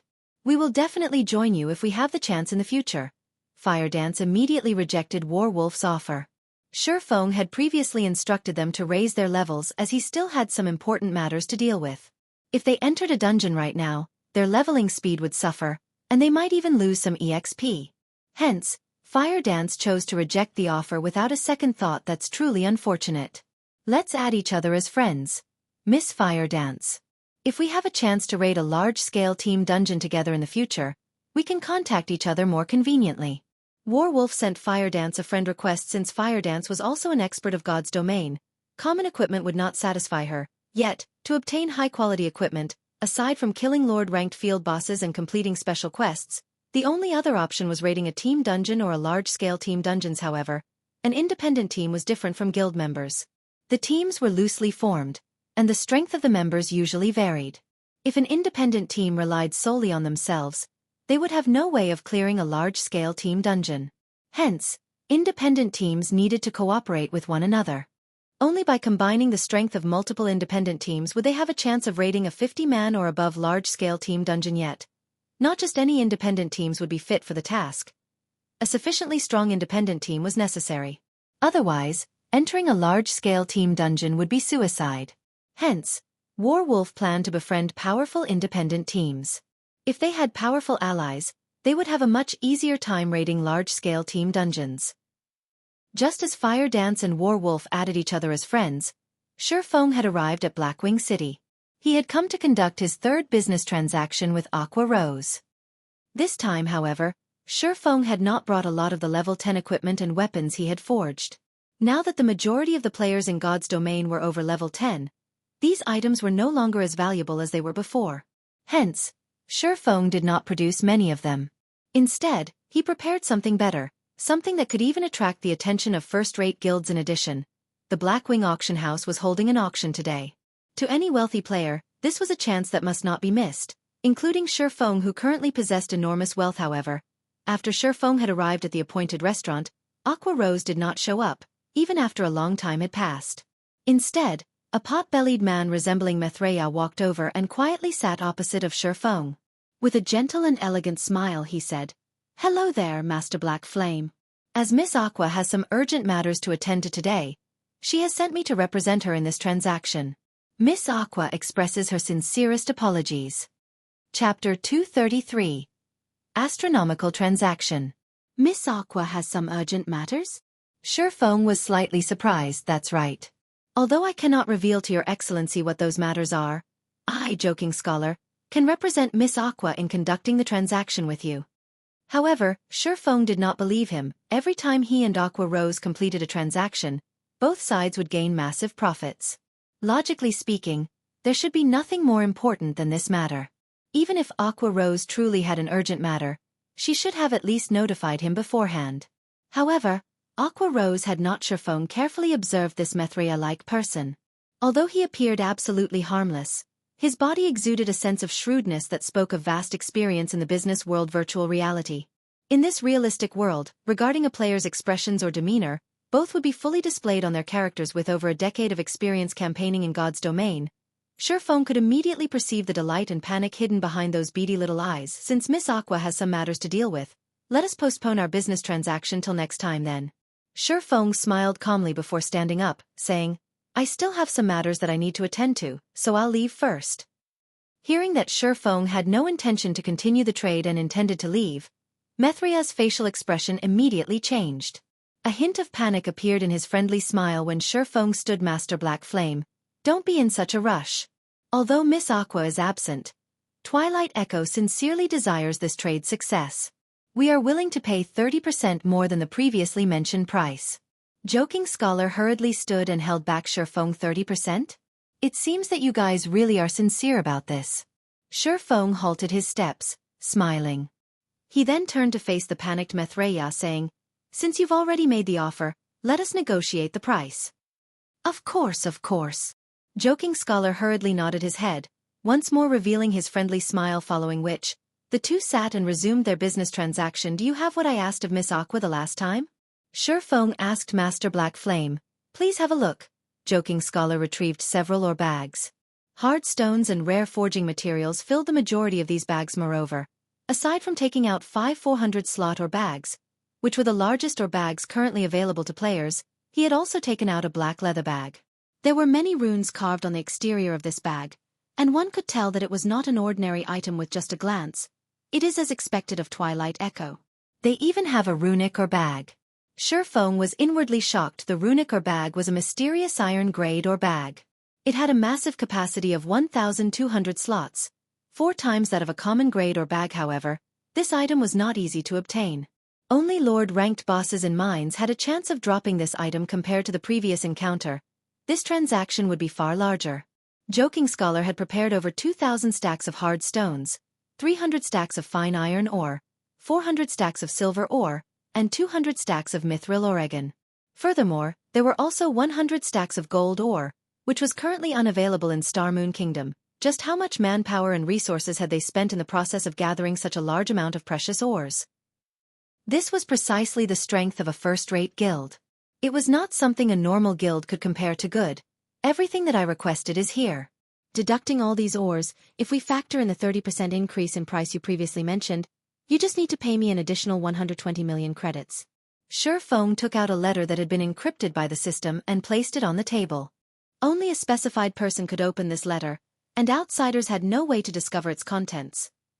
When Joking Scholar heard the price of 120 million credits, his smiling expression immediately froze. He had nearly spat the black tea that was in his mouth, the teacup in his hand nearly falling to the ground due to his trembling. The 120 million credits is the price of this encrypted letter? Joking Scholar looked at the white envelope on the table, his facial expression turning extraordinarily ugly. His previously beady eyes abruptly widened as he sent a chilling glare at Shifeng, coldly saying, "Master Black Flame, aren't you going a little too overboard? We of Twilight Echo have come here with the sincerest intentions to conduct business with you. Are you looking down on Twilight Echo? Or do you not take Miss Aqua seriously?" No matter how stupid Joking Scholar was, he knew that no transaction in God's domain could currently achieve such a frightening cost. That was 120 million credits. Not 120 million hell money. Such an amount was sufficient for a normal person to live the rest of their life in luxury. Even Joking Scholar himself would not earn such an amount in this lifetime. The only possibility was that Shifeng was toying with him, or that Shifeng had already found out that he was a fake. However, as a preventive measure, he still used Aqua Rose's name to warn Shifeng. Shifeng calmly smiled at this Mithraea's reaction. He paid no mind to Joking Scholar's chilling and threatening gaze, unhurriedly saying, "How could you say such a thing? Weren't you the one that suggested for the 30% increase in price? I've fully followed our previous agreement and have brought what that Miss Aqua requested. Could Miss Aqua have forgotten to tell you about it? Or is it because you are fake?" A chilling light suddenly flashed in Shifeng's eyes as he loudly questioned you. At this moment, Joking Scholar gnashed his teeth in anger. Shifeng had clearly pretended to be the fool here. Yet, he could not just reveal Shifeng's act. "Master Black Flame, of course. I was sent here by Miss Aqua. Please stop trying to probe me. Miss Rose never agreed to this." Joking Scholar was no fool. He thought that Shifeng was currently trying to probe him, so he quickly cooled his temper. "Probe? What reason would I have to probe you?" Shifeng smiled as he said, "I am very serious. If Aqua Rose didn't mention such an important agreement to you and you have no knowledge of it, then it seems you are indeed a fake. If that is so, then I am truly sorry. Our business transaction ends here."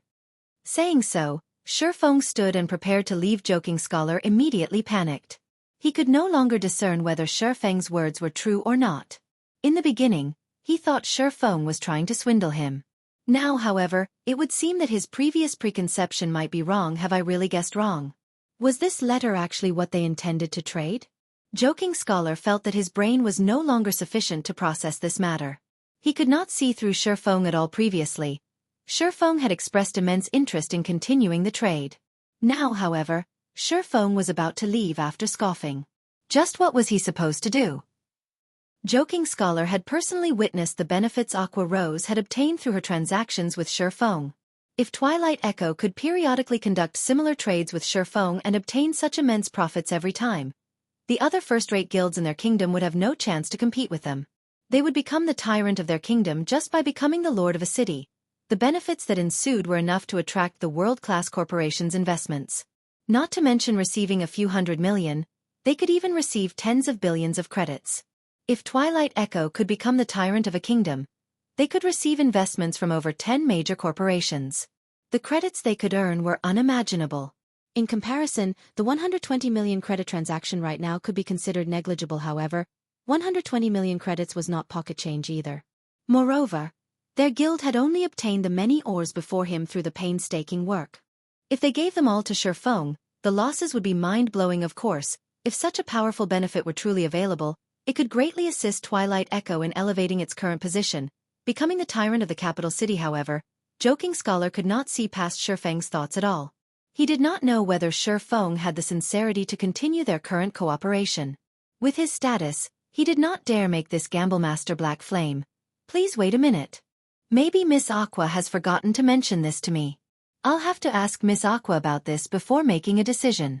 If there truly are no problems, then the 120 million credits and these materials will all be yours. Joking Scholar decided to hold Shifeng back for now. He needed to report this matter to his superiors and let them decide what to do. That way, he won't have to take responsibility for this matter. Chapter 234. While the priest climbs a post, the devil climbs 10. Naturally, Shifeng could not just walk away after hearing Joking Scholar's words.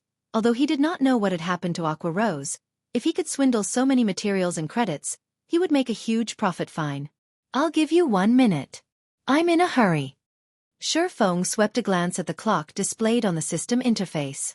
There were still 2 hours before the auction started at the Blackwing City auction house. If he missed this chance, he would have to wait for several more days before the next. Since a lot was at stake, Joking Scholar dared not waste any more time. He immediately sent a message to his superior, awaiting the decision. After waiting for half a minute or so, Joking Scholar received a reply. Joking Scholar immediately felt his mood refresh when he read the reply. Master Black Flame, Miss Aqua has said that, due to the transaction being of such magnitude, if we are to conduct this trade, we need to verify the item that you have provided. Of course, I will preside over this verification. If there truly are no problems, we will immediately transfer the money to you. Joking Scholar confidently informed Shifeng that won't do. If you guys get a look at the contents of this letter, then the information inside will no longer have any value. What if you decide not to pay me? Wouldn't I take a huge loss instead? Unless you give me the money first, I will not let you look at the contents. Shifeng sneered. Since Twilight Echo doesn't have any sincerity in continuing this trade, so be it. Contrary to Joking Scholar's belief, the information inside the encrypted letter was the real deal. It could instantly promote a large guild to the next level. The information was especially useful to a first-rate guild. Of course, this information would not actually sell for an astronomical price of 120 million credits. Since he had cooperated with Aqua Rose in the past, he would not betray her and cooperate with someone else. Hence, he had only mentioned such an astronomical price to play with. Joking Scholar, Master Black Flame, we are very sincere in this matter. If you continue responding to our sincerity in such a way, we can only take it as you toying with Twilight Echo. None who attempt to make fools of Twilight Echo find a good ending. If Master Black Flame doesn't want a misunderstanding, please let me take a look at the information contained in the letter. As long as there are no problems, then based on Twilight Echo's credibility, we certainly will not go back on our word and ruin our own reputation.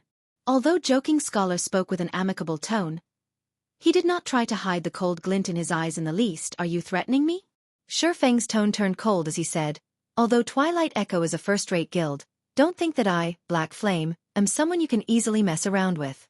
Since this matter has reached this point, our cooperation ends right here and now. Shifeng immediately left the restaurant, leaving behind a dumbfounded Joking Scholar. Joking Scholar never thought Shifeng would react so decisively. In his opinion, Black Flame was only a forger. How could he possibly dare call shots with a first-rate guild like Twilight Echo? Hence, Joking Scholar decided to threaten him. Yet, Shifeng had not reacted as he had expected at all, so much so that his threat had yielded the exact opposite effect he had wanted. The higher-ups of the guild had tasked him with maintaining the current business relationship they had with Black Flame. If there were a possibility, the best-case scenario would be to recruit Black Flame into Twilight Echo. How abominable. This Black Flame is simply impervious to reason. Joking Scholar had originally intended to hold Shifeng back once more. However, doing so was simply too humiliating.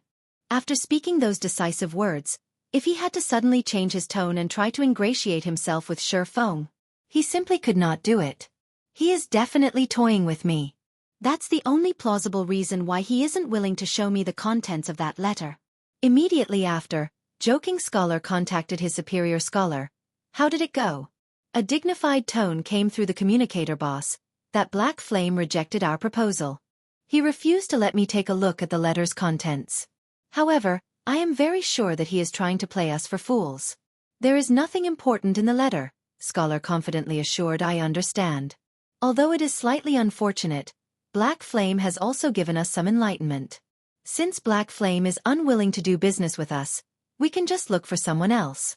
I hear that Star Moon Kingdom, where Black Flame is from, should be in dire need of ores. Look for a powerful guild from Star Moon Kingdom at Blackwing City. I believe that they should be very willing to cooperate with us. Yes, boss. Currently, Joking Scholar felt exhilarated. Black Flame, did you really think that you are so amazing? Once I sell these ores to some other guild in Star Moon Kingdom, we'll see if you can still survive there. Soon after, Joking Scholar had departed from the restaurant as well. He started looking for a new business partner from Star Moon Kingdom. Meanwhile, after Shifeng left the restaurant, he immediately changed his appearance using the demon mask. He had long since waited for Joking Scholar's departure. Although Shifeng did not intend to do business with Joking Scholar, that would not stop him from swindling the man. After all, it was not easy for him to obtain so many ores. Moreover, it was not his style to just let Joking Scholar escape. Previously, he had used the appearance of Black Flame, so he could not swindle those ores from him. However, now that he had changed his appearance, even if he swindled Joking Scholar, he would be fine as long as he immediately donned a new appearance. Twilight Echo had spent a lot of wealth and manpower to procure the ores. If they failed to sell them, keeping those ores for their own use instead, they would need over 10 days to exhaust such a large supply fully. Twilight Echo could not bear such a heavy cost. After all, these ores could not increase their guild's battle prowess. They could only do so by turning these materials into currency. However, if they wished to turn these ores into money, they had to sell them to a guild that was in dire need of ores. As for independent players, they simply had no way to deplete such a stock. No. Unless they paid with credits, even a first-rate guild could not afford so many ores. However, would Twilight Echo lack credits? That's right. They didn't lack credits. If they could spend credits to purchase a large amount of gold coins, they would have spent several 100 million credits without hesitation. However, the main god system had not activated an exchange system for coins. As for the virtual trade center, there was simply not enough gold coins to satisfy their demands. Most importantly, if they purchased gold coins in bulk, their actions would inflate the prices of gold coins endlessly, and doing so was not a worthwhile investment.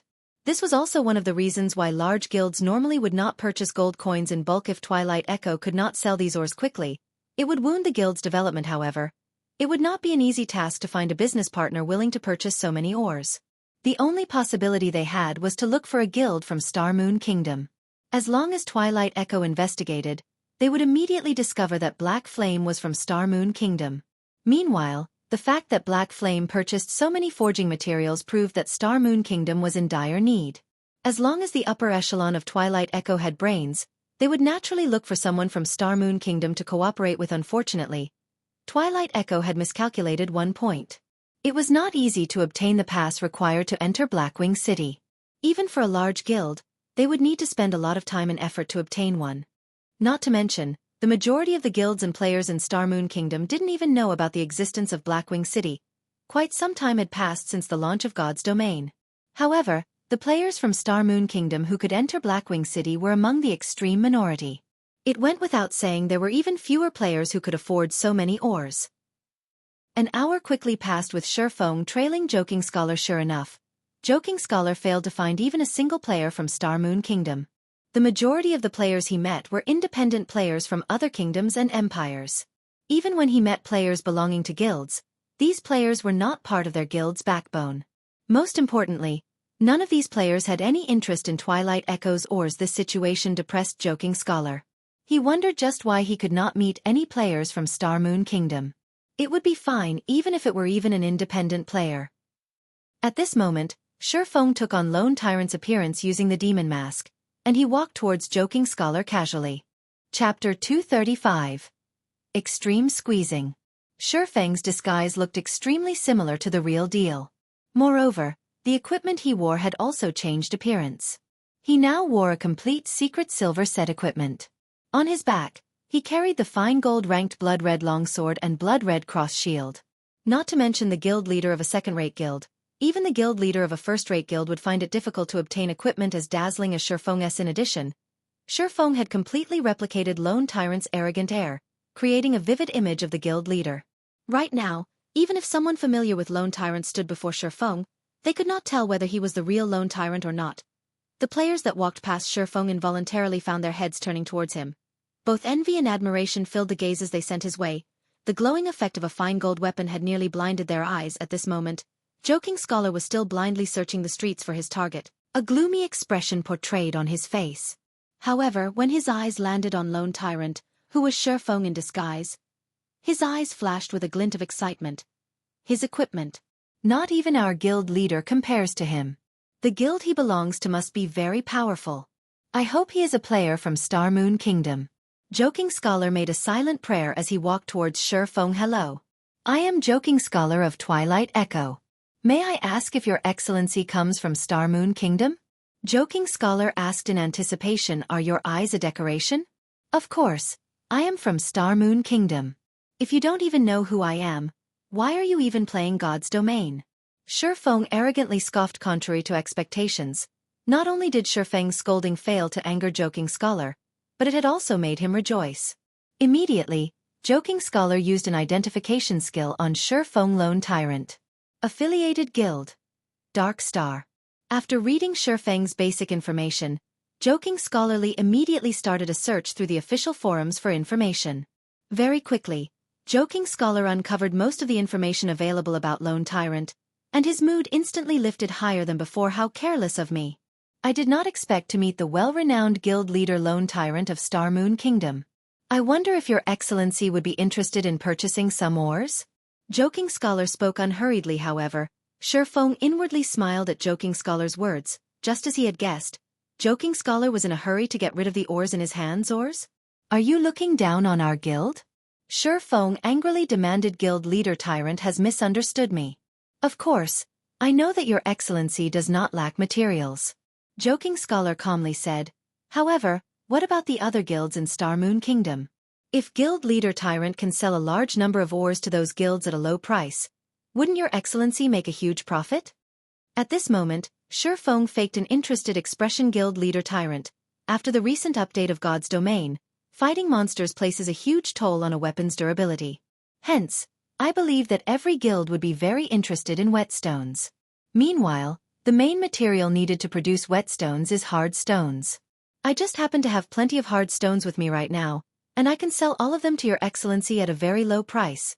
Joking Scholar hurriedly said. Cheap hard stones? Feng appeared even more interested now, saying, Speak then. I can sell these hard stones to your excellency at a price of 10 silver coins a stack. Similarly, I can also sell the other ores I have with me for much cheaper than those found in Star Moon Kingdom. Joking Scholar offered confidently. You call 10 silver coins per stack cheap? Are you trying to toy with me? Do you think I have so much time to waste on you? Feng growled. I will pay at most 5 silver coins a stack. Otherwise, we do not need to continue this conversation. Your excellency, I know how much hard stones sell for in Star Moon Kingdom. Normally, each stack can sell for 11 to 12 silver coins. By reselling the hard stones your excellency buys from me, your excellency can still make an effortless 1 to 2 silver coins. Moreover, the amount of hard stones I have with me is by no means small. They can allow your excellency to make an immense profit. Joking Scholar had done his homework, thoroughly researching the prices of ores in Star Moon Kingdom. Hence, Joking Scholar felt confident that Lone Tyrant was interested in buying the hard stones. Lone Tyrant was simply trying to lower the prices to maximize his profits. 12 silver coins? Feng disdainfully said. That was the price 2 days ago. Now that everyone's level is higher, the available locations they can farm hard stones from has also increased. It is absolutely impossible to sell them at such a high price anymore. I'll repeat myself one more time. 5 silver coins a stack. If you don't want to sell, then so be it. Immediately, Joking Scholar grew flustered at Feng's words. Indeed, he had investigated the ore prices in Star Moon Kingdom 2 days ago. Moreover, just as Feng had said, players' levels rose constantly. Not only would the drop rate of hard stones from monsters increase, but players could also obtain quite a number from mining ores. Take the hard stones Twilight Echo had gathered, for example. Twilight Echo had previously paid around 3 to 4 silver coins per stack while gathering the hard stones. If they sold them for only 5 silver coins a stack to Shifeng, they wouldn't make a huge profit. Your Excellency drives a hard bargain. How about this? What do you think about 8 silver coins a stack? Joking Scholar probed Scram. If you're not going to sell them, then forget it. Shifeng pretended to grow angry. Although Shifeng stated that the prices of hard stones had fallen, the prices in White River City had not decreased by much. Each stack could still sell for around 11 silver coins right now. However, Shifeng was in no hurry. He knew that Twilight Echo was deeply afraid of keeping the hard stones and having their value depreciate as time passed. Such a loss could greatly hamper Twilight Echo's growth, letting the other guilds surpass them. Your Excellency, please wait a moment. How about 7 silver coins per stack? Joking Scholar hurriedly bargained when he noticed Shifeng about to walk away. However, his offer failed to halt Shifeng's steps. All right, 6 silver coins. I can't lower the price any further than that. Joking Scholar felt helpless at Shifeng's unyielding attitude. However, it was simply too difficult to find players from Star Moon Kingdom in Blackwing City. It was especially true for a guild leader like Lone Tyrant. If Joking Scholar could not sell these hard stones as quickly as possible, their value would continue to depreciate. However, reality was cruel. Shifeng did not halt his steps at all. Joking Scholar started to panic now. He hurriedly ran to stop Shifeng, saying in an urgent tone, Your Excellency, are you really not going to consider it? 6 silver coins is already a very low price. You can't find such an offer anywhere else. Can't find. Shifeng smiled. Although Star Moon Kingdom ranked above average among kingdoms that produced herbs, regarding mineral production, Star Moon Kingdom ranked below average. Thus, the mineral supply in Star Moon Kingdom lacked constantly. However, not every kingdom and empire was in a similar situation to the Star Moon Kingdom. Immediately, Shifeng loudly yelled, selling hard stones for 6 silver coins a stack. You definitely can't find a price lower than this. Shifeng's actions dumbfounded Joking Scholar. However, many players on the street sent gazes of contempt towards Shifeng. Stop joking around. You call 6 silver coins a stack cheap? Even 5 silver 30 coppers is expensive where I come from. If you want to purchase in bulk, I can sell them to you at 5 silver coins a stack. Ah! I nearly died from laughter just now. Many players on the street started laughing at Shifeng. However, the one who was truly embarrassed was Joking Scholar. At this moment, he felt so ashamed that he could not even raise his head to face Shifeng. His absolute confidence from before had returned to slap him in the face. Moreover, someone had already made an offer of 5 silver coins per stack. Nothing could have a more powerful impact than this. How about it? Didn't you say that your hard stones were the cheapest? Didn't you say that I absolutely couldn't find a lower price than yours? Shifeng snorted as he asked, Why is everyone offering me a lower price then? Did you really think that I am a fool? This is a misunderstanding. Really? Joking Scholar hurriedly said, Just like Your Excellency suggested before, how about 5 silver coins a stack? Too late. I'll offer, at best, 2 silver coins now. Before, I had only casually asked around on the street, and already, someone has offered me a price of 5 silver coins. If I ask even more people, I might even find a cheaper offer than that. There are plenty of kingdoms rich in ores. Shifeng smiled contemptuously. Chapter 236. Mysterious NPC. Shifeng's offer this time truly shocked Joking Scholar. However, Joking Scholar knew that it was no longer possible for him to sell the forging materials for a good price at this moment. Joking Scholar had finally realized that making money in Blackwing City was not an easy task. Although Blackwing City provided players with various opportunities, the competition here was more intense than any other city in God's domain. The players in Blackwing City came from various kingdoms and empires, and each one of these kingdoms and empires had their own specialties. Although Twilight Echo was a first-rate guild, they held no advantage whatsoever in this city. Even the forging materials they were so proud of held no advantage in the city. Joking Scholar honestly wondered how Aqua Rose had managed to make so much money from her trips to Blackwing City. Your Excellency, can you give me some time? After all, the price you offered is simply too low. I need to consult with my superiors before making a decision. Joking Scholar persuaded Shifeng. Fine. It just so happens that I need to purchase some items. We'll meet up in this plaza in 30 minutes. Shifeng nodded. The two promptly added each other as friends after parting. Shifeng immediately walked into an empty alley. The reason he had offered an extremely low price of 2 silver coins was to force Joking Scholar to contact his superiors. More importantly, he had done so to part with Joking Scholar. Otherwise, he would have no way of realizing his plan after walking into the alley.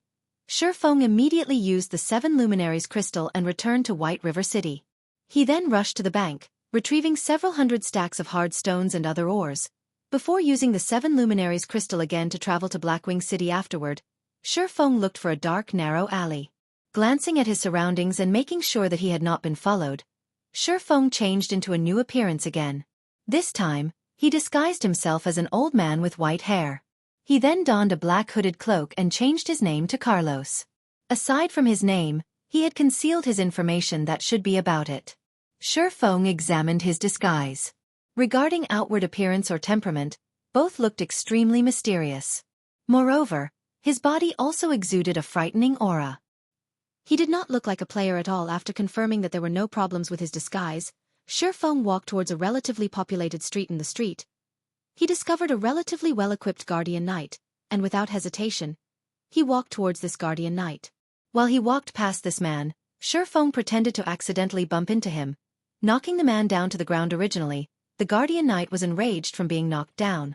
However, just before he started cursing, he noticed that the old man before him had a shockingly powerful aura, so much so that he could feel his own body trembling slightly before this elder. Immediately, he used an identification skill on this old man and found out that the old man was called Carlos.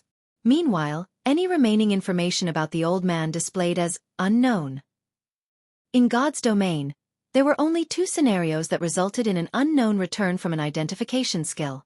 One was when the targeted player used a special item to conceal their information, while the other was due to a large gap in strength.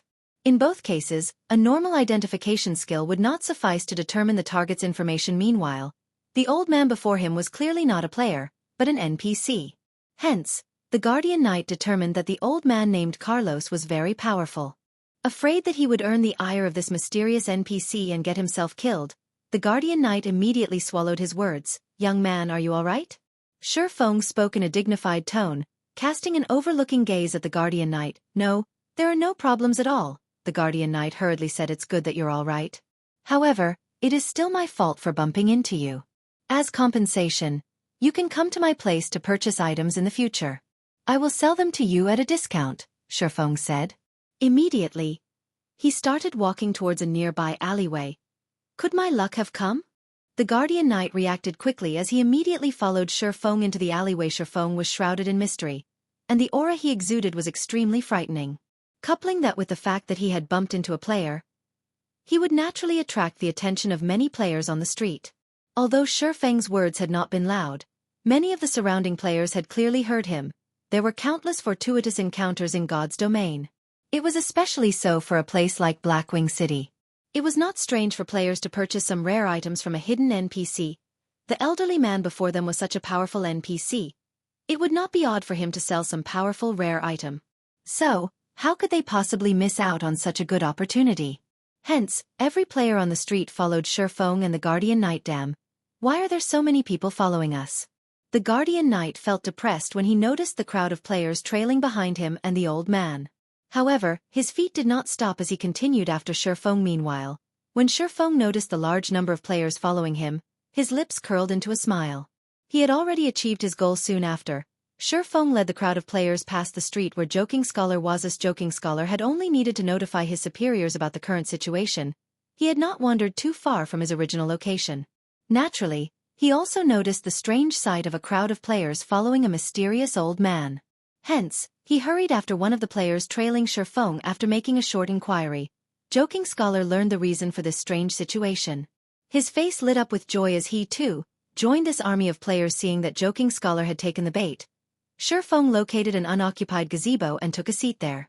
His expression remained indifferent as he gazed at the players following him. The Guardian Knight from before immediately walked up to Shifeng without hesitation.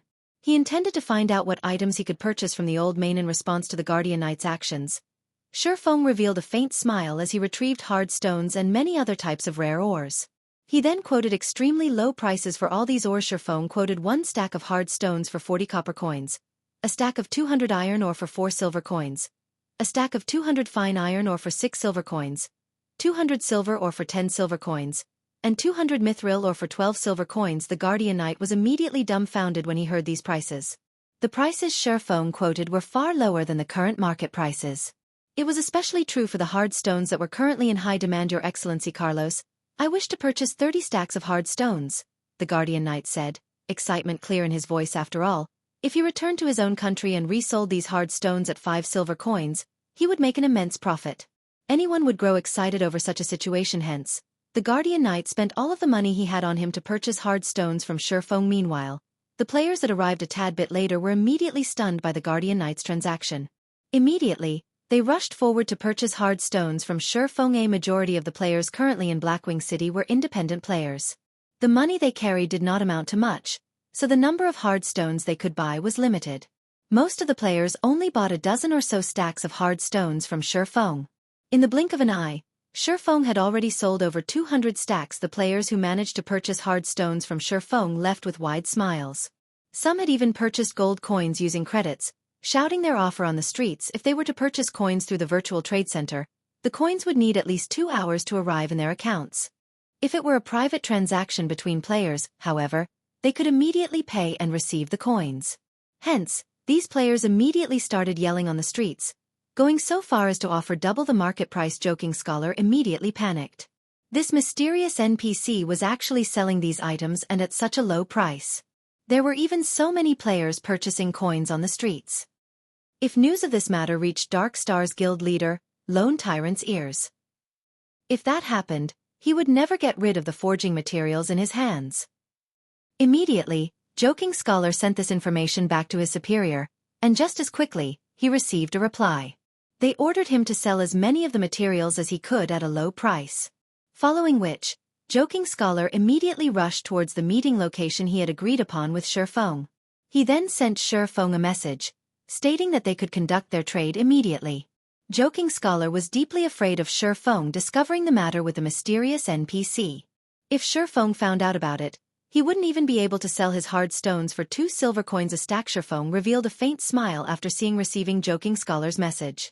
Immediately, he told the players that he had sold out for the day and that he would return tomorrow. Many of the new arrivals were gravely disappointed.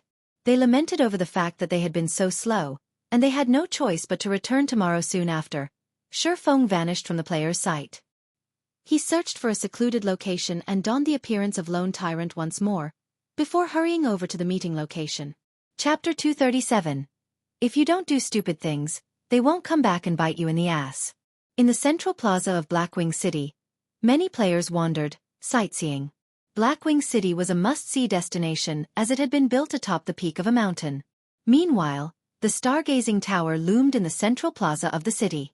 Through the usage of a floating platform, players could arrive at the top of the tower and witness the full beauty of Blackwing City beneath the stargazing tower. Shurfeng located Joking Scholar at this moment. Panic painted Joking Scholar's face. His eyes were like searchlights as they scanned the plaza. When he finally spotted Shurfeng, he hurried over. Guild Leader Tyrant, the higher-ups have given me my instructions. To maintain long-term cooperations with Guild Leader Tyrant, we agree to sell the hard stones to you at 2 silver coins a stack. As long as you take these forging materials back to Star Moon Kingdom, you can earn back at least 3 to 4 times the cost, Joking Scholar said as he walked up to Shurfeng, a smile filling his face. Twilight Echo had spent a lot of time to obtain these forging materials. They had even spent an impressive sum of coins and credits in the process. Meanwhile, their main goal was to turn these forging materials into coins. If luck would have it, they could even make a small profit from the trade. By the looks of it, however, that would not happen. After all, not only were the forging materials of other kingdoms and empires similarly cheap, but there was also a mysterious NPC in Blackwing City selling these materials far below bottom-line prices now. The only thing Joking Scholar could do now was turn all these forging materials into coins, even at the cost of taking a small loss.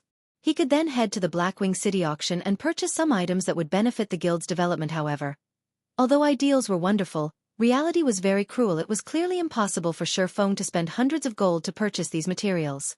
Even if he had over 3,000 gold coins, he still wouldn't spend it in such a way. Not to mention, Shurfeng had spent so much effort in swindling Joking Scholar. He naturally wouldn't stop at just 2 silver coins. 2 silver coins a stack. Now that's what I call sincere. However, just before I came here, someone mentioned to me that they are willing to sell a large amount of hard stones for 1 silver coin a stack. Moreover, if I am willing to purchase over 1,000 stacks, they will lower that price even further.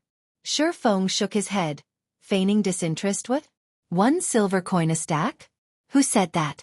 Joking Scholar was already on the brink of insanity. He had only found a large transaction after much difficulty. Now, however, someone was trying to undersell him. Moreover, that person clearly knew about the mysterious NPC selling forging materials. If he had to sell each stack of hard stones for only 1 silver coin, he might as well take them back to his own empire and sell them there. Yet, the various guilds in Storm Empire, the empire Twilight Echo belonged to, was far from lacking forging materials. As for the independent players there, most were self-sufficient. As a result, the players purchasing hard stones were very few. On the contrary, there were plenty of players selling them. However, due to Twilight Echo's recent mass purchase, the prices of hard stones in the Storm Empire had increased. Originally, 2 silver coins would be more than enough to purchase 1 stack of hard stones if these hard stones were forged into whetstones. Though, the demand would slightly increase. You will have to investigate this person yourself. If there aren't any more matters here, I'll be going. I still have to discuss the exact pricing with that person. If I buy several thousand stacks, I wonder if he will sell at an even lower price? Feng laughed. Guild leader Tyrant. Please wait a moment. Joking Scholar hurriedly said, if you are willing to purchase a large amount, Twilight Echo is willing to offer the same price as that person. If you are willing to buy more than 20,000 stacks, I can offer you a price of 60 copper coins a stack. Take it as a sign of friendship. Currently, Joking Scholar no longer cared about price. The only fortunate matter to him right now was the fact that Lone Tyrant had yet to discover the mysterious NPC. Although Twilight Echo would incur an astronomical loss by selling the 2,000 stacks of hard stones they currently had at a price of 60 copper, they could simply purchase more hard stones at a price of 40 coppers from the mysterious NPC. If they resold those hard stones at 60 coppers, they would make a clean profit of 20 coppers per stack. If they resold 18,000 stacks, they could easily recoup their losses. Hence, Joking Scholar needed to take action quickly. If Lone Tyrant found out about this matter, he might not even be able to sell the hard stones he had for 40 coppers a stack, 60 copper coins a stack. Moreover, you guys actually have over 20,000 stacks. Feng feigned astonishment as he spoke. Of course. This is our way of showing sincerity. However, you have to buy 20,000 stacks to get such a low price. Joking Scholar nodded his head, smiling. Hold on a minute. I'll ask that person what price he is willing to offer if I buy 20,000 stacks. Feng said. Hearing that Feng was about to contact the person who knew about the mysterious NPC, Joking Scholar's panic grew. Anyone aware of this information only needed to spend as much effort as flipping a handover in this transaction. Even if they made a profit of 1 copper coin per stack, they could still earn 2 gold coins from selling 20,000 stacks. However, Joking Scholar's situation was different. Hence, he hurriedly shouted, Guild leader Tyrant, please wait a minute. I don't wish to waste time competing with those people, so I'll offer you a cost price of 50 copper coins. Take it as me trying to befriend you. However, you have to purchase 50,000 stacks. I'll even gift you 300 stacks of iron ore, 400 stacks of silver ore, 200 stacks of mithril ore, 100 stacks of gold ore, and also a mysterious iron-ranked runic ore bag. Nobody can offer you a lower price than me. You're offering 50 copper coins a stack, and they come with a gift of rare ores as well? There are even 100 stacks of gold ore, a high-quality ore that I have never seen before. It seems that you are indeed sincere. I doubt that the other side can offer a price lower than this. Alright then.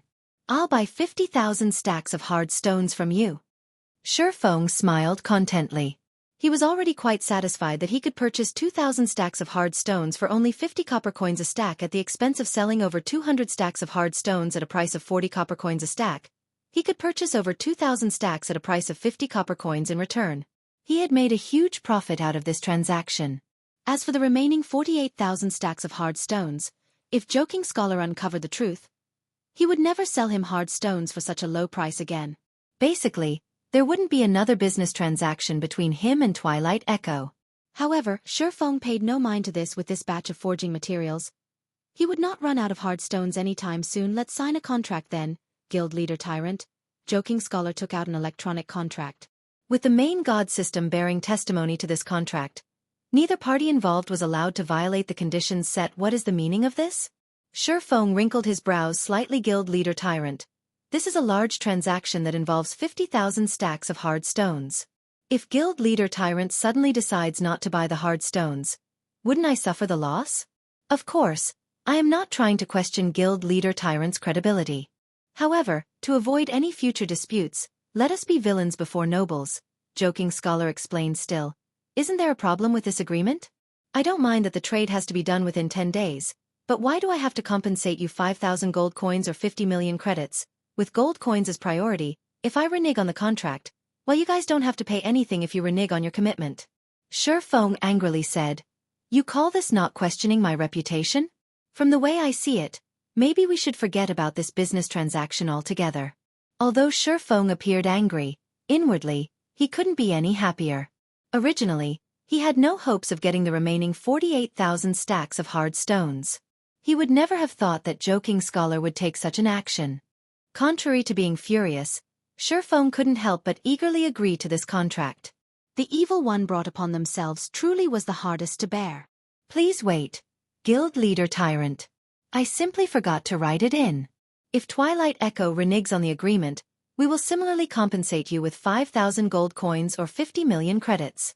Moreover, Guild Leader Tyrant can rest assured about the validity of this contract, as our Guild Leader has personally signed. The only thing remaining is Guild Leader Tyrant's signature.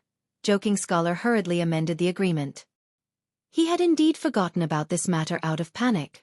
After all, he was deeply afraid of Shi Feng discovering the mysterious NPC who sold forging materials. However, as long as both parties signed this agreement, even if Lone Tyrant discovered this mysterious NPC, Joking Scholar had nothing to fear. No, that's more like it, Shi Feng said with satisfaction. After finding no problems with the agreement, Shi Feng was nearly unable to suppress the excitement in his heart. After calming his excited mood down, he signed the contract. However, Joking Scholar was far more excited than Shi Feng. His heart was about to break out of his chest. As he watched Shi Feng finally sign the agreement, the contract receiving the recognition of the main god system, he simultaneously revealed a cold smile.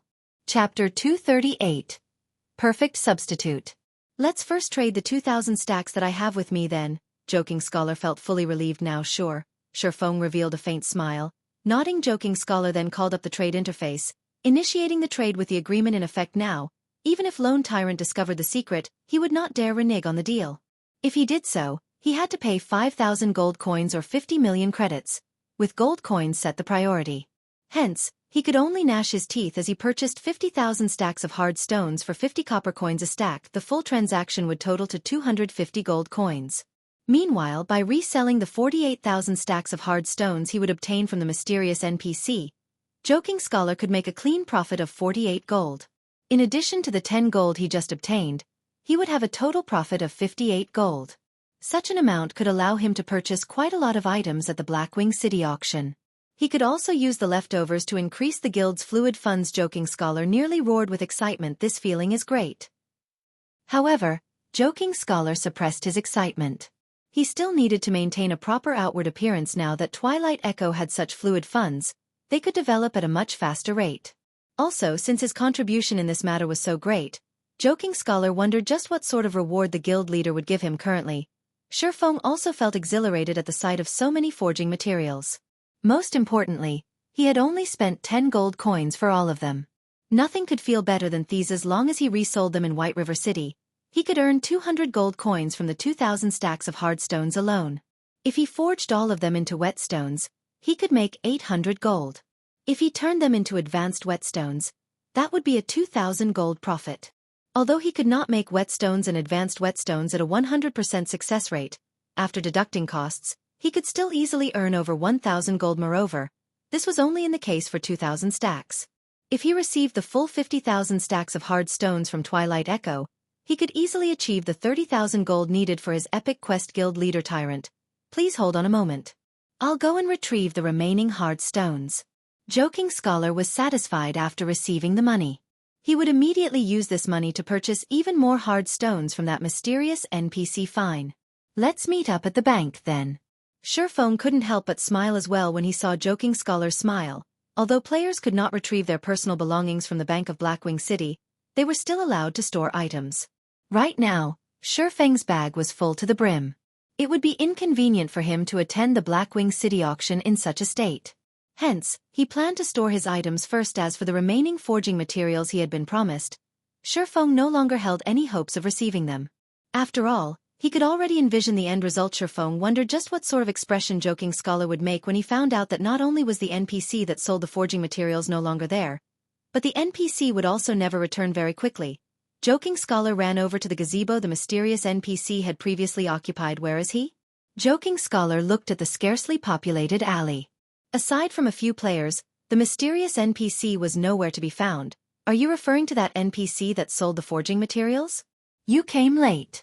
That NPC sold out of materials a while ago. He said he would only return tomorrow after restocking. You guys are gullible. Did you really think such things will happen every day? I bet this was a one-time event triggered by some sort of quest. I highly doubt that old man will return. Otherwise, if the old man sold so many hard stones every single day, wouldn't it break the market? The main god system shouldn't make such a mistake. Two kind-hearted players passing by suddenly started chatting about this incident. How could this be? Hearing the words of the two kind-hearted players, Joking Scholar's face instantly turned ashen. Words could no longer describe his current mood. God, just what have I done? Whether the mysterious NPC sold the hard stones in limited amounts every day or stopped selling altogether, to Joking Scholar, there was no difference between the two. No matter which scenario occurred, it was impossible for him to put together 48,000 stacks of hard stones within 10 days. If he failed to do so, then he would break the terms of the contract. If so, he would have to compensate Shifeng with 5,000 gold coins, or 50 million credits. Faced with such a heavy price, Joking Scholar had instantly fallen from heaven directly into hell. Moreover, he had fallen to the most horrifying 18th layer of hell. Avicii, if he had known such a situation would occur, he absolutely would not have sold those forging materials he had for such a low price. In the end, he had only gained 10 gold coins for all those precious materials. Moreover, he had even dug his own grave and bought his own coffin by signing that 50,000 stack contract with Lone Tyrant. What was he supposed to do now? This won't do. I need to contact Lone Tyrant immediately. I have to think of a way to scrap that contract. At the end of the day, Joking Scholar was still a veteran businessman. Now that he knew what he should do, he hurriedly ran towards the bank of Blackwing City. If he had only lost this batch of forging materials, Twilight Echo could still bear such a loss. It would not greatly hamper the guild's overall development. Furthermore, he had at least received 10 gold coins for those materials. However, the remaining 48,000 stacks of hard stones would take Twilight Echo's life. If he took Twilight Echo's life, the guild leader would take his. Just after Shifeng stored all the materials in the bank, he noticed Joking Scholar running over to him in a flurry. Although Joking Scholar tried to feign calmness, with the immense pressure and fear bearing down on him, he failed. Brother Scholar is fast. It must be exhausting for you to transport the stones back and forth. I wonder how many stacks you have brought this time? Shifeng poked fun at Joking Scholar. Your Excellency Tyrant, I need to discuss a certain matter with you. Joking Scholar no longer had the confidence from before. He even started using honorifics in his speech. However, he had no choice as his life was now in Shifeng's hands. We are already business partners. If you have anything to say, just say it. Shifeng nodded. Your Excellency Tyrant is right. We at Twilight Echo have always been villains before gentlemen. Since we are business partners, we have to consider each other. If we trade 50,000 stacks of hard stones in a single go, I'm assuming that Your Excellency Tyrant won't have enough gold coins. Even if given 10 days, that should not be possible. Hence, after careful consideration, we have decided to alter the contract, loosening the conditions stated on it. How do you feel about this, Your Excellency Tyrant? Joking Scholar slowly explained, his words sounding very logical. If Shifeng hadn't known that Joking Scholar was trying to renege on the contract, he might have been moved to tears by Joking Scholar's words. As expected of a veteran businessman, he can still wear a straight face when tricking someone. For a moment there, I even believed he was thinking of my own good. Shifeng inwardly sneered. Unfortunately, such words could not move his heart or trick him, especially since he had long since known Joking Scholar's true colors. Many thanks for Brother Scholar's worries. However, Brother Scholar can rest assured that, as long as I return to my kingdom with these materials and resell them, I can earn the money back very quickly. I guarantee that I can clear the debt within 10 days, so there is no need for the extra trouble of altering the contract. Shifeng faintly smiled, saying, Let's hurry and finish the trade then. The auction is about to start. Following which, Joking Scholar gave a dozen more reasons to cancel the agreement, such as lowering the price even further, or increasing the trade amount, and so on. Unfortunately, Shifeng had rejected each and every one of them. This situation had pushed Joking Scholar to the brink of insanity. However, Joking Scholar didn't wish to reveal his intentions accidentally, so even though he was close to the point of vomiting blood out of anger, he chose to hold it in. Brother Scholar, you don't have to waste any more words in trying to change the agreement. I will not change it no matter what. After all, I can purchase 50,000 stacks of hard stones at a price of 50 coppers a stack. That is a rare opportunity that I won't find even if I try. Even if I bought them from an NPC, I definitely couldn't buy so many. You knew all along. Of course. Who wouldn't know about such a huge incident? Is there something wrong with your head? You wanted to resell the hard stones you bought from that NPC and make a huge profit off of me? Keep that in your dreams. I already felt that the NPC was unreliable. Thus, I agreed to your offer. Seeing your frustration as expected, that NPC really was unreliable. I eagerly anticipate the arrival of the remaining 48,000 hard stones. You swindled me. I am representing Twilight Echo. Aren't you afraid of angering Twilight Echo with your actions? We can extinguish a third-rate guild like Dark Star at any given minute. Oh, Twilight Echo is a first-rate guild. I'm so scared. Unfortunately for you, Twilight Echo is based in the distant Storm Empire. You guys are simply too far away from Star Moon Kingdom. So what if you are amazing? Can you do anything to me? What can you do to Dark Star? If you have the ability, then come to Star Moon Kingdom. I'll gladly exterminate Twilight Echo and remove its name from God's domain permanently. However, for now, you guys best think of a plan to deal with the compensation. Ha ha ha. Saying so, Shifeng departed from Blackwing City's bank, laughing loudly and leaving behind an utterly dazed Joking Scholar. Joking Scholar was completely unable to accept the reality that he had been swindled. However, compared to being swindled, he felt more humiliated over the fact that Shifeng had been toying with him from the beginning. Moreover, he had gladly jumped for joy like a monkey. When Joking Scholar thought about this, he felt utterly humiliated. After a good while had passed, Joking Scholar bellowed, "Lone Tyrant, just you wait. Twilight Echo's power far exceeds your imagination. We will definitely destroy you and Dark Star." Chapter 239. Surprised again and again. After Joking Scholar recovered from his shock, he immediately called up the system communication interface and reported to Twilight Echo's guild leader, Glorious Echo Guild Leader, that Lone Tyrant clearly looks down on Twilight Echo. He has already resolved to swindle 5,000 gold coins from us. Joking Scholar reported everything that happened to Glorious Echo, trembling as he spoke. Although he was one of the core members of Twilight Echo, he had caused a huge loss to the guild this time. Who knew what the guild leader would do to him? I understand. However, a mere third-rate guild is not yet worthy of me taking action personally. I'll send Brilliant War God to deal with the corporation standing behind Dark Star in reality. If Lone Tyrant is sensible, he should know what to do. If he thinks he can easily take 5,000 gold coins from me, he should think again. However, Scholar, your performance this time has disappointed me. After you're done with the auction, return and hand over your duties to Green Wave. Yes, Guild Leader. I will meet with Green Wave once I return. Although Glorious Echo had not scolded Joking Scholar, he had made his intentions clear. Instantly, Joking Scholar's outward appearance seemed to age by over a decade. Even if he inwardly felt reluctant, he could only accept this conclusion at this moment. Hatred of Lone Tyrant filled Joking Scholar's very soul.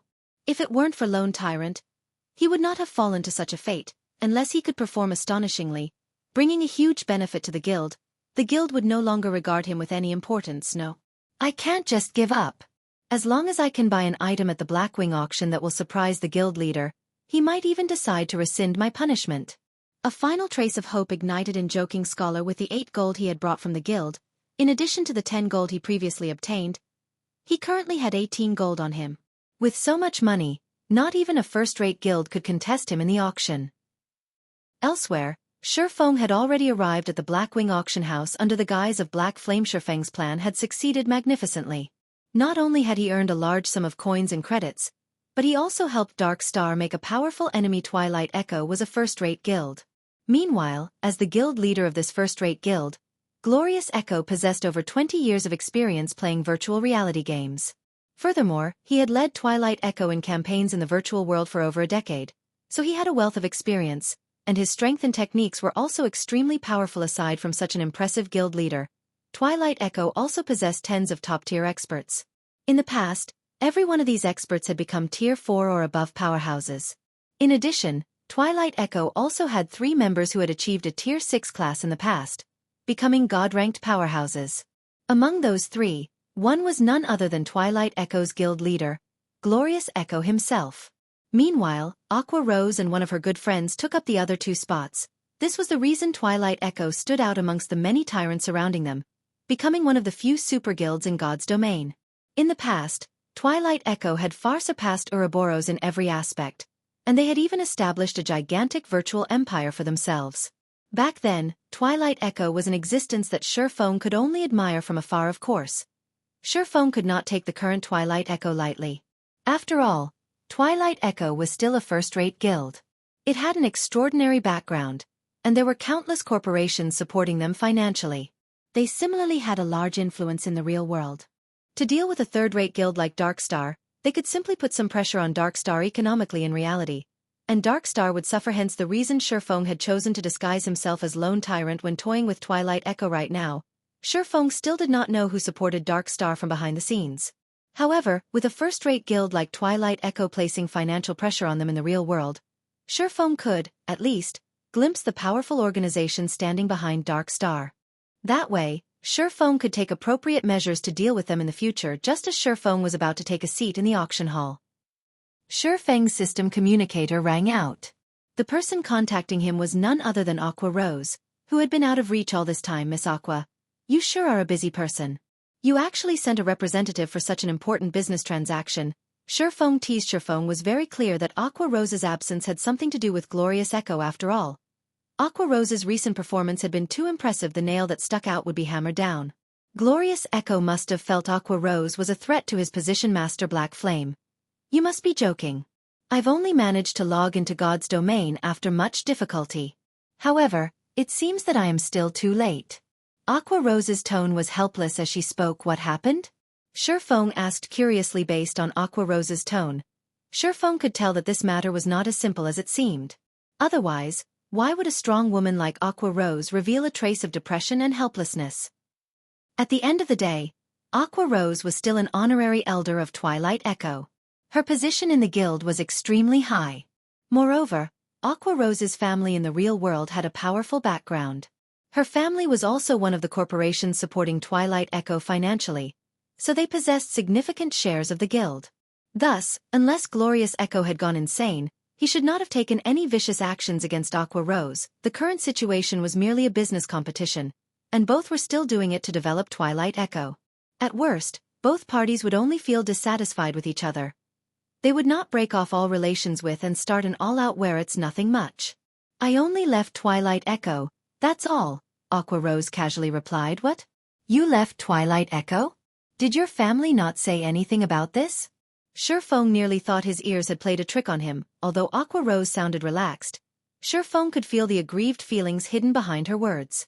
After all, he had personally experienced a similar situation in the past. Still, the corporation behind Aqua Rose possesses a significant number of the Twilight Echo shares. That Glorious Echo must have gone insane to expel Aqua Rose from the guild. My family tried to force me to do something that I didn't want to do. I refused, so I was expelled from Twilight Echo as a result. In a fit of rage, I also ran away from home. I am penniless now after buying a new virtual reality helmet. I wonder if Master Black Flame would be willing to shelter me? Aqua Rose giggled as she joked she had only been joking about her current financial state.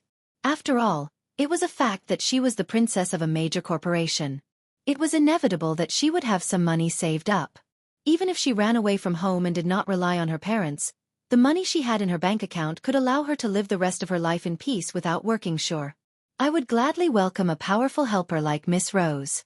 How does an annual salary of 1 million credits, in addition to 5% of my workshop's share, sound to you? Surfong naturally knew Aqua Rose only joked with him. However, Surfong did not wish to miss such a fortuitous opportunity now that it had landed in his lap. Who knew how long he would have to wait to encounter such an opportunity again? Aqua Rose was immediately dumbfounded by Shifeng's offer. Normally, it was already impressive for a guild to offer an annual salary in the millions. Yet, Shifeng went as far as to offer her 5% of his guild shares willingly. This was an unimaginable offer, and it clearly showed how highly Shifeng viewed her. Aqua Rose suddenly felt bewildered. Originally, she had intended to start up her own workshop from scratch. After all, some of her loyal subordinates had left Twilight Echo with her after learning of her expulsion. With this group of people under her command, she could still establish a relatively strong workshop. In the future, she intended to build a guild powerful enough to rival Twilight Echo. She wanted to teach her family that their decision was a mistake. The only problem remaining would be Twilight Echo's oppression. It was also why she currently had a massive headache. If she wished to continue developing herself and her workshop in the Storm Empire, they would have to face the full brunt of Twilight Echo. Meanwhile, Aqua Rose was very clear on just how amazing Twilight Echo was as a guild. But now that Shifeng had invited her with such sincerity, she was at a loss on what to do. Chapter 240. Purgatory's Shadow. If that is still not enough, you can become the vice leader of the guild. You can also form your own elite team and maintain independence. How about it? Shifeng added Twilight Echo's abandonment of a future Tier 6 God-ranked powerhouse was the same as crippling both of their arms. The reason Shifeng thought both, and not just one of their arms, was because without Aqua Rose, her Tier 6 friend would not join Twilight Echo. Hence, Twilight Echo's decision to expel Aqua Rose was the equivalent of expelling two future God-ranked powerhouses. Meanwhile, Shifeng had single-handedly caused this tragedy of Twilight Echoes, albeit unintentionally. If he could recruit Aqua Rose into his guild, he very much looked forward to the guild's future. Even if I agreed to your offer, I still have a group of subordinates in the Storm Empire. I might be able to afford the expensive teleportation fee for myself, but they won't be able to. Moreover, for my sake, they chose to leave Twilight Echo and abandon their bright futures there. I can't just abandon them for my own selfish reasons. I am truly sorry about this. Although Shifeng's offer was very attractive, Aqua Rose was not willing to abandon her subordinates. Are there a lot of them? Shifeng asked. There should be over 100 people. Master Black Flame, you should just give up. Not even Twilight Echo can afford the teleportation fee for so many people. Aqua Rose naturally understood Shifeng's intentions behind the question. Teleportation across countries was costly. Moreover, the Storm Empire was very far away from Star Moon Kingdom, so the teleportation fee involved would be far more expensive. A rough estimate for a single player was 2 to 3 gold coins, while the total for 100 players would be at least 200 to 300 gold coins, not to mention just one first-rate guild. Even 10 first-rate guilds combined couldn't afford such a price. It was impossible that Shifeng would possess so many gold coins, so it's only 100 or so. Fortunately, there aren't too many. Shifeng sighed in relief. If there were over 1,000 players, then he would truly feel heartache from the teleportation fees. Come to Star Moon Kingdom, then. I'll pay the teleportation fees. He had earned a ton from Twilight Echo before, and right now, it just so happened that he could return some of it to Aqua Rose. This could be considered as a type of fate as well. However, if Glorious Echo found out about this, he would most likely vomit blood out of anger. Master Black Flame, that's 300 gold coins, not 3 gold coins. Aqua Rose reminded Shifeng. Yes, I know that. I'll send 300 gold to you in a moment. After you arrive in White River City, head to the Starstreak trading firm to look for me. As the Blackwing auction had already started, Shifeng disconnected the call after saying so. Shifeng's words left Aqua Rose utterly shocked. Just what kind of power is behind Master Black Flame? How could he have such astonishing wealth? To casually hand over 300 gold coins. Could it be one of those super guilds? Shifeng's tone when he spoke had been very casual, as if the 300 gold coins he mentioned were merely 3 gold coins. Aqua Rose shook her head. No, even those super guilds can't spend 300 gold coins with such ease. This is interesting. Anyway, I'll get my answers as long as I arrive at White River City. Aqua Rose revealed a faint smile, anticipation filling her heart. Meanwhile, the venue of today's Blackwing auction was already packed with players. Among all these players, a majority consisted of the upper echelons of large guilds. These guilds had scraped up every single coin they could for today's auction. From their inquiries, they learned that the auction house sold many astonishing items. Even if it was only in the normal auction, items such as fine gold equipment and materials required to forge dark gold equipment would be available. There was also a small possibility for items such as dark gold weapons and epic ranked items to appear in the auction. One only needed sufficient coins to purchase these precious items after going through several warm-up auctions. The fiery atmosphere in the auction venue reached its zenith from the start. Players desired every item that had been up for auction. However, none of these items piqued Shifeng's interest, as all of them were only mysterious iron rank. Although such items were useful to a guild's elite members, they were not of much use to him. Meanwhile, the following item that appeared on stage instantly caused the eyes of every player present to shine. They all expressed great interest in this item. This item was a fine gold ranked dagger ice thorn. Dagger, fine gold rank. Level 15. Attack plus 134. Strength plus 18. Agility plus 24. Endurance plus 15. Additional passive skill dash. Power of Frost. Deals 50% frost damage to the target, reducing target's movement speed and attack speed by 50% for 4 seconds. If an assassin equipped this dagger, they would be like a tiger that had grown wings. Even if the assassin failed to kill the enemy with a single hit, with the speed reduction in effect, they could continue linking skills to destroy their enemy. Aside from the Ice Thorn, there was also a dagger called Raging Flames Dagger. Raging Flames Dagger. Dagger, fine gold rank. Level 15. Attack plus 134. Strength plus 18. Agility plus 24. Endurance plus 15. Additional skill dash. Power of Flames. Deals 50% flame damage to the target, reducing the target's defense by 10% for 20 seconds. Effect stacks up to a maximum of 5 times. All assassins in the auction venue grew excited at the appearance of these two daggers. They practically drooled, wishing they could equip these blades. Regarding the speed reduction, the armor break effect, or the additional 50% magic damage, they were all precious to assassins. One could say that these two daggers were the best weapons for assassins at this stage of the game, and they were second to none. However, the minimum bid also caused the players to feel helpless and frustrated. The bidding started at 5 gold coins. Moreover, the minimum increment for each bid was 10 silver coins. If they were to compete for this item, the price would still increase by a lot.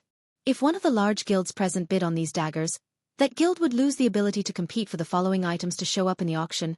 Unless they had a particular need for these daggers, none of the guilds present would insist on buying them. Not bad. They are indeed top-tier weapons for a level 15 assassin. It just so happens that I can gift them to Fire Dance, Shifeng said in satisfaction after examining the attributes of the daggers. Great. Heaven has yet to forsake me. If I can present these daggers to the guild leader, he would definitely be very happy.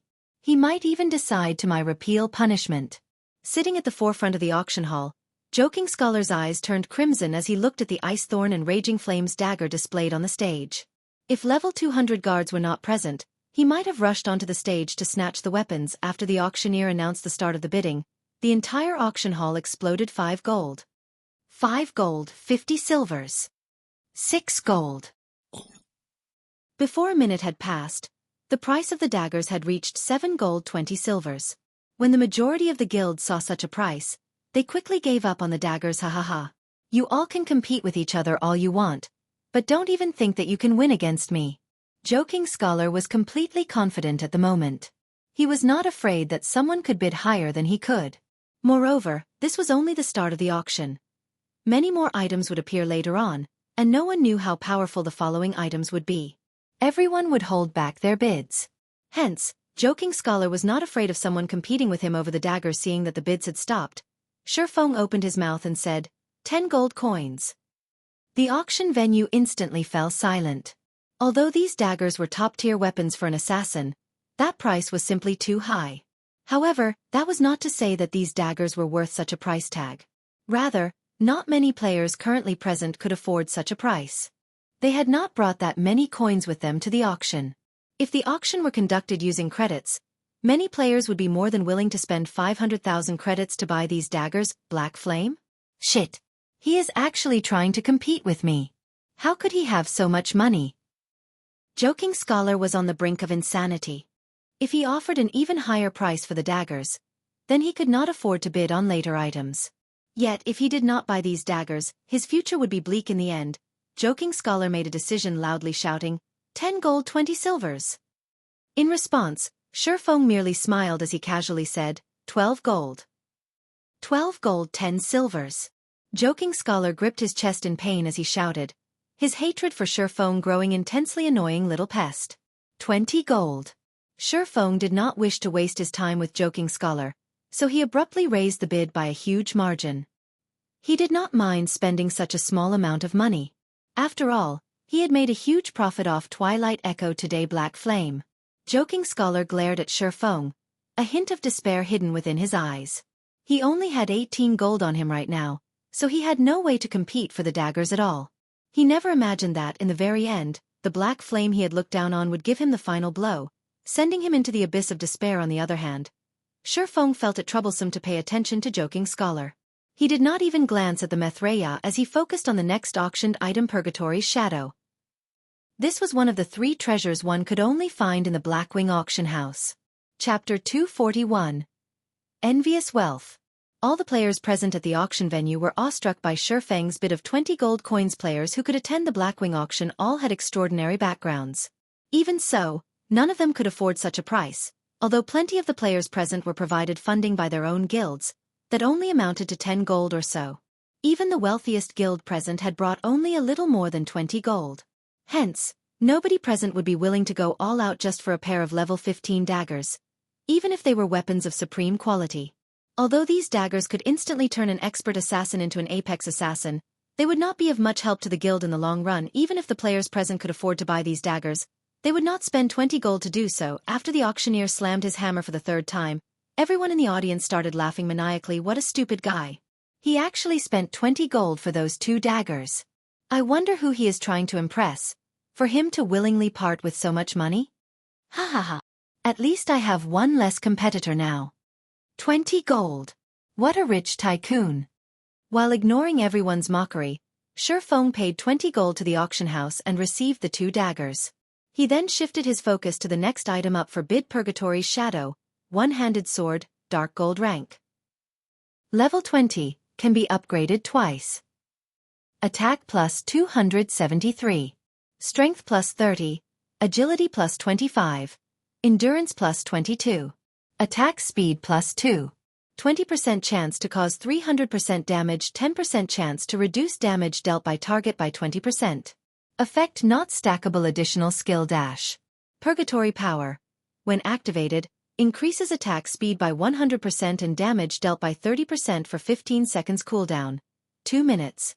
In God's domain, weapons and equipment could be categorized into 2 types: those that could be upgraded, and those that could not be upgraded. A majority of the weapons and equipment available belonged to the latter category, and only a scant few items could be upgraded.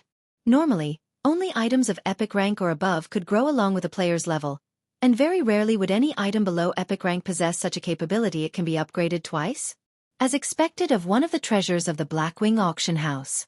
If this item could be upgraded to level 30, it can still be of use even when players reach level 45. Shifeng was very satisfied with this weapon. He could equip the Purgatory's Shadow once he reached level 20, and he would not need to waste time looking for a new weapon. Not only was the Purgatory's Shadow suited to swordsmen, it was also suitable for shield warriors and guardian knights. If an MT equipped this sword, not only would their maximum HP greatly increase, their damage output would similarly increase by a huge margin. They could aggro monsters much more firmly. However, the most important feature of this sword was its ability to reduce a target's damage dealing by 20%. This weapon was practically made to counter boss monsters. If used inside a team dungeon, its effect would be decisive compared to the 2 fine gold-ranked daggers from before. The dark gold-ranked Purgatory's Shadow would be of much greater help to a guild. However, the minimum price for the Purgatory's Shadow was likewise greater. Many guilds were overwhelmed by the sword's starting bid of 15 gold. With the funds they possessed, they could only sit on the sidelines in this auction. This sword belongs to me. Everyone else, don't even think of trying to compete against me for it. Who the fuck are you? We, world dominators, have taken a liking to this sword. Whoever dares to bid will be looking for trouble with us. Do you guys think you are the only first-rate guild present in this auction? Our guild is the bloodthirsty war god. Anyone who dares to bid will be dead meat. Although the price of the Purgatory's Shadow was high, the competition for it was still intense. It made one truly wonder just what price it would achieve in this auction. Hence, the many first-rate guilds present started sending warnings to the other guilds in the hopes of buying the Purgatory's Shadow at a cheap price. Idiots. Feng helplessly shook his head at their actions. Did these people think that the ones buying items here were limited only to players? Although the minimum bid for the Purgatory's shadow was 15 gold, according to Feng's understanding, one needed to bid at least 25 gold in order to secure the item. Otherwise, it would be bought out by NPCs. Did these first-rate guilds think that, by voicing threats, they could take advantage of loopholes in the system? Soon after, the bidding for the Purgatory's shadow started, and the price for the sword soared continuously in a blink of an eye. The price of the sword had already reached 20 gold. The ones currently bidding for the sword consisted of only first-rate guilds. Second-rate and third-rate guilds did not have the funds to take part in this auction at all. They could only look on in silence, unwillingness filling their hearts. Meanwhile, Joking Scholar similarly felt helpless as he sat in the front row of the auction. If he had not been swindled by Lone Tyrant, he could have bought those 2 daggers already and also this Purgatory shadow, while the other guilds could only watch as he did so. After the bidding continued for several minutes, the price for the Purgatory shadow finally stopped increasing at 24 gold 30 silvers. This price was very low where level 20 dark gold weapons were concerned. Not to mention, this was also a dark gold weapon that could be upgraded. Ha ha ha. This Purgatory's shadow belongs to me now. Seeing that nobody else was outbidding him, the Berserker from World Dominators cheered. The members of other guilds could only look at this Berserker with unwillingness in their eyes. In an auction, players competed with one another in terms of wealth, not influence. However, immediately after the auctioneer slammed his hammer for the second time, someone broke the silence and made a bid. Moreover, it wasn't just limited to a single person. 25 gold. 26 gold. This sword looks finely made. I can add it to my collection. I'll bid 30 gold coins. At this moment, a nobleman of Blackwing City placed an astonishing bid, stupefying all the guilds present. Why are the NPCs joining the bid as well? This question baffled many of those present in this auction. If NPCs were going to bid against them too, how were they supposed to compete? That man was an NPC. A noble of Blackwing City at that. How were players supposed to outbid him? Damn! This auction house is clearly trying to toy around with us. They're only letting us players compete for the non-precious items. If I had known this would happen, I would have bought those 2 fine gold-ranked daggers from before. That person was truly lucky. He managed to so easily obtain those 2 daggers. Many of the players present started regretting their previous inaction. They never thought that the auction house would play such a card. 31 gold. At this moment, a familiar indifferent voice resounded in the auction hall. Every player in the venue immediately turned their gazes toward the origin of this indifferent voice. However, their eyes were immediately filled with both shock and disbelief when they discovered the owner of the voice. The person who called out this bid was none other than Feng, the person who previously bought the 2 fine gold-ranked daggers for 20 gold. Now, he had once again placed a bid of 31 gold. How much money does this fellow have? Everyone started making speculations that Feng might have robbed an NPC noble. Otherwise, how could he have so much money? After Feng shouted his bid of 31 gold, the great noble immediately countered with a bid of 32 gold. However, Feng did not fall behind as he followed up with 33 gold. As both parties took turns placing bids, the price of the Purgatory's shadow gradually increased. Every player witnessing this scene had their mouths gaping wide in shock. Finally, Feng secured the Purgatory's shadow at a price of 39 gold, following which, several rounds of auction passed without much commotion. Compared to Feng's 39 gold purchase, the other auctioned items were sold at much lower prices. Although another treasure appeared during the auction, it was a dark gold-ranked leather armor that failed to pique Feng's interest. In the end, the equipment was bought by an NPC for 32 gold. When the auction reached its peak, the bid for the third treasure finally started. This third treasure could also be considered the grand finale of this auction. Just the starting bid of this item was already set at 30 gold, causing every guild present to give up on bidding for it. After all, they already knew that, in order to secure this item, they would have to bid at least 50 gold or above.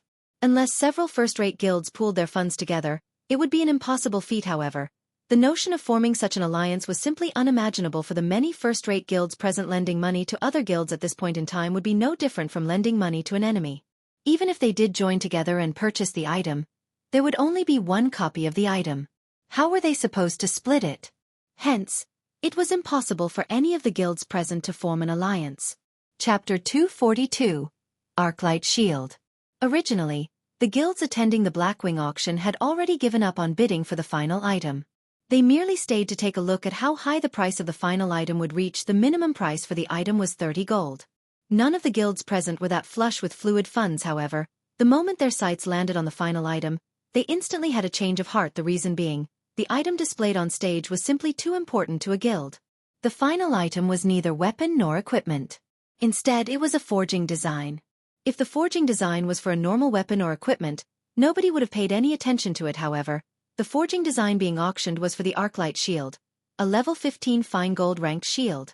If they could produce this item, it would definitely provide a huge improvement for the MTs in their guilds. This shield was especially useful during this crucial period of the game, with more and more first clears of 10-man and 20-man dungeons taken. The various large guilds had already started challenging 50-man team dungeons. However, there was one problem that vexed them without end. Their MTs could not even tank the first boss of the dungeon. If their MTs couldn't even survive the attacks of the boss, how were they supposed to raid it? However, if a handful of MTs equipped this Arclight shield, raiding the dungeon would become a much easier endeavor. This won't do. Our guild needs to get this item. I have to contact the guild leader immediately.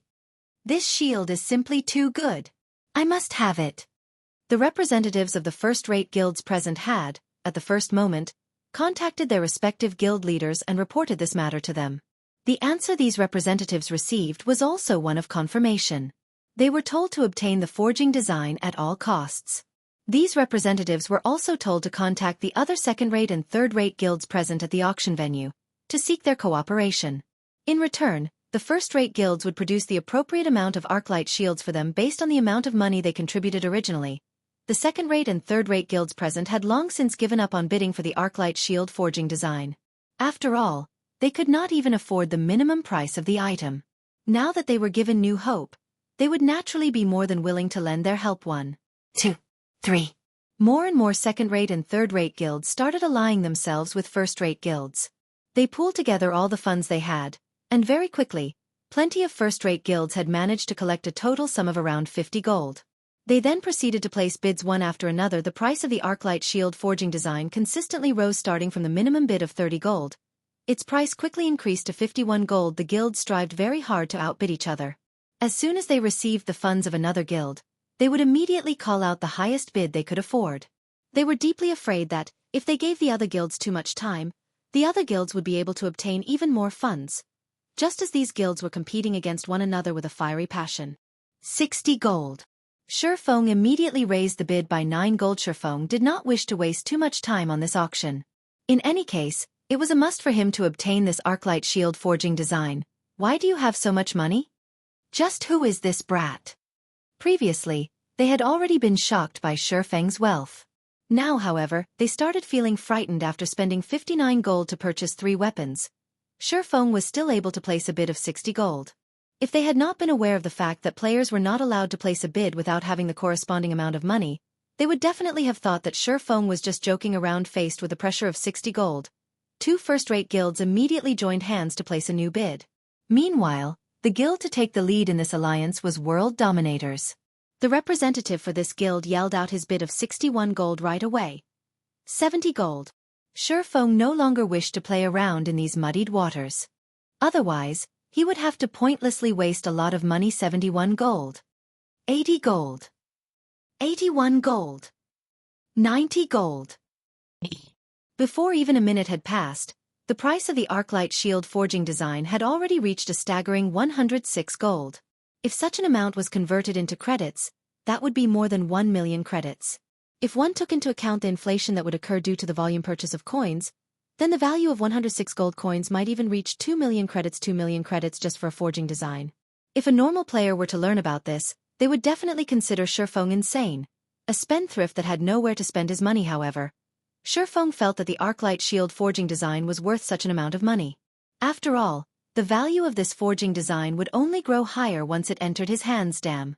To actually run out of money at this crucial time. We definitely can't fall short at this final moment. Who else has money? Overlord Warbear, the berserker from World Dominators, started panicking. His guild leader had already given him the command to obtain the forging design at all costs. However, even after joining hands with another first-rate guild and more than a dozen second-rate and third-rate guilds, they still could not outbid a single Shurfeng. Warbear was truly at a loss on what to do now. He had even secretly contacted Shifeng before. As long as Shifeng was willing to let world dominators have the forging design, he was willing to compensate Shifeng with 1,000,000 credits. Yet, the price of the forging design still continued to increase higher and higher. He was already nearing the brink of insanity right now. I can lend you a hand. I have 18 gold with me here. This should be enough to suppress that black flame. Joking Scholar walked over to Warbear at this moment. What conditions do you have? I advise you to give up if they are too outrageous. I won't hand over this forging design no matter what. Of course I know this. My conditions are simple. After World Dominators obtains the forging design, just give me the Arclight shield that I deserve. In addition, I also wish for you guys to take care of that black flame. He is affiliated with the Star Moon Kingdom. And I know World Dominators has quite a number of members there. Dealing with Black Flame should be no problem for you all. Aside from his hatred for Lone Tyrant, Joking Scholar's remaining hatred was targeted at Black Flame. Unfortunately, Joking Scholar did not know that both persons were actually one. Fine. I'll agree to your conditions. In truth, without needing your mention, World Dominators would similarly take care of him. Overlord Warbear revealed a faint smile. The two of them quickly reached an agreement. Joking Scholar then traded all his gold coins over to Overlord Warbear. Just as the auctioneer was about to slam the hammer for the second time, Overlord Warbear hurriedly shouted, 108 gold. Shifeng sent a glance at Joking Scholar and Overlord Warbear, a sneer on his face. He couldn't help but shake his head as he indifferently said, 115 gold. 121 gold. I don't believe that I can't surpass you even after I bid everything I have. Although Overlord Warbear did not know Shifeng's bottom line, the increment on his latest bid was much lower than usual. Shifeng was definitely reaching his limit. Hence, Warbear immediately added 6 gold to the bid. Shifeng definitely could not take out so much money. Brat, you're 100 years too early if you think you can compete against me. This is your bottom line? Shifeng calmly smiled. 135 gold. He increased the bid by 14 gold in a single go. World Dominators would not be able to fill up this gap even if they included another second-rate guild into their little alliance. As for recruiting a first-rate guild, that was an extremely difficult matter to achieve 135 gold. How could this be possible? I must be dreaming. How could he possibly have so much money? Isn't he just an independent player? Joking Scholar was immediately dumbfounded when he heard Shifeng's bid. As for Overlord Warbear standing beside Joking Scholar, he was fervently contacting other guilds to form an alliance. However, although he received a favorable reply from another first-rate guild, the condition set by that guild was for them to receive the forging design instead of World Dominators. Naturally, Overlord Warbear refused this condition. Yet the few additional third-rate guilds he managed to recruit barely had any money on them. Even after summing up all the additional coins he received, Overlord Warbear did not have the right to shout out a bid at all. 135 gold going once. 135 gold going twice. Even when the auctioneer's hammer landed for the second time, not a single guild present was able to place a new bid. They watched blankly as the auction proceeded toward its end, powerless to do anything about it. 135 gold going thrice. Let us congratulate Mr. Black Flame for obtaining this Arclight shield forging design. Following which, a beautiful hostess brought the forging design to Shifeng. After Shifeng paid the 135 gold to the auction house, the hostess similarly handed the forging design over to Shifeng. After officially receiving the Arclight shield forging design, Shifeng wondered just what sort of attributes the shield itself possessed. With such a thought in mind, Shifeng tapped on the item and took a look at its description. Immediately, his lips curled up slightly in a smile. Chapter 243. Bountiful Harvest. Overlord Warbear and Joking Scholar felt great resentment for Shifeng when they saw his smile. They thought Shifeng was mocking them and looking at them in contempt. In reality, Shifeng's smile was purely due to his joy. However, compared to when Overlord Warbear and Joking Scholar first met Shifeng, they dared not underestimate him any longer. On the contrary, their eyes were filled with vigilance. Now Shifeng showed everyone that he was more than capable of spending such a large amount of coins. If someone were to say that Shifeng did not possess any major power supporting him from behind, not even a ghost would believe them. The only question that remained was, what sort of power backed Shifeng? Since Warbear failed to complete the task given to him by his guild leader, His expression looked extremely bad right now. However, he was simply helpless in this matter. 135 gold. Even if every member of World Dominators pooled their coins together, they still wouldn't be able to collect such an amount. It was only natural that he lost the bid compared to Overlord Warbear. Joking Scholar was in a much more tragic situation first. He had ruined the matter of the business transaction. Now, he didn't even manage to buy a single item in the Blackwing auction. What kind of explanation was he supposed to give his guild leader, Glorious Echo? However, Shurfeng was very grateful for Joking Scholar. It was only thanks to Joking Scholar's greed that he managed to obtain so many forging materials. As for the reason why he had smiled, it was simply because of the materials needed to produce the Arclight shield. The main ingredients for producing it were mithril ore and gold oregon. Though difficult, Shurfeng could still find ways to obtain the mithril oregon.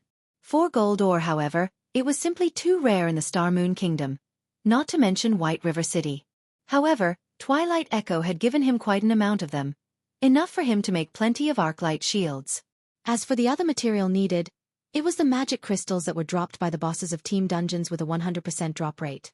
This item was not particularly precious. However, due to the amount dropped each time being low, it would be difficult for Shurfeng to mass-produce the Arclight shield. Furthermore, the attributes of the Arclight shield had far surpassed Shurfeng's original estimation, and he could already envision the popularity of the shield itself. Arclight shield, fine gold rank. Level 15. Equipment requirement. Strength 90. Defense plus 460. Block rate 37%. Strength plus 15. Endurance plus 25. Evasion plus 8. Additional passive skill 1 dash. Sound of Life. Every attack received will grant user a stack of Power of Life, increasing maximum HP by 3% and received healing by 1% for 1 minute. Maximum of 10 stacks. Additional passive skill 2 dash. Refraction. Triggers once every 30 seconds. Becomes immune to one attack, leaving aside the shield's high defense and block rate. Just the passive skills Sound of Life and Refraction would greatly increase an MT's durability. Not to mention, the basic attributes of the shield itself were also very good. The Arclight shield was definitely an excellent piece of equipment. If a 50-man team could have all their MTs equipped with the Arclight shield, they might have a very high chance of successfully raiding the normal mode of a 50-man team dungeon. Right now, should be about time for me to return. Shurfeng was very satisfied with his trip to Blackwing City this time. He had reaped a bountiful harvest. First was the 50 million credit agreement. Next was his successful recruitment of Aqua Rose. Now, he had even obtained the forging design for the Arclight shield. Most importantly, Aqua Rose was also going to bring her 100+ elite players over. Their addition had instantly increased his guild's overall strength by a large margin. The next problem he had to deal with was how he would integrate these new members into his guild. Over 100 people. Huh? Aqua Rose has truly given me a huge help this time. Now, I won't have to worry about lacking members to raid the demon's castle. Shurfeng felt that it would not be enough just to have a workshop. He needed to make some additional preparations and initiate his follow-up plans. After Shurfeng departed from the Blackwing auction house, he immediately mailed 300 gold to Aqua Rose. He then returned to White River City, intending to await Aqua Rose and her allies' arrival at the Starstreak trading firm. However, the process of mailing money to other players usually took between 30 minutes to an hour. Hence, Shurfeng decided to first head to the Adventurers Association. Currently, none of the guilds in White River City had their own guild residence yet. Members of various guilds had to visit the Adventurers Association in order to receive guild quests, which they complete to increase guild reputation and strengthen the guild. Hence, the Adventurers Association had become the second most popular location in White River City. Just as Shurfeng was about to enter the Adventurers Association, his communicator rang. It can't be this quick, right? At first, Shurfeng thought Aqua Rose was contacting him. However, when he saw that the caller ID displayed actually belonged to Gentle Snow, he couldn't help but be shocked. Don't tell me it's about the mana armor kits again? Previously, Shurfeng had used quite a number of basic mana armor kits to trade for a few advanced whetstone recipes with Gentle Snow. He had then let Cream Cocoa and Melancholic Smile learn the recipes. During this period of time, both girls had already been promoted to intermediate forging apprentices, and were currently in the midst of striving to become advanced forging apprentices. Shurfeng couldn't help but admit that both of them were indeed future master forgers. Both of them improved very quickly. In addition, the more they forged, the higher their success rate. Currently, They already had a 20% success rate at producing the advanced whetstones. When compared to the forgers of other guilds, the two girls were ahead by leaps and bounds. In a few more days, the two of them could very well be promoted to advanced forging apprentices, becoming a true help to him. Miss Snow, did you find some new advanced whetstone recipes? Shi Feng asked Master Black Flame. How could you hide such an important matter from me? I feel hurt. Gentle Snow faintly smiled. Hide? Miss Snow, you must be joking. I am a very superficial person that can easily be seen through. How could I possibly hide anything from you? Shi Feng joked. All right, stop acting. You placed yourself in the limelight at the Blackwing auction house just now, and the news of this matter has long since spread throughout the various first-rate guilds. Each and every one of them wishes to seek cooperation with you and purchase those Arclight shields from you. Gentle Snow smiled as she continued. Aren't we old friends? Shouldn't you sell them to me for a cheap price? Your information gathering is truly efficient, Miss Snow. Shi Feng smiled bitterly as he said, I can sell a few Arclight shields to you. However, you must pay for them using coins, or exchange for them using the magic crystals you obtained from team dungeons. Magic crystals? Although the bosses drop them every time, the amount they drop is minimal. Yet these magic crystals possess a very wide range of uses. Let's just use gold coins. I wonder how much you are charging for them, Master Black Flame? Alright then. Since it is for you, Miss Snow, I won't rip you off. As the Arclight shield is a fine gold-ranked shield, I imagine that you know how precious the materials needed to produce it are. Moreover, the success rate of producing it is also very low. I'll sell you each Arclight shield for 25 gold, no negotiations. Shi Feng had already expected Gentle Snow to decline exchanging the shields for magic crystals. However, it was much better for him if she used gold coins to buy them 25 gold. Even if I took the fluid funds of every Ouroboros branch in the Star Moon Kingdom, I still won't have that much money. Can't we trade using credits? How about 500,000 for each shield? Gentle Snow was astonished by the Arclight shield's price. However, she similarly knew of the difficulty of crafting a fine gold-ranked shield. If it were up to their forgers to make the shield, the cost might not even stop at just 25 gold. Yet, it was clearly impossible for them to fork out 25 gold to purchase an Arclight shield, unless of course, they decided to stop the guild's development. Still, halting development at this stage of the game would put the guild into a decline, so they absolutely could not stop their development currently. All the major guilds were attempting to obtain the first clear of a 50-man team dungeon, while the Arclight shield was a must-have item for them to get a lead over the other guilds faced with two difficult choices. Gentle Snow could only bitterly smile as she was caught in indecision. Alright, then. I'll exchange using magic crystals, Gentle Snow helplessly said. Ouroboros, a grand and mighty first-rate guild, was actually poorer than a single independent player. Black Flame was truly a monster that's fine as well. The exchange ratio would be 1 to 100. I'll notify you after I manage to produce them. Shi Feng smiled as he disconnected the call. He then proceeded to enter the Adventurers Association. Chapter 244. Establishing the Guild. At this moment, there was a crowd of players surrounding the quest board in the lobby of the Adventurers Association. Although the EXP awarded by these quests were negligible, the guild reputation they gave was very high. Moreover, each player was limited to only 3 guild quests a day. A guild could be promoted after it accumulated a set amount of reputation, and the members of the guild would receive much better guild benefits such as bonus EXP when doing quests. Excuse me, sir, what can I do for you today? The blue-haired lady standing behind the reception counter asked Shi Feng, a smile on her face. I wish to establish a guild, Shi Feng said. Understood. Please fill up this application form. The receptionist passed Shi Feng a guild application form. It was very easy for players to establish a guild in God's domain. Players only needed to decide on a name for their guild and designate a guild emblem. They were then required to purchase a guild certificate for 10 copper coins and have at least 7 independent players place their signatures on it. When all these things were completed, the guild would then be officially established. Newly founded guilds would all start out as 1-star guilds, and the only benefit available for the members of a 1-star guild were the availability of the guild quest's guild name. Is it? Shi Feng hesitated as he looked at the blank space meant for the guild's name, wondering what he should write in exactly. After giving it some thought, he decided to stick with using the Zero Wing Workshop's name. In any case, along with the guild's development and growing fame, his identity would sooner or later be leaked. Let's name it Zero Wing then. Feng then designed the guild emblem in the form of 6 silver wings. After purchasing the guild certificate, Feng sent Fire Dance and the others a guild signature invitation. Meanwhile, at the Black Wind Canyon, a level 20 to level 25 map, Fire Dance and the others were currently grinding on level 22 demonic bats.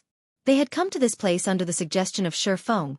The reason Feng had recommended it was because the demonic bats here belonged to the type of monsters that had high attack but low HP. Most importantly, the monsters here were concentrated in number.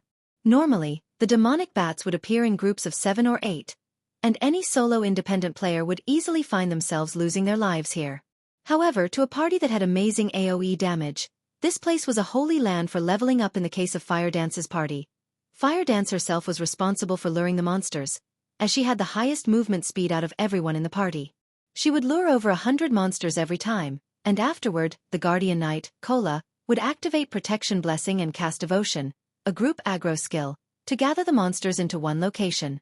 Meanwhile, Violet Cloud would be responsible for healing Kola, while Blackie would get rid of all the monsters in a single blow throughout this process. Everyone's cooperation and grasp of timing was perfect. If other players were to witness this scene, they would definitely be shocked into a daze. Presently, the average level of players was only at level 12 or so, while professional players would be around level 13. Even the number 1 player on White River City's ranking list, Lone Tyrant, was only at level 15 right now. Fire Dance and the others had long since passed level 15. Even the lowest leveled player in the party, the Oracle, Gluttonous Mouse, was level 18. Meanwhile, Blackie, who was the highest leveled player in the party, was currently at 45% of level 19. Although there was only a gap of 1 level between the two players, the difference in EXP could allow a player to directly rise from level 0 all the way up to level 15. What is this message?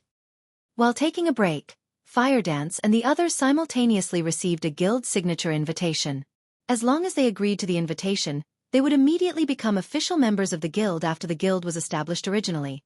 Fire Dance and the others had intended to immediately reject the invitation. However, their hands unanimously paused when they saw the name of the guild, Zero Wing? Isn't that the name of our workshop? Blackie asked. Curious, this is an invitation sent by Big Brother Yifeng. Big Brother Yifeng is finally going to establish the guild. Violet Cloud said excitedly when she noticed that one of the names inscribed on the guild certificate was Yifeng. She then said with joy, "Great! We will have our own guild in the future." Isn't it still too early to establish the guild? We only have so few members right now. Brother Feng had also said before that we are lacking in members, and that we need to wait for some time before establishing the guild. Did something happen? Don't bother about this for now. We should put our signatures first. Fire Dance was similarly surprised by Feng's sudden decision. However, since Feng had decided to do so, he must have had his own considerations. Moreover, it wouldn't be a bad idea to establish the guild ahead of time immediately. Everyone in the party clicked, agree. They then received a system notification system. Congratulations on becoming a member of Zero Wing. System. This is your first time joining a guild. Activating guild system. On the other side, Feng had already left the Adventurers Association, returning to the Starstreak trading firm at this moment. The Starstreak trading firm was packed with players. The trading firm was currently the most lively location in White River City, second to none. Hey, bro, I see that you're here to buy those basic mana armor kits, right? With so many people lining up here, you would need to wait at least a week before you can even get one for yourself. However, I have here a way to help you save your time, letting you jump the queue to buy the mana armor kits in advance.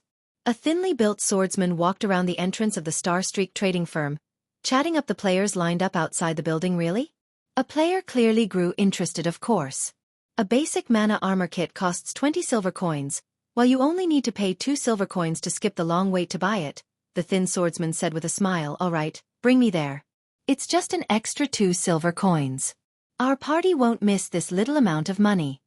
Following which, the thin swordsman led the player up to the second floor, skipping the long queue on the first floor. Really? Any sort of business goes, huh? Feng couldn't help but exclaim after seeing this sight. The basic mana armor kits were in high demand. However, the Starstreak trading firm only sold 50 pieces of the item each day, so only a very small number of players could obtain them. However, this couldn't be helped. Feng couldn't just focus all his attention on producing the basic mana armor kits. He still had many things he needed to do. The basic mana armor kit was simply an item for him to accumulate reputation. It was not meant to be a true moneymaker for him afterward. Shifeng arrived at the 4th floor of the trading firm and entered a forging room. He then started forging the Arclight shield. During this crucial period, many guilds were thinking of how they could obtain the first clear of a 50-man team dungeon. Naturally, the equipment of their MTs became the top priority in their considerations, especially the shields their MTs used. Meanwhile, an excellent shield like the fine gold-ranked Arclight shield would, without a doubt, attract the attention of these guilds. As long as Shifeng placed the Arclight shields up for sale, many guilds would definitely pay a huge sum in order to obtain it. Hence, the sooner he produced the Arclight shields, the higher the price he could sell them for. However, the success rate for forging a fine gold-ranked item was extremely low. A normal advanced forging apprentice only had a 2% success rate, meaning that, out of 100 tries, they would only successfully produce 2 Arclight shields. In reality, however, they might not even be able to produce 1 out of 100 tries. However, Shifeng had both the Book of Forging and Blacksteel's insignia. He also had the Ice Blue Devil Flame and various other tools that increased his forging success rate. Even so, his final success rate at forging a fine gold-ranked item only sat at around 20%. In addition, Shifeng was not familiar with the forging process of the Arclight shield, so his success rate should be much lower than 20%. If he was promoted to a basic forger, his base success rate would increase to 5%. However, that still wouldn't make much of a difference. Only by becoming an advanced forger would there be a significant improvement. With a 10% base success rate of an advanced forger, in addition to the various supporting tools Shifeng had, his success rate for forging a fine gold-ranked item could reach up to 30%. However, Shifeng needed to invest a lot of time in order to become an advanced forger, and time was something he sorely lacked right now. He had no choice but to give it a try now. In any case, he had plenty of materials to experiment with. He could simply try again if he failed. Chapter 245. Target. Dark Gold. Before Shifeng started forging the Arclight shield, he decided to first forge a few basic mana armor kits to serve as a warm-up. After God's domain evolved, the process of forging grew more complicated, greatly increasing the difficulty of producing an item. Unlike the advanced whetstones and basic mana armor kits, which were still considerably simple to make, items such as weapons and equipment had a much more complex forging procedure. It should be about time I give the shield a try. After Shifeng produced tens of basic mana armor kits, he finally retrieved the silver ore and gold ore needed to forge the Arclight shield. He had also received the magic crystals from Gentle Snow. In advance, Gentle Snow had wanted to obtain the Arclight shields as soon as possible, so Shifeng required her to send him the magic crystals in advance. Shifeng had received a total of 200 magic crystals from Gentle Snow. Such an amount was sufficient for 20 attempts to produce the Arclight shield. Shifeng only had a 20% success rate for forging the Arclight shield. It was the lowest success rate he had ever had since he started forging equipment. However, if any other forger were in his shoes right now, they might not be able to produce even one Arclight shield out of several hundred sets of materials. Those conceited guilds thought that they could easily produce the Arclight shield after obtaining its forging design. However, if Shifeng had not won the bid for the forging design, by the time those guilds managed to produce a single Arclight shield, the 50-man team dungeons would have long since been conquered. In order to gain experience, when Shifeng started his first attempt at forging the Arclight shield, he went through the process slowly and steadily, carrying out each step to the best of his abilities. Before he knew it, Shifeng had spent over 20 minutes producing the first Arclight shield. Compared to a normal shield, the Arclight shield had a crescent-shaped design. The entire shield was colored in silver, and many runic patterns were carved on the shield's body.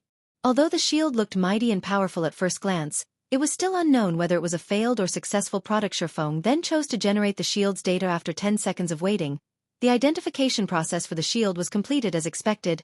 It's a failure, Shifeng sighed when he took a look at the shield's data. Although it was indeed an Arclight shield, its quality was a rank lower than the original. It was only Secret Silver rank Arclight shield, Secret Silver rank. Level 15. Equipment requirement. Strength 90. Defense plus 330. Block rate. 31%. Strength plus 10. Endurance plus 20. Evasion plus 3. Additional passive skill 1 dash. Sound of Life. Every attack received will grant user with a stack of Power of Life, increasing maximum HP by 2% and received healing by 1% for 1 minute. Maximum of 10 stacks. Additional passive skill 2 dash. Refraction. Triggers once every 50 seconds. Becomes immune to one attack. From a general point of view, though, it is not a bad result, all the same. At the very least, it is still a secret silver-ranked shield. I should be able to sell it for a good price even then. Shifeng was relatively satisfied with this failed product. After all, a secret silver-ranked shield remained a rare item at this stage of the game according to Shifeng's knowledge. A majority of the core MTs of second-rate and third-rate guilds were still using mysterious iron-ranked shields. If he sold this failure, he could still earn around 6 to 7 gold coins from it. Although he had failed this time, it was not a complete failure. At the very least, it did not turn out as a scrap item. This partial failure indicated that he must have made a mistake somewhere during the forging process. There shouldn't be any problems with the forging of the main body itself. I must have messed up when I was carving the runes on the shield, preventing it from reaching fine gold rank, Shifeng concluded after carefully reviewing his actions. According to past experiences, if a problem had truly occurred during the formation of the shield, then the Arclight shield wouldn't just fall by a single rank. It wouldn't even be unusual for the shield to end up being bronze rank or lower. Afterward, Shifeng did not rush to start his second attempt. Instead, he carefully studied the runes he had carved on the Arclight shield. The inscription of the runes were mainly done using the magic crystals. However, the process of completing these runes was not easy, as Shifeng did not truly understand their meaning. He could only make blind imitations of the drawings. Although he did not understand the meaning behind the runes, if he practiced drawing them over and over, it should still yield some positive effect. Hence, Shifeng started practicing drawing the runes once, twice, 10 times. Every drawing took around 4 to 5 minutes to complete. However, as the number of times he practiced increased, he grew more proficient at drawing the runes. The runes he drew now also started resembling the original. This cost-free way of practicing was much more economical than learning through actual production. Shifeng naturally wouldn't mind more practice. This should be enough. Shifeng looked at the latest rune he drew, feeling extremely satisfied with it. This imitation of his looked practically the same as the rune shown on the forging design. Hence, Shifeng started his second attempt at producing the Arclight shield. This time, the entire forging process of the shield flowed very smoothly. Shifeng had only spent around 10 minutes to complete the second Arclight shield. However, his attempt this time ended in complete failure. Shifeng's 20% success rate did not stand on his side this time around, following which, Shifeng consecutively produced 10 Arclight shields. Moreover, with each successive shield he made, the time he spent producing them also decreased. His hands also moved with much more proficiency. Out of the 10 Arclight shields he made, only 2 barely achieved the passing standard. 2 ended up as defective products, while the remaining ones were complete failures. As for the 2 defective shields, one was mysterious iron rank, while the other was secret silver rank. In general, the results were quite good. However, Shifeng was still unsatisfied with the quality of the Arclight shields. Now that I am proficient at making the Arclight shields, the next step would be increasing its quality. If I can let Kola use a dark gold ranked Arclight shield, our chances at clearing the demon's castle would become much higher. Shifeng decided to take out the Runic gold, the reward he obtained for his promotion to advanced forging apprentice. Not only could the Runic gold increase his success rate by 10%, there was also a small chance for it to increase an item's rank by 1, up to a maximum of dark gold rank. Unfortunately, Shifeng only had 5 of these things, meaning that he only had 5 chances to produce a dark gold ranked Arclight shield. The Runic gold was a piece of ore that gave off a metallic glow and contained runic energy within it. After refining the Runic gold, Shifeng poured the molten Runic gold into the silver gold alloy. Immediately, a change occurred in the alloy. The originally bright red alloy turned dark red in color. Moreover, it also started greedily absorbing the energy of the ice blue devil flame. As the amount of energy it absorbed increased, the alloy started emitting many golden runes, slowly forming an array of runes. Knowing that the fusion was completed, Shifeng immediately retrieved the scorching hot alloy from the furnace, placed it on the anvil, and started hammering on it. Slowly, the piece of alloy started taking on the shape of an Arclight shield, and on the shield's surface, there was even a layer of naturally occurring golden runes. The shield looked incredibly holy. After hammering for several minutes, Shifeng finally formed the Arclight shield. Immediately, he retrieved a black liquid and started drawing the runes on the shield. The black liquid was the liquefied product of the magic crystal. Shifeng concentrated his full attention on each and every stroke, afraid of making even the slightest mistake. When he completed the final stroke, the naturally occurring golden runes on the shield actually melded together with the runes Shifeng had drawn. Together, they formed completely new golden runes possessing no resemblance to the black runes found on the previous Arclight shields Shifeng made. Please be a success. Shifeng timidly selected to identify the shield. Although the Arclight shield looked absolutely perfect appearance-wise, Whether it was a success or a failure still depended on the final data: 1 second. 2 seconds. This time, even after 20 seconds had passed, the system was still unable to determine the shield's exact data. This situation caused Surfeng to grow slightly nervous. The longer identification time indicated that even the system itself was hesitant. In the end, is it a success or a failure? Surfeng had carried out the entire forging procedure perfectly. At the end of the day, however, his success rate was only 30%. Oftentimes, when the identification process took longer than usual, there was a higher chance that the result was a failure. Finally, after 30 seconds passed, the system returned the identification result. System Arclight guard has been successfully forged. Forging proficiency increased by 2 points. Obtained 80,000 EXP. Chapter 246. Neither weak nor strong. Success on the first attempt? It seems my luck really is good. Surfeng revealed a faint smile when he heard the system notification sound along with the Arclight shield's promotion to Dark Gold rank. A change occurred to its name as well. Surfeng then started inspecting the silver-colored, crescent-shaped shield that was placed on the iron weave felt. He was extremely curious to find out just what sort of attributes the Arclight guard possessed. Arclight guard, shield, Dark Gold rank. Level 15. Equipment requirement. Strength 110. Defense plus 550. Block rate. 39%. Strength plus 21. Endurance plus 30. Evasion plus 10. Additional passive skill 1 dash. Sound of life. Every attack received will grant user with a stack of power of life, increasing maximum HP by 3% and received healing by 2% for 1 minute. Maximum of 10 stacks. Additional passive skill 2 dash. Refraction. Triggers once every 25 seconds. Becomes immune to 1 attack. Additional skill dash. Time arc. When activated, allows the user to save current state, and return to save state 9 seconds later. Cooldown. 10 minutes. Isn't this time arc skill overpowered? No wonder there wasn't much of an improvement on the other attributes. Just this skill alone made the Arclight guard deserving of being a Dark Gold ranked shield. Surfeng exclaimed, saving current state, which was to say, after 9 seconds, even if the user of the Arclight guard died, they would still recover to their saved state. The cooldown of skills used after time arc was invoked would recover as well. Compared to a skill that provided invincibility, time arc was a much more amazing skill.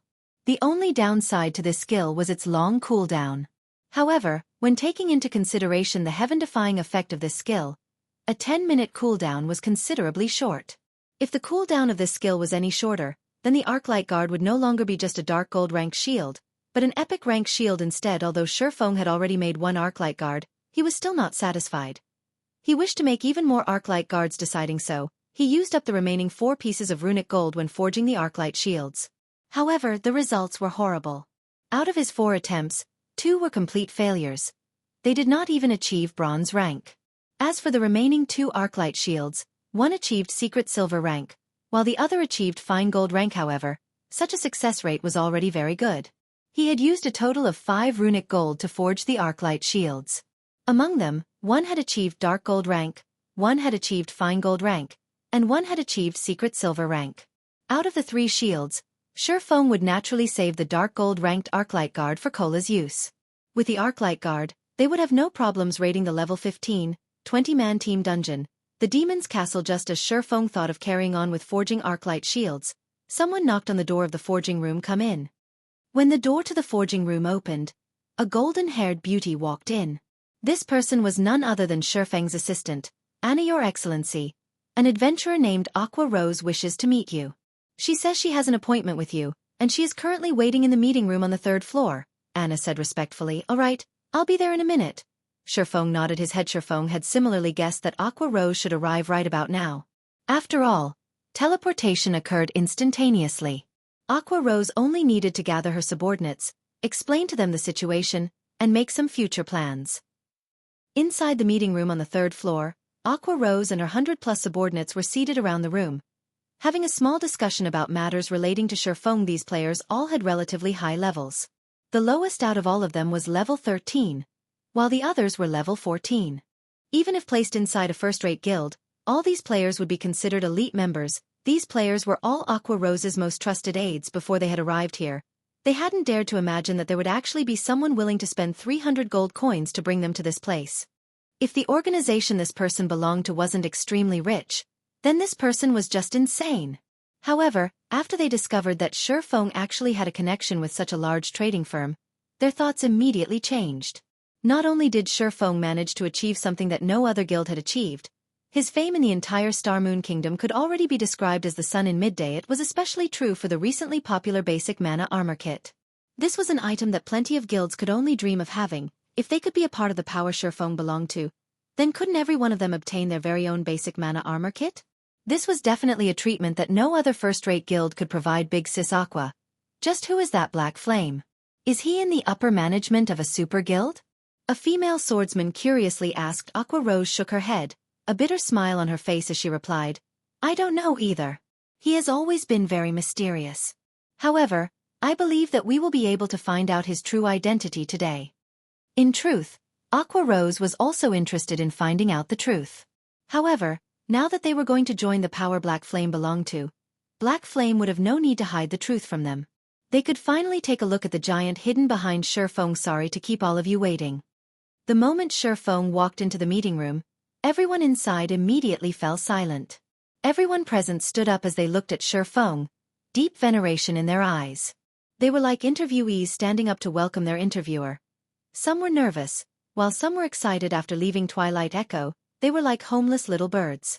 Although they wished to soar higher into the sky, they did not possess a home they could return to. Feelings of helplessness and disappointment constantly filled their minds as they wondered what sort of future awaited them. However, the situation was different now. They would be joining an even greater family now.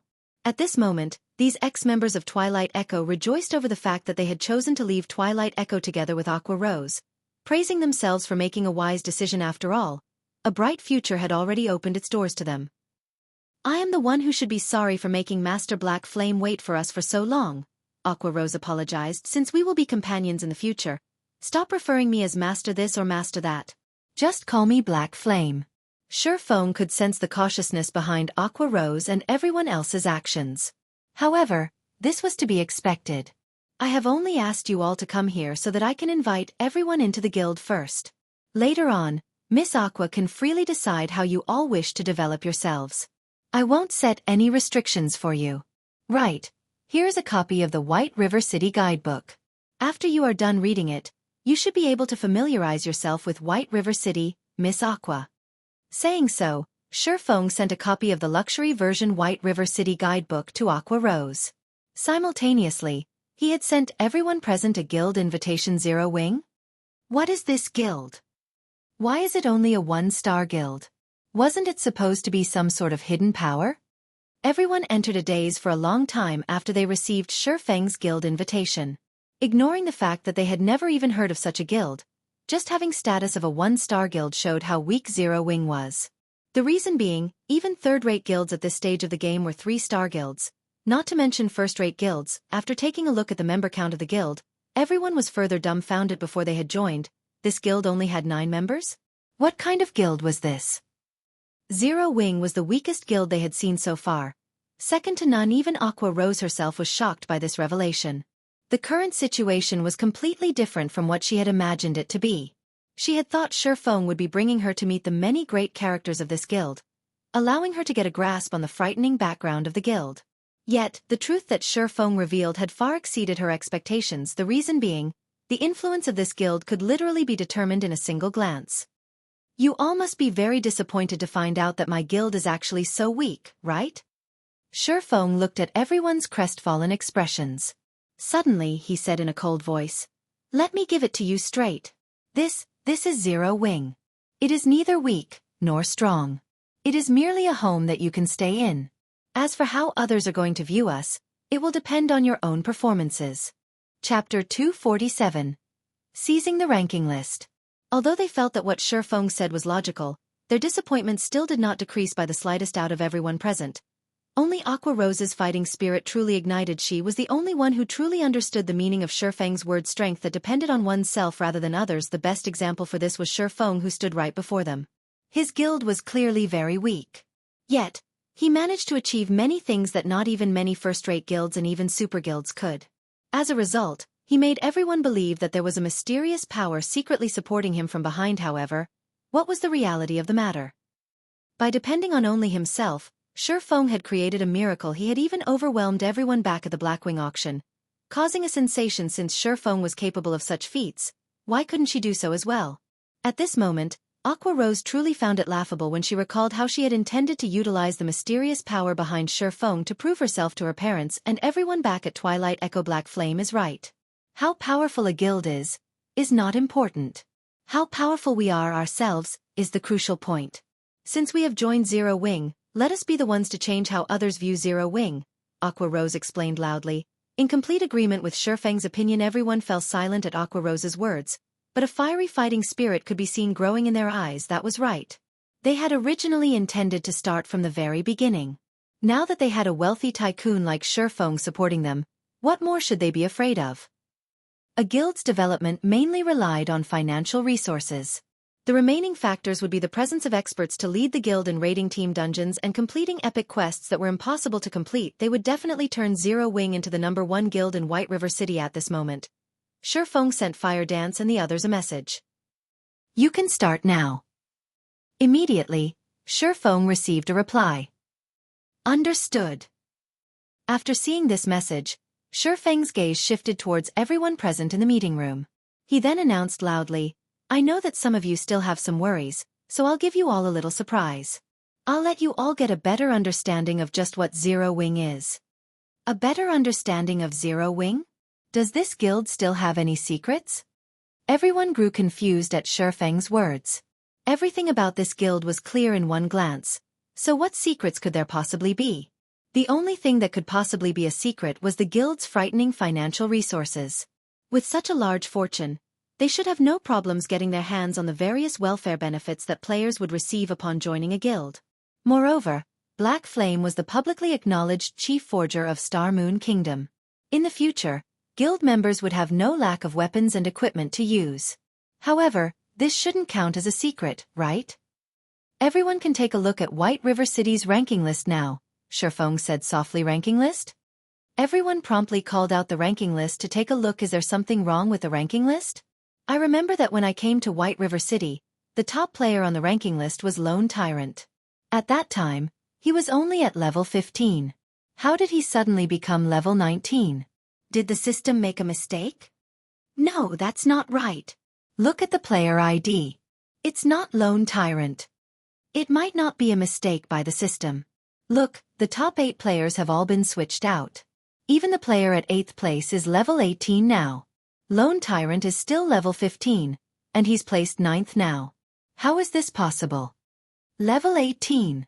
Isn't this level too much of an exaggeration? Even at the Storm Empire, the highest leveled player is only at level 16. How could White River City possess 8 players who have managed to surpass the top player at Storm Empire? Wait. These players all belong to the same guild, and the guild's name is called Zero Wing. Everyone was dumbfounded when they discovered the changes in the ranking list. They trembled, not daring to believe their own eyes. These 8 players were actually their guild members. However, everyone's hearts were filled with questions. If Zero Wing had 8 such powerful experts, why did the guild remain unknown to the public even until now? This was simply unimaginable. This is the strength of Zero Wing? At this moment, Aqua Rose started renewing her evaluation of Shifeng and this guild. Although Zero Wing was small, it was a gathering of experts' wealth, manpower, and finally, fame. As things were, Zero Wing possessed the foundation necessary to become a large guild. As long as they managed the guild benefits they offered properly, Zero Wing could easily become a large guild within a short period of time. It was no wonder Shifeng looked so confident. Meanwhile, as Aqua Rose and her subordinates were reeling over their new discovery, the entire White River City had already been thrown into an uproar. Lone Tyrant, who had been monopolizing the first position on White River City's ranking list all this time, had actually been kicked off by someone else. Moreover, he wasn't just kicked off by a single person, but by 8. The sudden appearance of these 8 players made Lone Tyrant's previous glory look like a joke. It was as if these 8 players had merely been giving in to Lone Tyrant before, just like how an adult would indulge a little child. Now, however, they were no longer letting Lone Tyrant have his way. Otherwise, how would they explain this situation where 8 players had instantly taken away the top 8 spots on the ranking list? There was only one possible explanation. They had constantly been hiding their levels. These people are inhuman. Crap. The first place is level 19, and even the 8th place is level 18. I've only managed to hit level 13 after working so hard. Are they trying to make me despair? God, carry me, please. What kind of backing does this Zero Wing have? Aren't they a little too amazing? Is some major power planning to set up a stronghold in White River City? Many players within the White River City region were stirred up by this incident. The top 8 positions on the ranking list were actually taken over by a single guild. One could just imagine how powerful this guild was. Even Ouroboros, the #1 guild in White River City, was not as powerful. Many independent players had started making inquiries into just what kind of guild Zero Wing was. There were even some independent players who had directly asked how they could join Zero Wing on the public forums. After all, with such leveling monsters in the guild, wouldn't they too be able to level up like a rocket if they joined? Suddenly, Zero Wing had become the hottest topic for every player in White River City, and many had expressed their willingness to join such a guild. Although independent players went into raptures over Zero Wing, the various large guilds, on the other hand, were having a headache over it. They held nothing back at investigating this new guild that suddenly popped up, and also the top 8 players on the ranking list. However, the information they received made Zero Wing look even more mysterious, as they failed to find out even who the guild leader of Zero Wing was. The only thing they knew was that Fire Dance had once occupied the first place on the White River City ranking list. In addition, the other 7 players had also once been among the top 10 of the ranking list.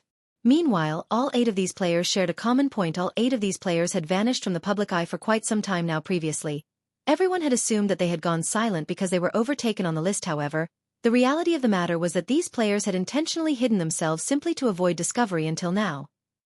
Can someone tell me what is going on here? Lone Tyrant looked at the ranking list, bellowing, "Just where did these bastards pop out from?" At this moment, nothing was more humiliating for Lone Tyrant than his position on the ranking list. His past glory was already worthless now. Instead, he had become the laughingstock of everyone in White River City. Guild leader. I've already investigated these players. It seems that all of them are associated with Yi Feng. Moreover, I've also looked up Zero Wing at the Adventurers Association. The guild was registered only recently, and it is possible that it is a guild formed by Yi Feng himself, a ranger said. Good. Very good. At first, I thought that he had hidden himself out of self-awareness after I placed a bounty on him. However, it seems he is taking me lightly. Since he has come out to slap me in the face, and has even started a guild in White River City, I will make him regret his decision. Immediately find out all the members belonging to Yi Feng's guild. I want his guild destroyed. Lone Tyrant bellowed as he announced a command to the entire guild. He had to destroy this guild and flatten Shi Feng at all costs. Not only was he doing this for himself, it was also the command of that mighty personage. Chapter 248.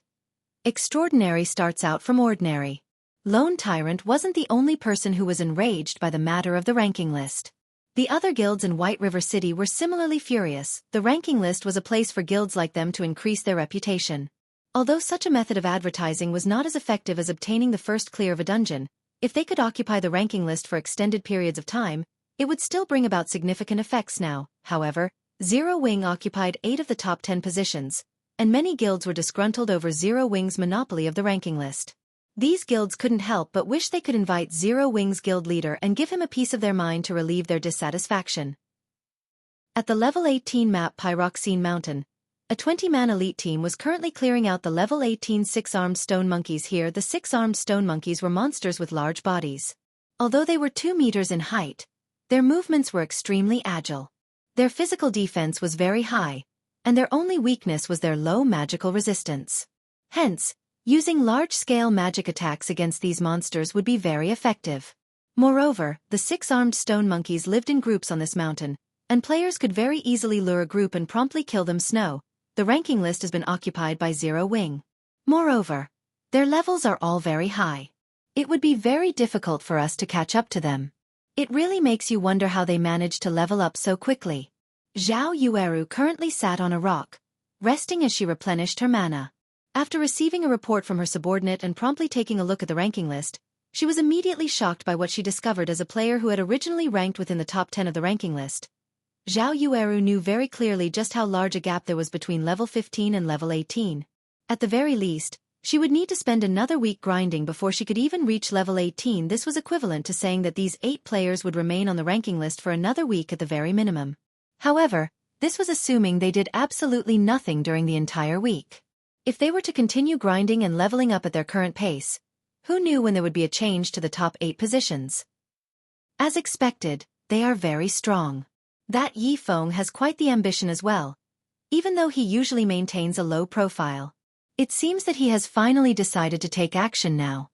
Gentle Snow did not feel any shock when she looked at the IDs of the top 8 players. Snow, have you known all along? Zhao Yueru asked, confused. She had a very clear understanding of Shi Feng's capabilities. Shi Feng's strength, leadership ability, and observation ability were above average. However, these traits alone were not enough for him to establish a guild. Establishing a guild was not as easy as playing a game of house, since forming a guild signified one's intentions to compete for dominance with the other guilds. For a small guild like Shi Feng's, maintaining a low profile would be more beneficial. If they did so, most of the large guilds would not have paid much attention to them. However, now that they'd done the exact opposite, they were practically telling the other guilds to come at them. After they decided to hide their levels, I figured that their levels were not that simple. Yi Feng did not wish others to know, so he kept them hidden. Only, I never imagined that their actual levels would be so high. Gentle Snow was greatly interested in these talents. She inwardly lamented the fact that these experts could only stay holed up in such a small guild. If they joined Ouroboros, they would definitely shine with even greater brilliance. If they stayed in such a small guild, they would very quickly fall. After all, a guild needed financial resources to develop itself.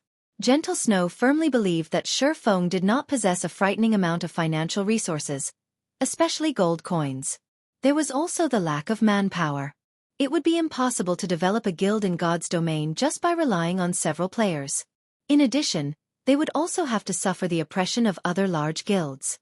Hence, Gentle Snow determined that Zero Wing would not last long at all. However, at the end of the day, Shi Feng was still her friend. Hence, Gentle Snow sent a message to Shi Feng, congratulating him on establishing Zero Wing. As to how he should develop his guild, as an outsider, it would not be good for her to make any suggestions.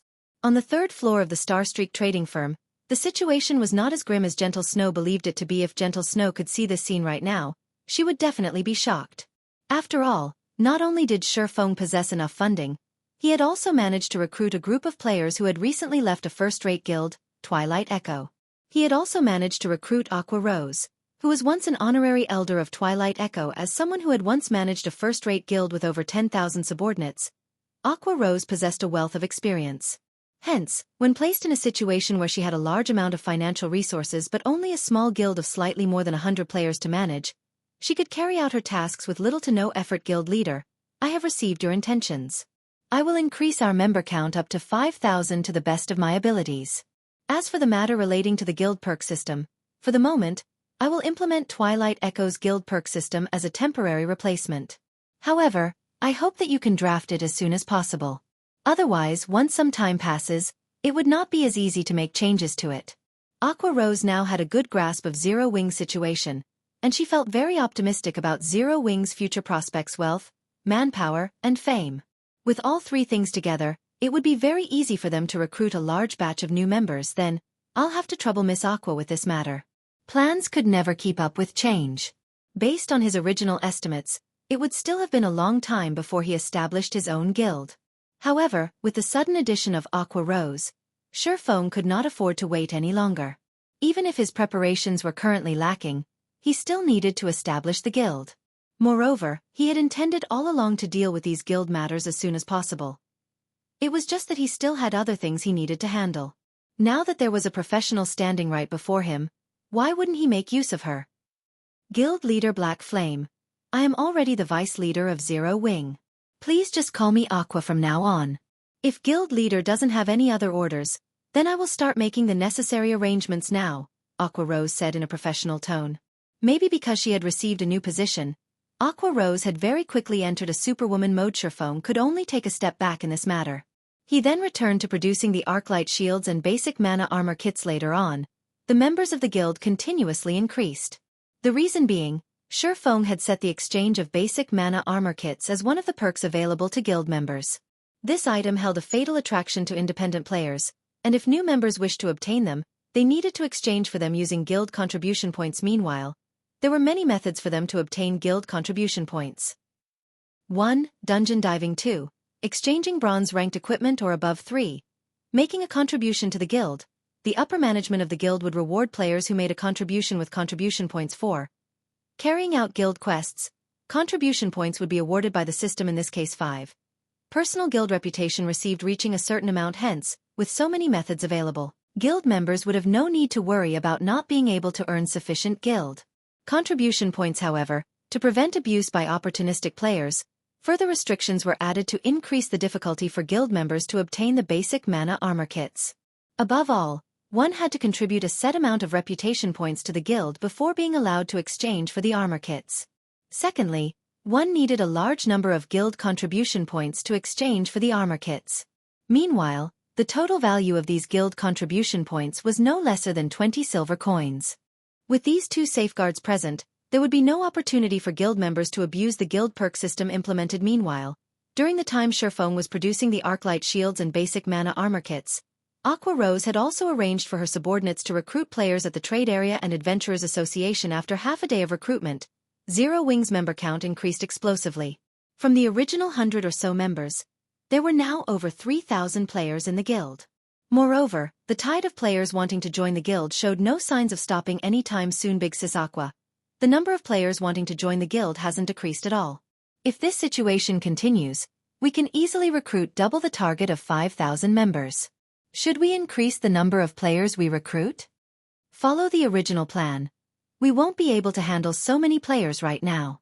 If we did so, it would instead force the guild into a period of stagnation, hindering our development. Increase the entry requirements for the guild. Raise the minimum level requirement from level 11 to level 12. Under Aqua Rose's management, the newly recruited guild members started taking on guild quests. Aqua Rose's direct subordinates had also split up and formed new parties to raid party dungeons, upgrading the equipment of the new members. Everything was flowing smoothly at Zero Wing, and it did not look like a newly established guild at all. Before he knew it, nighttime arrived at God's domain. After making a large number of basic mana armor kits and 3 fine gold-ranked Arclight shields, Surpassing immediately logged out of the game. The reason being, the Jianghu Fellowship party that Surpassing had been looking forward to was being held today. He needed to make some preparations before he attended the party. Chapter 249. Gathering of Elites. The first rays of the morning sun pierced through the window, shining on Surpassing, who was currently working out in the living room. Surpassing no longer carried out the intense muscle exercises of the past few days. He quietly stood still for a long time, before slowly lowering his body, entering into a horse stance. Closing his eyes, Surpassing relaxed his body. Suddenly, his chest expanded as he inhaled deeply. He then exhaled, a trail of white mist coming out of his mouth like a water pistol. The white mist that shot out from his mouth managed to actually reach a distance of over 2 meters before gradually dissipating. If any normal person were to witness this scene, they would definitely be shocked by it. The season right now was summer. Yet, Surpassing had recreated a scene that could usually be found only during winter time. After repeating this process for an hour, Surpassing stopped his rhythmic breathing. The effect of this 8-section brocade exercise is quite good. I've only trained in it for an hour, and I can already feel my body becoming lighter. The exercise has also significantly cleared my mind. Surpassing clenched and released his fists. His entire body felt comfortably warm, and his 5 senses felt keener than usual. This 8-section brocade exercise was something he had accidentally stumbled upon in the past. After becoming the guild leader of Shadow, when he visited an antique shop originally, he had planned to test the effectiveness of the exercise. However, after the company hired a martial arts master as an instructor at the workshop, Surpassing gave up on that notion. During those days, people were already going crazy over God's domain. In order to improve their actual combat skills, they would practice martial arts like madmen. Naturally, Surpassing was no exception. At that time, however, he was no longer young, and his body was similarly no longer in its prime. The things he could do were limited, and the most he could do was practice some Tai Chi and 8 trigram palms, training his techniques as much as he could. However, his current self was different. Not only had he started consuming nutrient fluids at a much earlier period than in the past, after undergoing several workout sessions, his current body's physique far surpassed the one of his past. There was a saying in martial arts: internally, spirit and breathing are practiced. Externally, muscles, bones, and skin are practiced. Meanwhile, Surpassing related this saying to the 8-section brocade only. He had not thought the exercise would yield such good results. Although the exercise did not increase his body's strength, it refreshed his psyche and allowed him to remain calm at all times. Such an effect was an unexpected harvest for Shifeng. After Shifeng had his breakfast, he received a call from Zhao Ruoshi. She said that she was going to give him a ride to the fellowship party. When Shifeng arrived downstairs of his apartment, he immediately discovered Zhao Ruoshi standing in front of a blue sports car.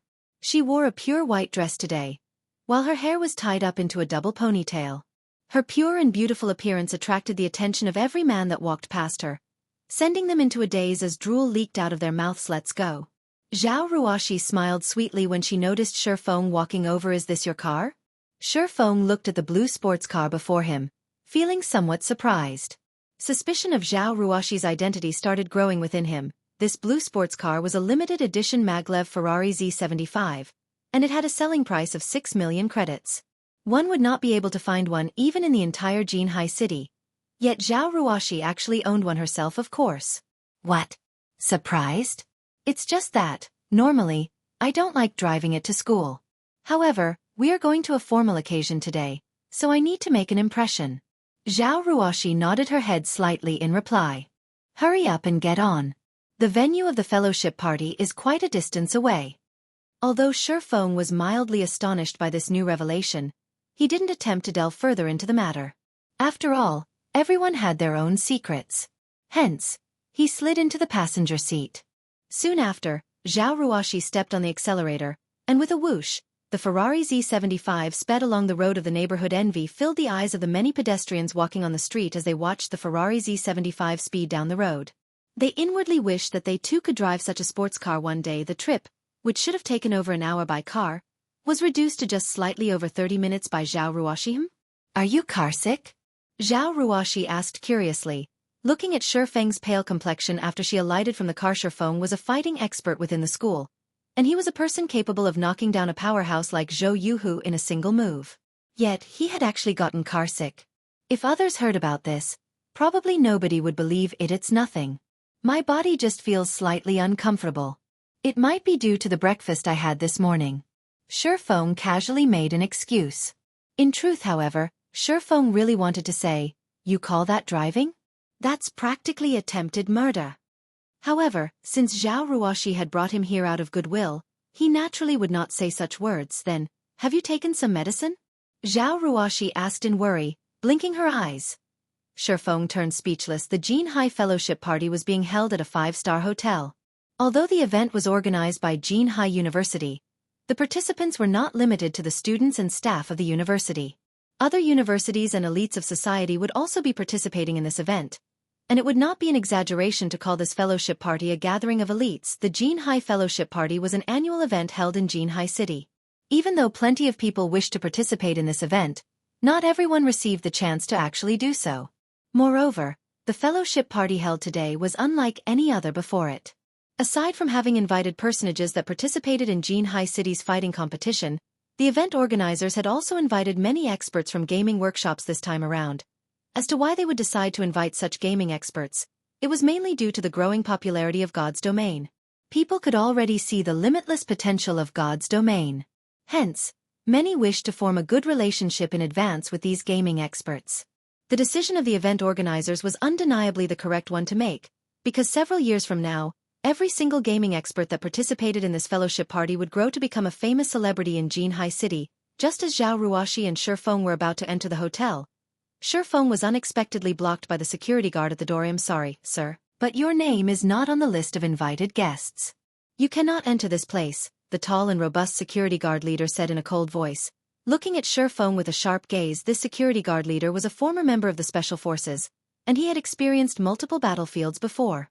The murderous intent he radiated could scare most of the people he met, and others usually did not dare to look directly at him. If a normal person was the focus of the stare of this security guard leader, their hearts would immediately palpitate with fear as they redirected their gaze somewhere else. Yet, even after receiving the security guard's glare, Shifeng's expression still remained as placid as before, his lack of reaction confusing the security guard greatly. That's not possible. I registered Shifeng myself. Can you check again? Zhao Ruoshi's brows wrinkled. She had personally gone to the student council at the university, and had directly handed 2 persons' worth of participation fees to the student council president. How was it possible that she was registered, while Shifeng was not? The security guard captain scanned Shifeng once more. In the end, The results he got still showed him as unknown, and that he was not allowed entry. To make sure that nothing was wrong with the machine, he tried it on other people as well, and the results showed that nothing was wrong with the machine. That's not right. I registered both of us together. I'll contact Hiyu Kai. Something must have gone wrong somewhere. I'll get him to fix it immediately, Zhao Ruoshi said. Sorry, but I have to do things according to the rules. Anyone not registered is not allowed to enter. Impromptu registrations are not acceptable, either. These are the rules, the security guard captain said coldly. Who is the person responsible here? Zhao Ruoshi asked angrily. Shifeng was someone she had personally invited. Now that Shifeng was barred entry, how could she not get angry? Miss, please stop making things difficult for me. This is how the rules have always been. I can't change it just because of one person. The security guard captain could not help but soften his tone when he discerned that Zhao Ruoshi's identity was not simple at this moment. Several people walked out from the hotel. One of them was none other than the person Zhao Ruoshi was looking for, the president of the student council, Hiyu Kai. Walking beside him were people Shifeng were familiar with. Ling Feilong, Zhou Yuhu, and Qin Shiyu. Meanwhile, it was Shifeng's first time to meet the student council president, Hiyu Kai. The person in question had a stout body and round face, and his voice when he spoke was extremely gentle. It was very hard to imagine such a person being able to actually become the student council president. Fellow student Zhao Ruoshi. What urgent matters do you have? Why are you looking for me so frantically? Hiyu Kai asked Zhao Ruoshi, then gave a short summary of what had happened. I am truly sorry about this, fellow student Zhao Ruoshi. I never would have imagined that such a mistake would occur in the registrations. I sincerely apologize, but since things have already gotten to this point, I am helpless as well. These are the rules that the school set long ago. Regarding your loss, I'll compensate you with double the amount you paid. Hiyu Kai sent a glance at Shifeng, a smile on his face as he spoke, standing to one side. Both Ling Feilong and Zhou Yuhu looked at Shifeng with mocking smiles on their faces. Even an idiot could tell that this matter had something to do with them. Chapter 250. Serious inquiries only. Helpless about it? Zhao Ruoshi's eyes widened in rage. Hiyu Kai, this is your mistake. You need to think of a way to fix this. At this moment, Ling Feilong stood out and interrupted, saying in a gentle tone, Ruoshi, you know that this is only a small mistake. Something must have gone wrong with the system, so you can't just put the blame on Hiyu Kai. Then what should Shifeng do? Since you already know something went wrong, does that mean Shifeng is allowed to go in now? Zhao Ruoshi completely ignored Ling Feilong, directly asking Hiyu Kai. In any case, you can prove that Shifeng has indeed registered for this event. Shifeng also has no problem proving that he is a student of our school. Don't tell me that this is still not enough? Fellow student Zhao Ruoshi, I can indeed verify that Shifeng has registered for this event. However, whether he can enter or not is not up to a student council president like me to decide. You have to ask this big brother security guard here. Hiyu Kai shifted his gaze towards the security guard leader, instantly pushing all responsibility on the security guard. Hiyu Kai then revealed a bitter smile, making the situation seem as if it had nothing to do with him.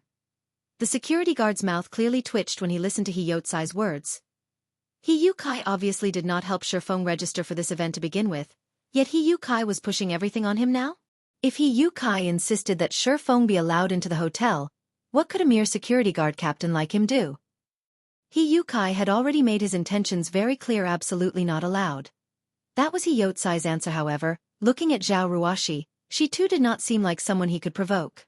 Otherwise, why would Hiyu Kai even bother making so many superficial excuses? Caught in a dilemma, this security guard captain did not know which would be the wiser choice to make currently. Zhao Ruoshi's wrathful gaze had already shifted to the security guard captain. She asked in a grim tone, "What do you say?" "Me." Even though he had experienced many battlefields before, the security guard captain could not help but hesitate at this moment. In the end, however, he still said strictly, "I have my responsibilities. Miss, please don't make things difficult for me." "You." Class monitor, it's fine. This matter can't be helped. If I can't enter, so be it. Shifeng held back the raging Zhao Ruoshi.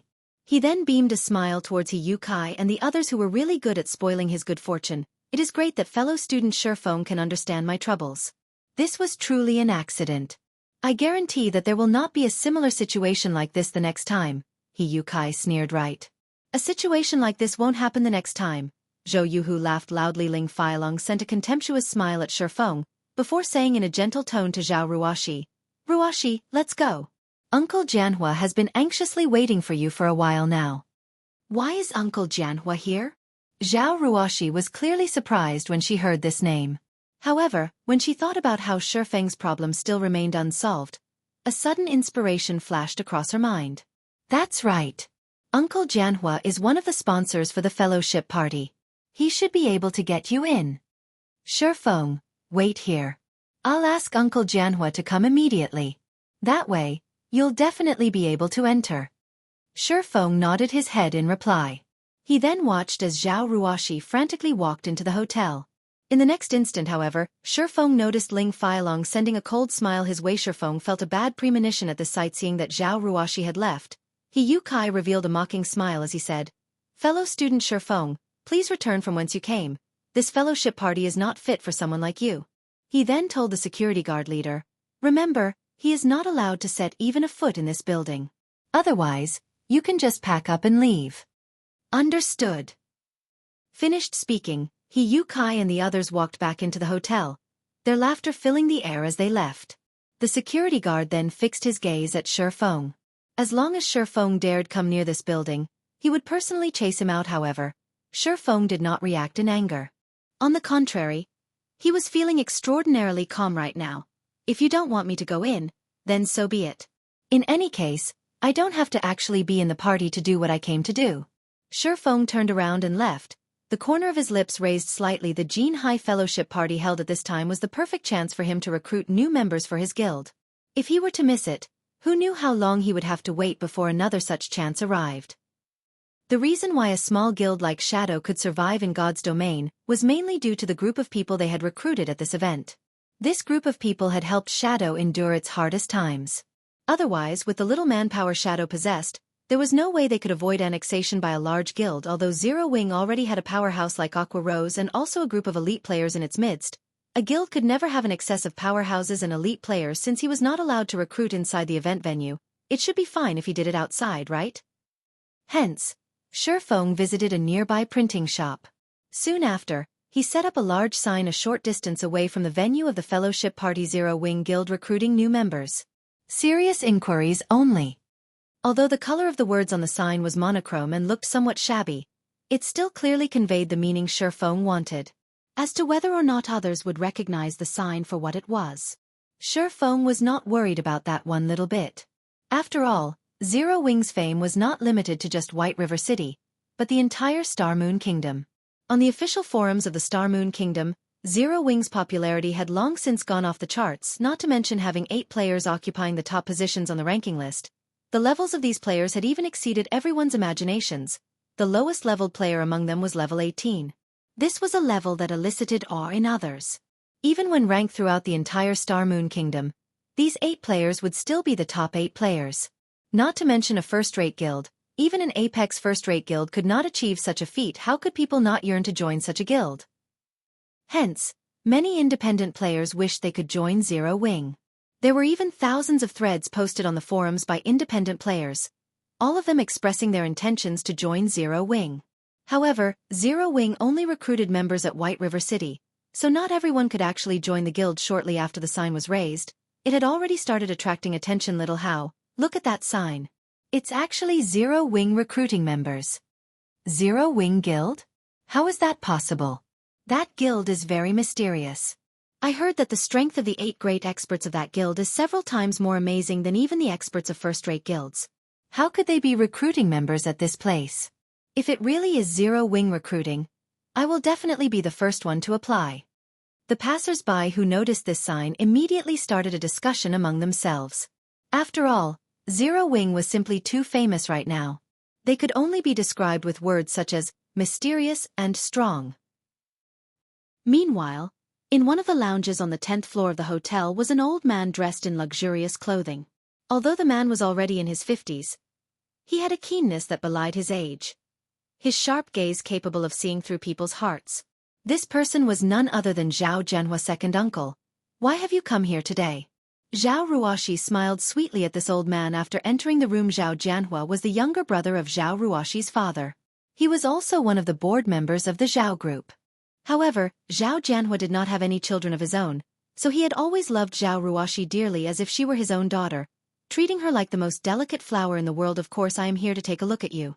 You're always staying at school recently, not bothering to even pay a visit back home, Zhao Jianhua replied with a doting smile. Second uncle, you're one of the sponsors for this get-together, right?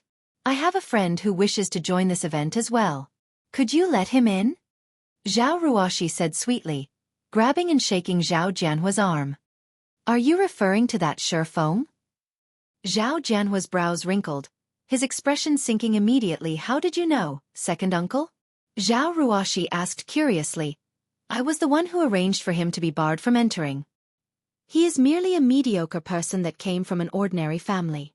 You shouldn't associate with such a person. You are the Zhao Group successor, an elite standing at the very top of the pyramid of society. Others will gossip about you if they learn that you are associating with this kind of person. I am very clear about people like this Surpassing. People like him will do whatever it takes to get ahead, and there is no limit to the amount of flattery he'll spout. He does not like you at all. He simply covets the assets of the Zhao Group. I definitely won't allow him to continue tricking you. As for Surpassing's side of things, I will speak with him personally. Chapter 251. Great trees are good for shade. Zhao Ruoxi was silent for a long time after receiving Zhao Jianhua's lecture. Zhao Ruoxi never would have thought that her second uncle, who had always pampered her to the extreme, would say such words to her.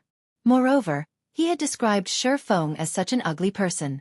There was clearly a serious misunderstanding here. Someone had definitely worked on him. Second uncle, whom did you hear this from? Zhao Ruoxi did not immediately refute Zhao Jianhua. Instead, she wanted to find out just what was going on right now. It isn't important who told me about it. Ruoxi, in the future, you are not allowed to associate with people like Surpassing anymore. This is also elder brother's wish. Zhao Ruoxi had already been corrupted by Surpassing, and nothing he said would actually change her mind. Hence, he needed to take decisive measures to end their relationship once and for all. Afterwards, he would approach Surpassing and have him completely distance himself from Zhao Ruoxi. Meanwhile, Zhao Ruoxi found herself stuck between laughter and tears. She knew that her second uncle was saying these things for her own good. However, she and Surpassing clearly weren't in the kind of relationship her second uncle thought they were in. They were merely classmates. Yet, judging from her second uncle's words, it sounded as if she and Surpassing's relationship had already reached the point where they were inseparable lovers joined together at the hip. Zhao Ruoxi couldn't help but laugh as she said, Second uncle, since when did you start providing cover for someone? Let me guess. This person must be Ling Feilong, right? That's right. It is indeed Ling Feilong. Since Zhao Ruoxi had already guessed correctly, Zhao Jianhua did not contradict her. Instead, he straightforwardly argued, Surpassing is only a nobody. On the other hand, I feel that this child, Feilong, is not bad.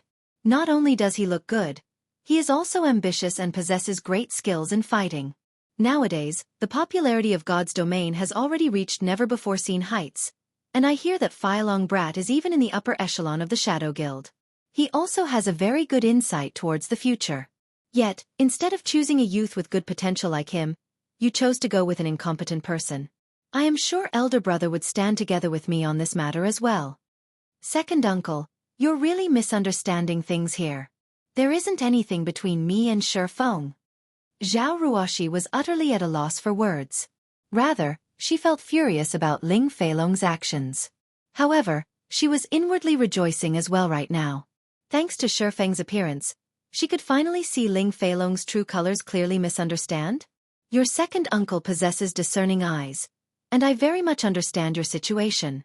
In any case, I will absolutely not allow that brat to enter this event. I am still capable of that at least. Zhao Jianhua did not believe Zhao Ruoxi's words. He knew how very sly Zhao Ruoxi had been since her childhood. In any case, he refused to be fooled in this matter. Zhao Jianhua was not some shrewd businessman, nor was he part of the Zhao Group's management. Instead, he was a fighter that loved martial arts. Only afterwards did he start handling the security department of the Zhao Group. The real boss of the Zhao Group was Zhao Ruoxi's father, Zhao Zhenchuan. Hence, Zhao Jianhua had always liked future professional fighters like Ling Feilong. After all, Only a strong man could properly protect his own woman. Yet what was Shifeng? Zhao Jianhua had had Shifeng investigated, and he discovered that Shifeng was only a weakling who was constantly bullied by others. A person like Shifeng was simply too unreliable. Hence, Zhao Jianhua was adamant at ending Zhao Ruoxi's relationship with Shifeng this time. While Zhao Jianhua and Zhao Ruoxi were having their discussion, Ling Feilong, who was outside the door, eavesdropping on their conversation, secretly felt delighted. Although he could not directly defeat Shifeng, he could still play Shifeng to death using a roundabout approach. In addition, he had also informed Zhao Zhenxian about this matter in advance. With both Zhao Jianhua and Zhao Zhenxian vehemently opposing their relationship, even if Shifeng had seduced and captivated Zhao Ruoxi's heart completely, the two of them could never be together. Hence, as long as he could develop himself in shadow, becoming one of the core members of the guild, Zhao Jianhua and Zhao Zhenxian would definitely support his pursuit of Zhao Ruoxi. After obtaining the wealth of the Zhao group, he could easily take control of the entire Shadow Guild. At that time, what would Shifeng amount to? What would Zhang Luowei amount to? What would Lan Hailong amount to? Yu Kai, you've done well this time. I'll put in a few good words for you when I meet up with Brother Zhang next time. After you graduate, just come to Shadow, Ling Feilong said with satisfaction, patting Yu Kai, who stood beside him in a deferential manner. This is but a trivial matter. In the future, I will be relying on Brother Long for support, Yu Kai said with a smile. Although Yu Kai, as the student council president, was indeed an amazing character in Jianghu University, after he graduated from the school, however, he would only amount to nothing. Nobody in society would give a damn about him. Aware of this reality, Yu Kai had no choice but to agree to Ling Feilong's request to remove Shifeng's registration for the fellowship party. Furthermore, Zhou Jianhua himself had even instructed him not to allow Shifeng entry into the event. Since he could satisfy both parties with just an action, killing two birds with one stone, why wouldn't he do so? Only, neither Yu Kai nor Ling Feilong knew that, at this moment, the hotel's surroundings had become extremely lively. Originally, the Jianghu Fellowship Party was a well-known event throughout Jianghu City. Hence, many reporters and media outlets would show up to cover it. There was also no lack of onlookers hanging around the event venue. However, the outside of the event venue was much livelier compared to previous years. Instead of just a small crowd, there was a sea of people here. Young and old, tall and short, all kinds of people could be seen lining up on the streets. Some of the uninformed passers-by even thought an international celebrity had showed up at this place. It made them wonder just what these people were lining up for. Little brother, what's happening in front? Why are there so many people lining up here? Ha! You don't know? The Zero Wing Guild is recruiting members. Zero Wing Guild? What's that? Of course it is Star Moon Kingdom's most amazing and mysterious guild. What's Star Moon Kingdom? Crap! Have you even played God's Domain before? You don't even know that? Which hole did you crawl out from? The passers-by mostly consisted of office workers, and they usually worked from 9 a.m. to 5 p.m. Their lives were mostly taken up by their work, so how would they find the time to play a game? Naturally, they would not know anything about God's Domain. However, when these office workers looked at the hundreds of people lining up, many of them started feeling confused about the game called God's Domain. They wondered just what sort of game God's Domain was, to actually have such a strong influence on so many people. It was simply a guild from a game recruiting members. Yet, there were actually several hundred people applying to join. Moreover, the numbers were still increasing without end. In a short moment, the number of people applying might even break through to the thousands. However, the most unfathomable thing was that even the reporters from television stations were running over to carry out a live broadcast on this situation. Just what sort of situation was this? Isn't it just membership recruitment for a guild in a game? You can't even earn a cent from playing a game, so what's the point of wasting so much time lining up? What foolish people, one of the passers-by who was a white-collared elite mockingly laughed. The instant this white-collar elite said those words, many of the people lining up immediately turned contemptuous gazes at him, as if they were looking at an idiot. What an idiot. He doesn't even know what membership recruitment by a guild in God's Domain means. No doubt he'll be in the rat race all his life. What are you minding him for? How would he know that when a guild is recruiting members in reality, they are also recruiting professional players for the guild's gaming workshop? A white-collar elite like him would be earning 4,000 to 5,000 credits a month. He would naturally look down on us part-timers who can only make 2,000 to 3,000 credits a month. What are you saying? That's the salary for an outer member of a guild. If we become official members, then we'll have a minimum salary of 5,000 a month. Meanwhile, elite members could get at least 10,000. Zero Wing is also recruiting quite a lot of members this time. They're recruiting 300 outer members, 100 official members, and 20 elite members. With so many available spots, we might even get a chance to join Zero Wing. I guess you're right. I also hear that core members get a base salary of 50,000 credits. I wonder just how much the 8 great experts of Zero Wing are earning each month. I hear that their salaries are over 10 million. Previously, there had been a financial corporation that offered them an astronomical amount of 8 million, yet, none of the 8 experts had even reacted to it. Zero Wing's wealth is simply unimaginable. The players lining up started a discussion among themselves. However, the white-collar elite was no longer as calm as he was before. After all, he had only managed to obtain a monthly salary of 5,000 credits after attending countless interviews and working for his current company for 3 years. Yet, he was barely comparable to an official member of a gaming guild. Moreover, these gamers were only working part-time during the night. Suddenly, this office worker had the urge to join the queue as well while Shurfeng was interviewing player after player on the street. His actions had also attracted the attention of the guests participating in the fellowship party. It was especially true for the large-scale workshops in Jianghu City. Some of the professional fighters that planned to start their career in God's domain also grew interested by this sight. Zero Wing has actually showed up at this place. Attending this fellowship party this time wasn't a waste of my time at all. Zero Wing Guild? Let's hurry up and meet up with that person. This is a great chance for our workshop. Who knows how many people and financial corporations are trying but failing to meet someone in the upper echelons of the guild. We are truly fortunate to be able to meet one at this event.